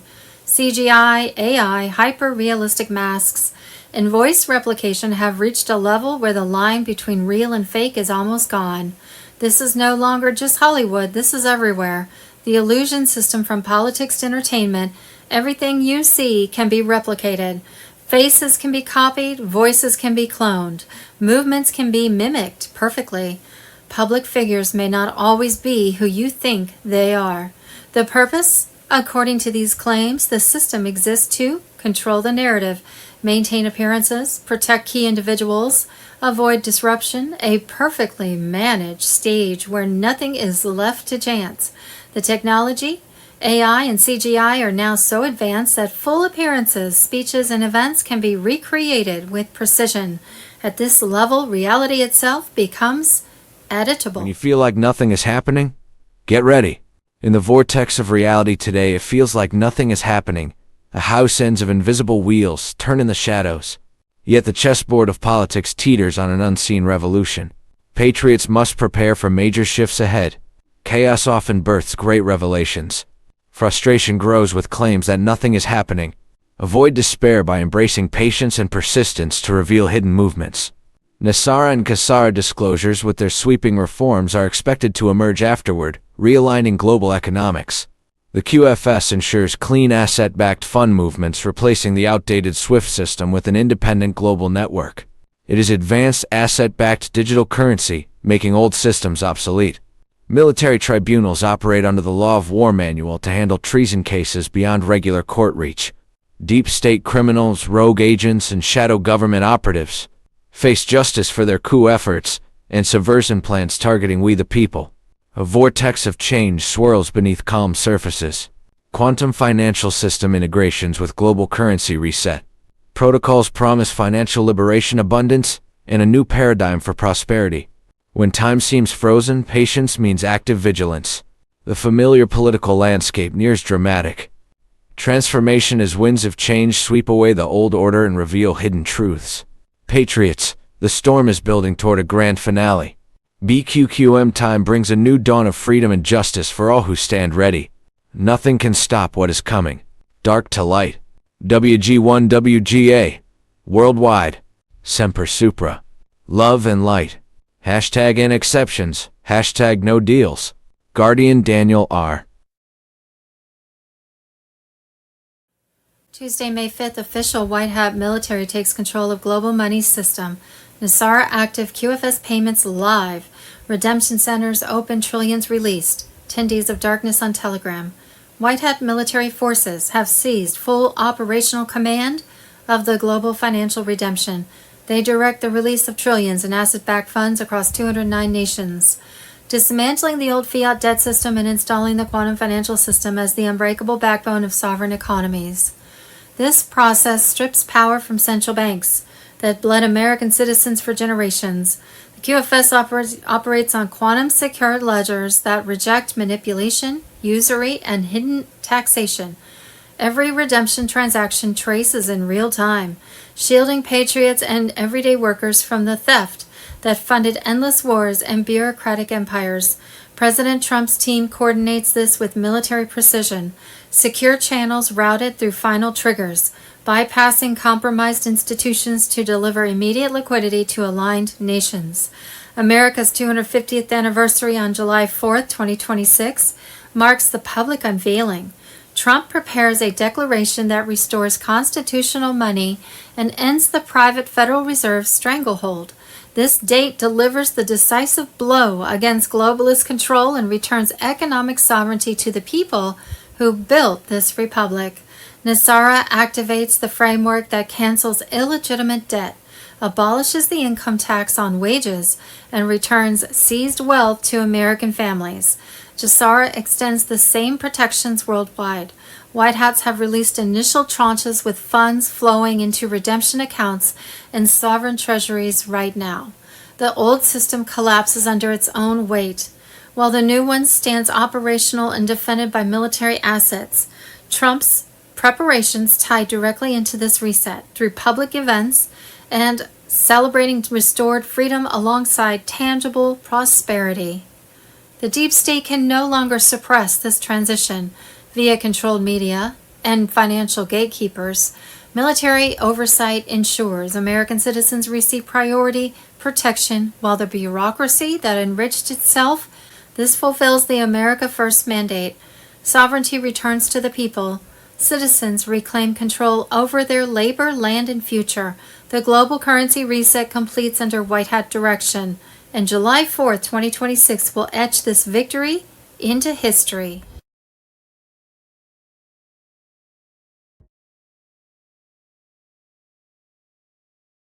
I've ever seen in the English media sphere, including a lot of the so-called alternative media. The big thing, of course, was the so-called emergency speech made by Donald Trump on Wednesday. Tucker Carlson was told by a member of Congress that he was going to declare war.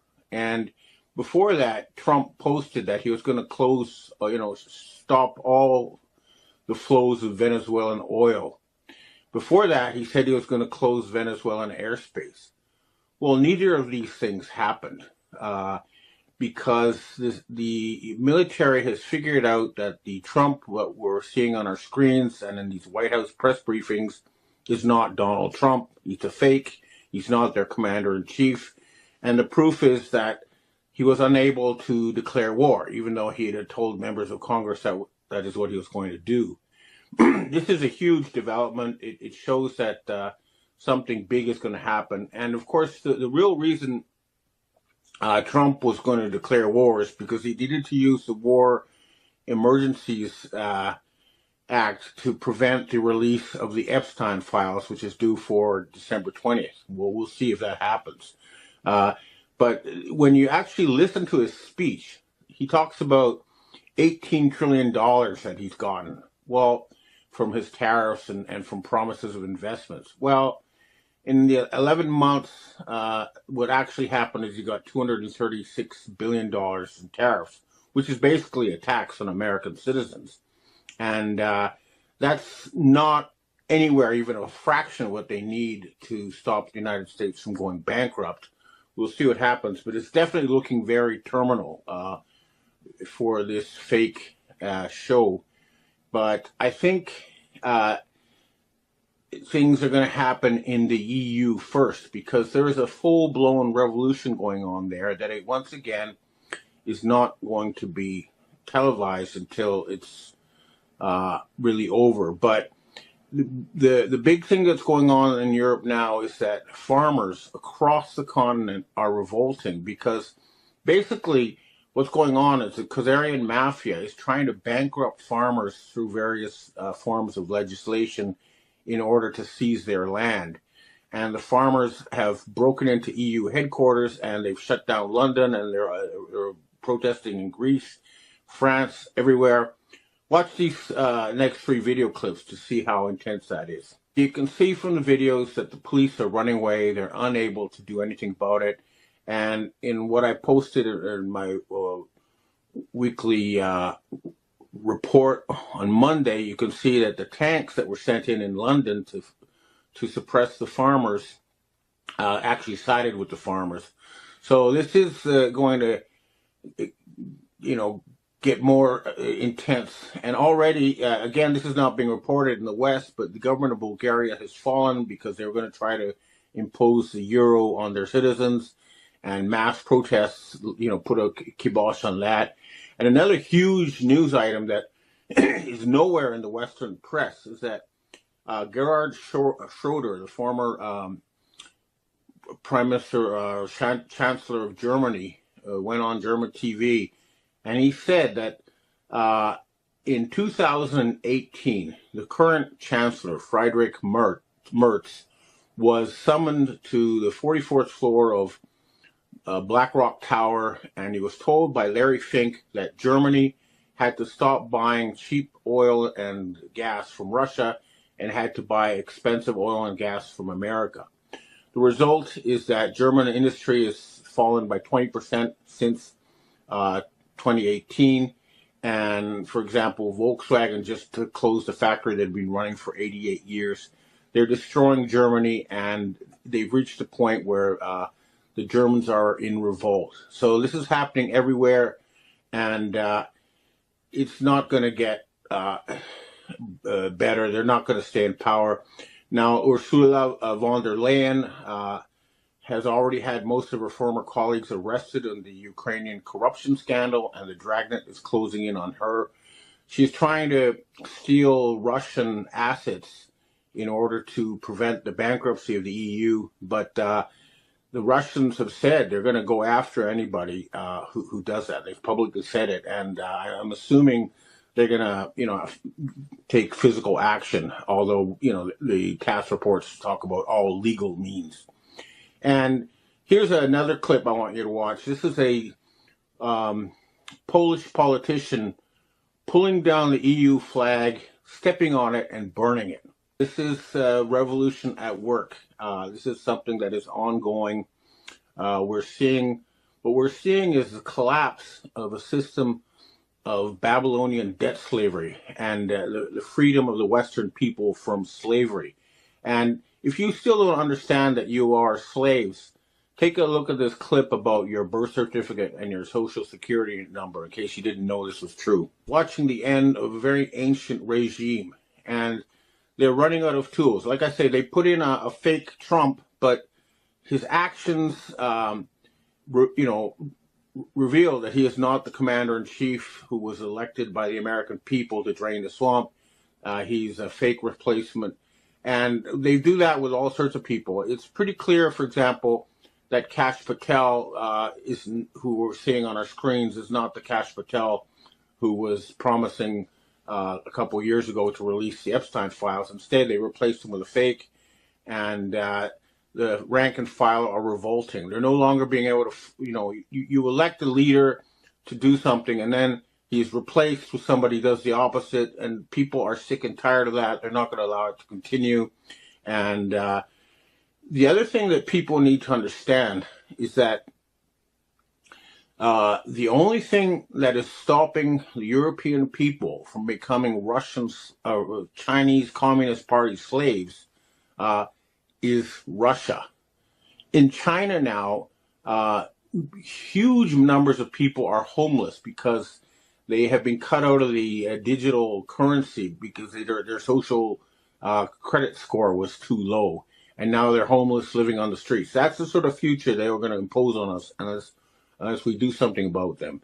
And here's some news that it's an exclusive to this podcast, which is, and it's huge as far as I'm concerned, Russian troops are fighting Chinese troops in Thailand and Cambodia. I was looking at, I was trying to figure out what was going on with these clashes between Cambodia and Thailand. It just didn't make sense. And so I asked some Thai royals and some military intelligence in the region. And what they say is what's happening is China is trying to take over Cambodia and build a big deep water port there. And the Russians are trying to stop them. The Russians have made an alliance with all the countries around China. So North Korea, Mongolia, India, Vietnam, etc. And now apparently Thailand so that they all agree that it will ally and fight together to prevent Chinese expansionism. And the only force that is able to militarily prevent China from moving all the way to Spain is Russia. So these idiots in the so-called coalition of the willing, who are still trying to destroy Russia, are the enemies of the European people. And let's make it clear, there's a few people we need to get rid of in order to finish this nightmare that we're all going through. These are, of course, Larry Fink, Bill Gates, the fake Trump, Ursula von der Leyen, Keir Starmer of the UK, Friedrich Merz of Germany, and then, of course, Jean-Michel de Rothschild, who's cross-dressing and pretending to be Brigitte Macron. The usual suspects. We need to round these people up and make them face charges, war crimes charges. And these are worse war crimes, I would say, than even World War II. For example, a recent opinion poll of Americans found out that you get a slap on the wrist over. Now, this is something you get hung for, okay? And that's the sort of thing we need to do. And we also, we need to make sure they don't get away with replacing leaders with fakes anymore. And these are not clones, okay? They're people who are selected because they look similar. They're given plastic surgery. They're trained to mimic, and then they use computer graphics, and they can be identified through DNA testing. So we also need to make sure that the fake King Charles is removed, and most importantly, we need to take away control of their magic money printing machine, because that's the source of their power. I'm just going to check my notes to see if I have something I missed. Oh yeah, another huge news item that is not being reported by Drudge or anywhere else is the massive flooding in the north west of the United States. 3 states are completely underwater. This appears to be some sort of weather warfare attack. I'm going to try to find out what the motives are, but it's clearly not a natural event. We are at some sort of major turning point. People are waking up en masse, and especially in the military and the intelligence community, understand that Western civilization will collapse unless we throw out these Khazarian mafia criminals. And of course, that means Benjamin Netanyahu has to go, and we need to get the Egyptian military and the Turkish military to move into Israel and clean up that nest and restore the nation state of Judea, which will be multicultural and multinational. Another thing I'd like to point out is I didn't want to celebrate Hanukkah because that is a holiday that actually represents the mass murder of assimilated Jews, and I do not go along with this. However, I do wish to wish everyone a Merry Christmas. And people need to understand that the Bible does not say when Jesus Christ was born. So what they did was they took the old solar New Year and replaced it with Jesus Christ. But the fact is that in the Northern Hemisphere, the sun keeps setting further north every day until the 21st of December. And then for 3 days, it appears to set in the same place. And then on December 25th, it starts to move south again. The days start getting longer. So this is a solar New Year. We all live under the same sun, and I think we can all celebrate this holiday, even if you're not Christian. So Merry Christmas and Happy Solar New Year to everybody. And I hope to see you again next week. Now I'd like to answer questions from readers and viewers. Hi, Ben. We have our first question for today. After watching Trump's December 17th televised address, many people expected something more consequential, but instead saw a tightly scripted, humorless, and usually self-focused delivery that felt more like an imitation of Trump than his typical presence. Some viewers even noted inconsistencies in physical cues such as height and presence, which led to speculate about whether the speaker was actually Trump or possibly a stand-in. At the same time, this address coincided with the renewed signaling around the election case and a period of extreme weather events across the country. From your perspective, do you see any legitimacy in the speculation about the authenticity of the appearance, or in the idea that the timing and tone of the speech surrounding the events were part of a coordinated narrative or psychological operation? As I mentioned in my talk, the Khazarian mafia was hoping to use their bought and paid Congress and their fake Trump, and he's obviously fake. Just use your own eyes. Compare the different pictures. Look at the height. They were hoping to fool the military into declaring war in order to prevent themselves from being arrested for war crimes, and it failed. So he was not able to declare war, which was the plan. Instead, he repeated these lies about $18 trillion. And by the way, as an example of these lies, okay, he came to Japan and said he's going to get $550 billion. Well, 3 months later or 2 months later, he's got exactly zero. The same thing with South Korea. So he's not getting, the world is not going to invest $18 trillion in this crime syndicate. They want to pull the plug on them. And their fake Trump is no longer fooling very many people. This whole thing is coming to a crash. And that speech, I think, was a sign of that. Next question. Hi, Ben. Have there been any significant political or security developments unfolding in South Africa that have not been adequately covered in mainstream reporting? Well, I don't know about South Africa, but the big thing in Africa is that they have cut themselves off from the Western financial system. Muammar Gaddafi of Libya was the first, because he tried to do this by having a gold-backed African currency to get away from the U.S. dollar and the Khazarian mafia financial system. Well, now they've done it. They've announced their own financial system, and that means Africa is no longer going to be raped for its resources. And I don't normally give investment advice, but I'd say getting in Africa now would be like getting in on ground zero in China back in the day, and I'd highly recommend it. But of course, due diligence, as always, is required.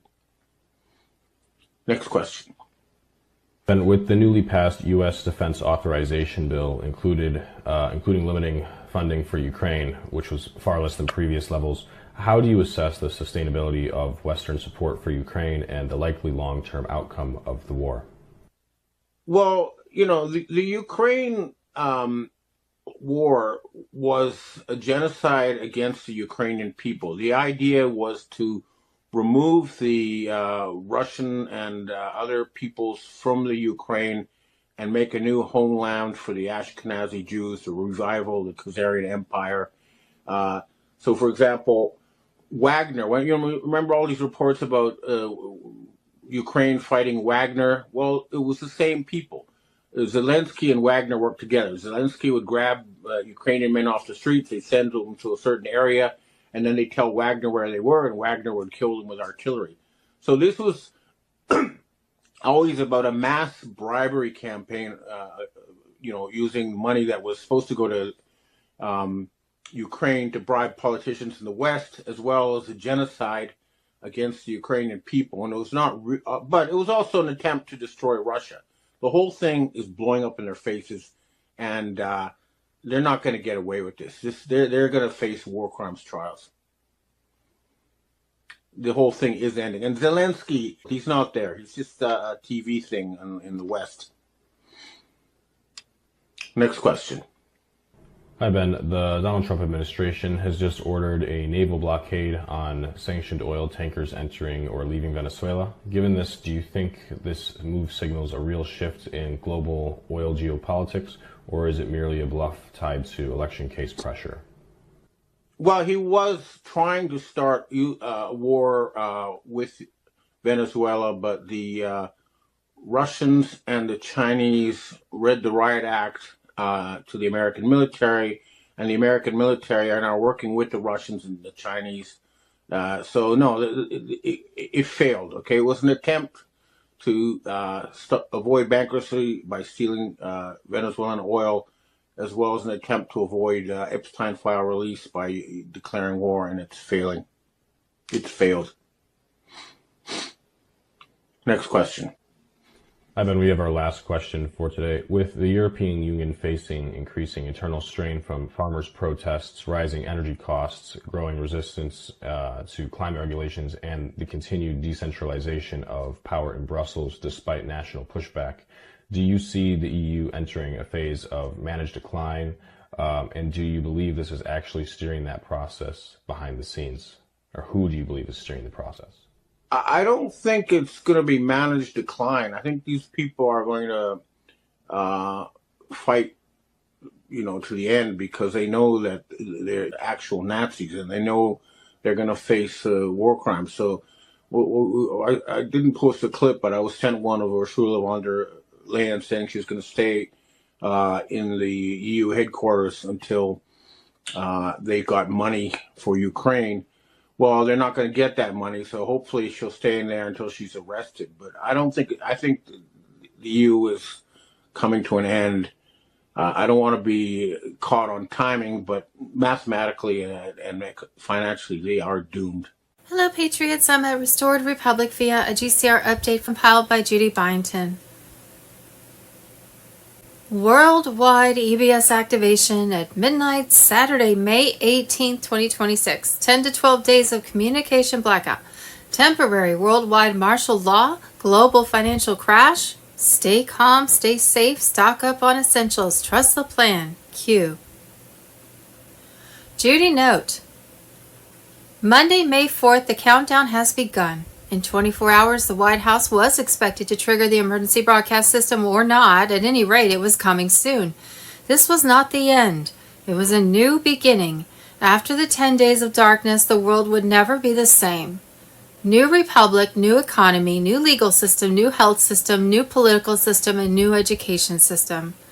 President Trump has declared the restoration of the American Republic and dissolved U.S. Inc. in returning the sovereignty of common law. In a historic move, President Donald J. Trump has invoked the authority under Article 2 of the U.S. Constitution. He has declared U.S. Inc. dissolved and restored America as a sovereign constitutional republic under common law. The era of foreign-controlled corporate rule, globalist occupation, and admiralty law is over. Patriots know this represents the dismantling of the very system that has enslaved the country through debt and deception for generations. Monday, May 4th, 2026, President Trump declares the restoration of the American Republic, U.S. Inc. dissolved, common law sovereignty returned. The Declaration of Authority and Summons, issued and signed by Trump, is legal, binding, and active. It marks the rebirth of the Republic the patriots have long fought to restore. This is the fulfillment of what many have prayed and worked toward in silence. President Trump has reasserted command over the military.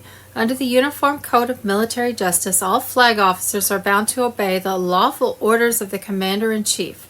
This bypasses corrupt channels and directly realigns the armed forces with true constitutional principles, drawing on sovereign rights under common law. Rooted in natural law and God-given rights, Trump returns the nation to its founding principles beyond corporate statutes. This shift empowers the people and removes the legal fiction that allowed external control. All flag officers are summoned to assemble in Virginia on October 25th, 2026. This assembly in Republic's birthplace reaffirms allegiance and restores military unity under constitutional authority, away from deep state influence. It is a key step in securing the future of the nation. Trump has directed the closure or transfer of military outposts abroad tied to British Commonwealth contracts. This ends foreign control and resets U.S. military operations to serve American interests exclusively. The order upholds the President's duty to the Constitution and the people. Officers and servants must choose the Republic or face treason, consequences for failing to honor their oaths. The U.S. Inc. fraud. Common law is reestablished. The military realigns with Trump. The deep state is legally overthrown. At last. This is the moment of victory for patriots. The Republic returns, sovereign and free once more. America stands independent under true constitutional rule, bringing hope and renewal to all who love this country. The old word of Satan worshiping, the old world. They just hadn't had the funeral yet, though. Trump had scheduled it for Friday, May 15, 2026. To commemorate the beginning of a golden age, rolling worldwide emergency blackout broadcast system EBS broadcasts were set to begin at midnight Saturday, May 16, 2026, followed by 10 to 12 days of blackout and temporary martial law, while Trump's global military alliance made mass arrests of more Satan-worshipping pedophiles.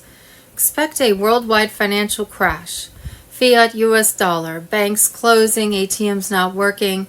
It's advised to take money out of your failing bank before the bank freezes your account. With Nasara Jasara full activation, the great debt wipeout has begun. One of the cabal's biggest banks was gone. Doors were sealed at midnight, assets frozen, executives vanished into military custody. No statement, no explanation, just silence. Underground vaults have been breached, with trillions in hidden gold and securities seized from the Rothschild Rockefeller networks. Cue martial law and telegram, Monday, May 4th, 2026. Monday, May 4th, 2026. White hats, gray hats, black hats, we wear them all.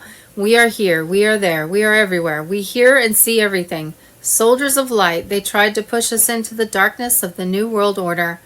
They were countered on every move. Nothing can stop what is coming.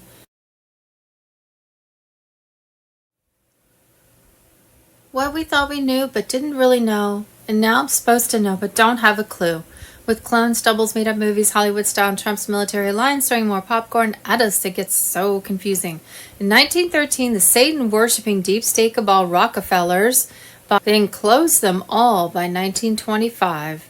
Monday, May 4th, with the help of USAID, wrote the memo that led to Trump's impeachment, which was entirely based on hearsay. Instead of USAID helping other countries with taxpayer dollars, they were being used to go after President Trump and destroy our own country. Monday, May 4th, Oprah, Kimmel, and Biden doubles have been extracted from Gitmo. Thousands of elite replicants have been unmasked in underground labs funded by federal corruption. Monday, May 4th, a North Carolina congressman lifted a floor panel inside the Lincoln Room of the U.S. Capitol, exposing the deep state's escape and logistics network. The hidden staircase leads into tunnels expanded over decades to shield elite operations from the public. These passages connect congressional offices, secure facilities, and underground infrastructure across Capitol Hill. They have transported people, documents, cash, and assets for the globalist agenda as President Trump restores sovereignty from the Oval Office in his second term. EBS blackout martial law lockdowns. Monday, May 4th. The Earth Alliance has been working in silence for years, building the foundation for this moment. Martial law and Telegram. Elon Musk's Starlink has been commandeered for this very purpose. The cover stories about global internet? Just smoke and mirrors. The real mission has always been about overthrowing the deep state. The EBS will hit in phases. So whether your phone goes off slightly earlier or later, it doesn't matter. It's coming. The alert is unstoppable. Once the signal hits your phone, the next phase begins. The Earth Alliance will broadcast directly to the people, led by Trump and key military leaders, cutting through the lies and exposing the truth about mass arrests, the takedown of the deep state, and the crumbling of the corrupt financial system. Human trafficking rings, manipulation of global conflicts, engineered disasters, it all comes out. The broadcast will expose FEMA, the FBI, and other agencies, showing how they've been turned against the people to maintain control. This is the reckoning. Expect this broadcast to last up to 10 days. During this time, there will be no internet, no TV, no mainstream news. Only the EBS will provide updates on the arrests, military actions, and the destruction of the old financial system. Global currency reset, Monday, April 4th, 2026. Official. White Hat military takes control of global money system. Nasara active, QFS payments live, redemption centers open, trillions released, JD Vance on Telegram. White Hat military forces have seized full operational command of the global financial redemption. They direct the release of trillions in asset-backed funds across 209 nations, dismantling the old fiat debt system and installing the quantum financial system as the unbreakable backbone of sovereign economies. This process strips power from central banks that bled American citizens for generations. The QFS operates on quantum-secured ledgers that reject manipulation, usury, and hidden taxation. Every redemption transaction traces in real time, shielding patriots and everyday workers from the theft that funded endless wars and bureaucratic empires. President Trump's team coordinates this with military precision. Secure channels routed the final triggers, bypassing compromised institutions to deliver immediate liquidity to aligned nations. America's 250th anniversary on July 4, 2026 marks the public unveiling. Trump prepares a declaration that restores constitutional money and ends the private Federal Reserve stranglehold. This date delivers the decisive blow against globalist control and returns economic sovereignty to the people who built this republic. Nasara activates the framework that cancels illegitimate debt, abolishes the income tax on wages, and returns seized wealth to American families. Jasara extends the same protections worldwide. White Hats have released initial tranches with funds flowing into redemption accounts and sovereign treasuries right now. The old system collapses under its own weight, while the new one stands operational and defended by military assets. Trump's preparations tie directly into this reset through public events, celebrating restored freedom alongside tangible prosperity. The deep state can no longer suppress this transition. Via controlled media and financial gatekeepers, military oversight ensures American citizens receive priority protection, while the bureaucracy that enriched themselves at their expense is starved. This fulfills the America First mandate. Sovereignty returns to the people. Citizens reclaim control over their labor, land, and future. The global currency reset completes under White Hat direction, and July 4th, 2026 will etch this victory into history.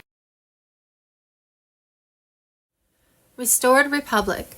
Monday, May 4th, Project Freedom begins. Freedom Active, QFS Gold, Tier 4B, 72 hours. Trump posted one sentence on Truth Social that shook every intelligence agency on Earth. The United States will guide ships from neutral and innocent countries out of the Strait of Hormuz starting Monday, May 4th, 2026. 65 days, that's how long Iran held the world's most critical waterway hostage. 40% of global oil passes through Hormuz. 2 vessels hit by projectiles this week. Iran called it a ceasefire violation. Trump did not respond. He named it Project Freedom. Here's what CNN won't tell you. There are 3 vessels in that strait that don't carry oil. They carry physical gold bullion. $38 billion worth, transferred from Saudi Arabia and the UAE to the U.S.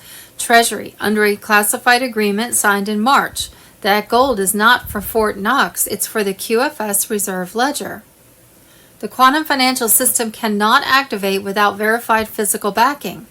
Digital currency without gold is just another fiat scam. Trump knows this. The Saudis know this. Iran did not block Hormuz to fight America. Iran blocked Hormuz because someone told them what was on those ships. Think about it. 65 days of blockade, the entire global economy strangled, oil at record highs, and Trump waited patiently until the Navy was in position, until the escort route was secured, until every submarine in the Fifth Fleet was between those ships and the Iranian coast. Tomorrow morning, those ships move. When the gold arrives at the U.S. Treasury, the QFS ledger locks. Tier 4B notifications begin within 72 hours of confirmation.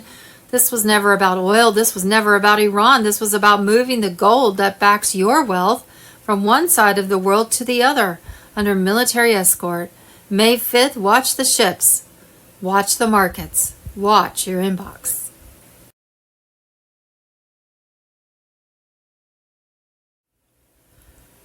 Constitutional Republic of Canada.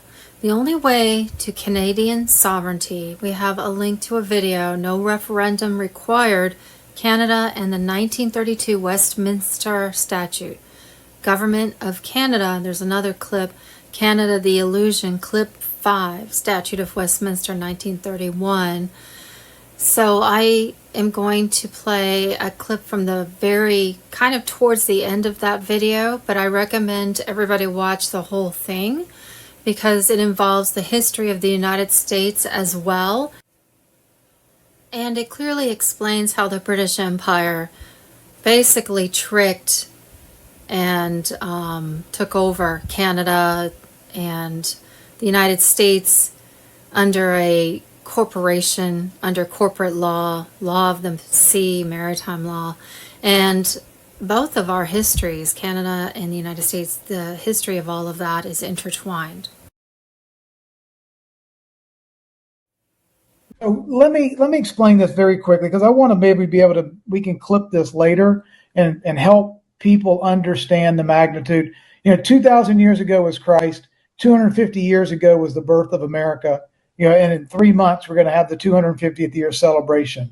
So we have a nation that was born on a document that said on this piece of parchment, before these 56 men signed this piece of paper, this is a declaration, a love letter to God, recognizing first and foremost, all of our rights come from God in heaven, the Father. They are unalienable rights to life, liberty, and the pursuit of happiness. We're permissioned with these rights. We don't have to ask for anybody for permission to live our life as free agent, sovereign individuals that are sons and daughters of God. Okay? These 56 men signed this document. It's our birth certificate. To be a nation, you have to have laws, you have to have a border, you have to have a government, and you had to have a treaty signed in order to separate from the Queen in England. Well, this document served as the lawful document stating our independence and separating from the Queen that are sons and daughters of God. Okay? These 56 men signed this document. It's our birth certificate. to be a nation, you have to have laws, you have to have a border, you have to have a government, and you had to have a treaty signed in order to separate from the Queen in England. Well, this document served as the lawful document stating our independence and separating from the Queen. But in this document, the only lawful authorities that existed in America was the Uniform Code of Military Justice, the Army, Navy, and the Marines.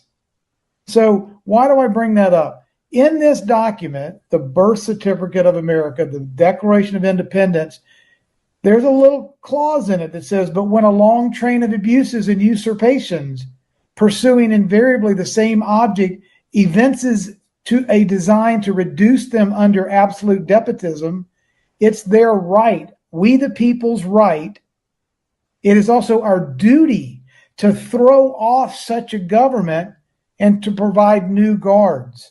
So, if our country was hijacked and stolen by usurpers and infiltrated by people not of American origin, and they've hijacked our government, the only way we are going to get rid of that usurping terrorist organization is through the military, because it was the military that underwrote that clause in our birth certificate that says we the people have the right to get rid of them. And the commander-in-chief is the man that would get rid of these people under that document.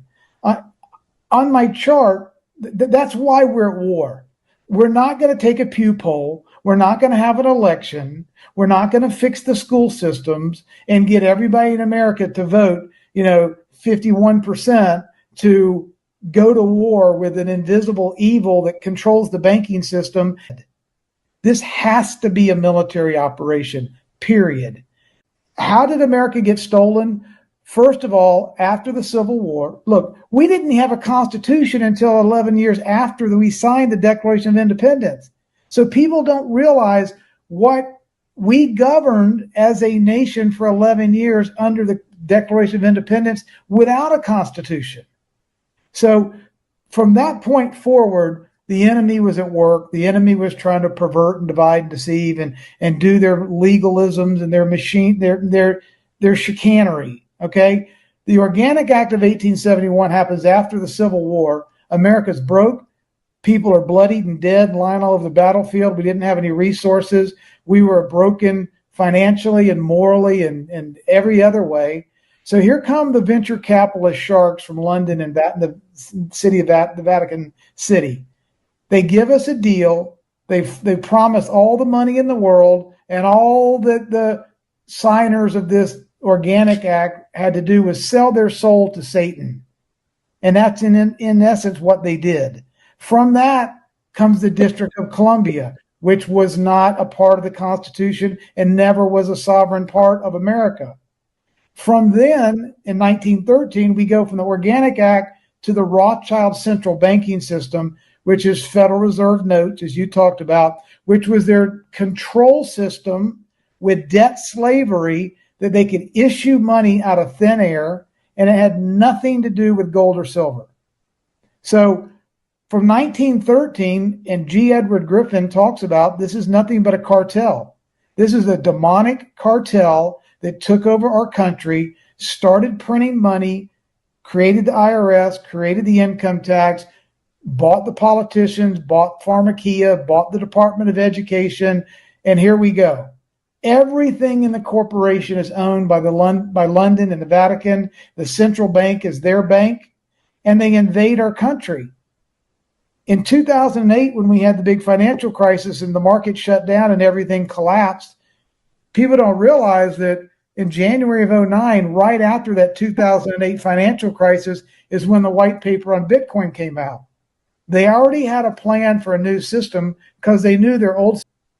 So they were going to replace it with a CBD type system, a Chinese digital architecture, scare everybody, have surveillance on a scale we would have never escaped had Hillary won. But she didn't.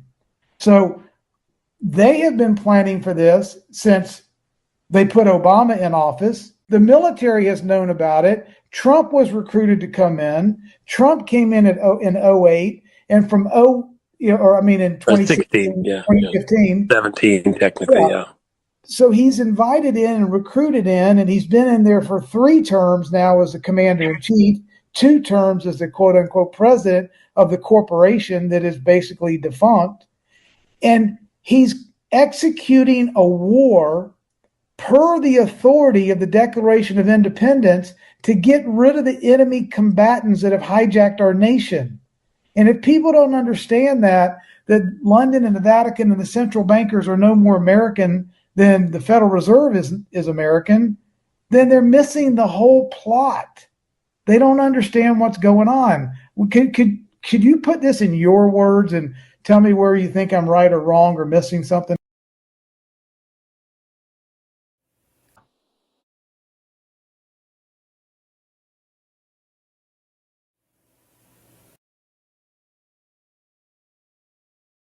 What we think we know as of Tuesday, May 5th, 2026. Tuesday, May 5th, boom, special report. Florida moves to ban geoengineering. Chemtrail bill sparks national firestorm. Florida's advancing in legislation to ban geoengineering after lab results confirm chemtrails contain toxic metals and unidentified biological organisms. Great. The bill criminalizes weather modification and has ignited a national debate. The sky war is real, and Florida has fought back. Tuesday, May 5th, California Governor Gavin Newsom was personally told about the skyrocketing 1,589% increase in hospice fraud 4 years ago. 210 active hospice agencies located within 1 mile of each other. California Department of Public Health had failed to issue a licensing process, despite having had the authority to do so since 1991. Newsom did nothing. This is why the California Attorney General's wife is trying to make citizen journalism illegal. And Monday, May 4th, Fox News. The prior dietary guidelines were driven by mercantile interests of the food industry. It was that impulse that drove Fruit Loops to the top of the food pyramid. Our new guidelines have one simple message: eat real food. Robert F. Kennedy Jr. And remember, a lot of those food companies are owned by Illuminati families.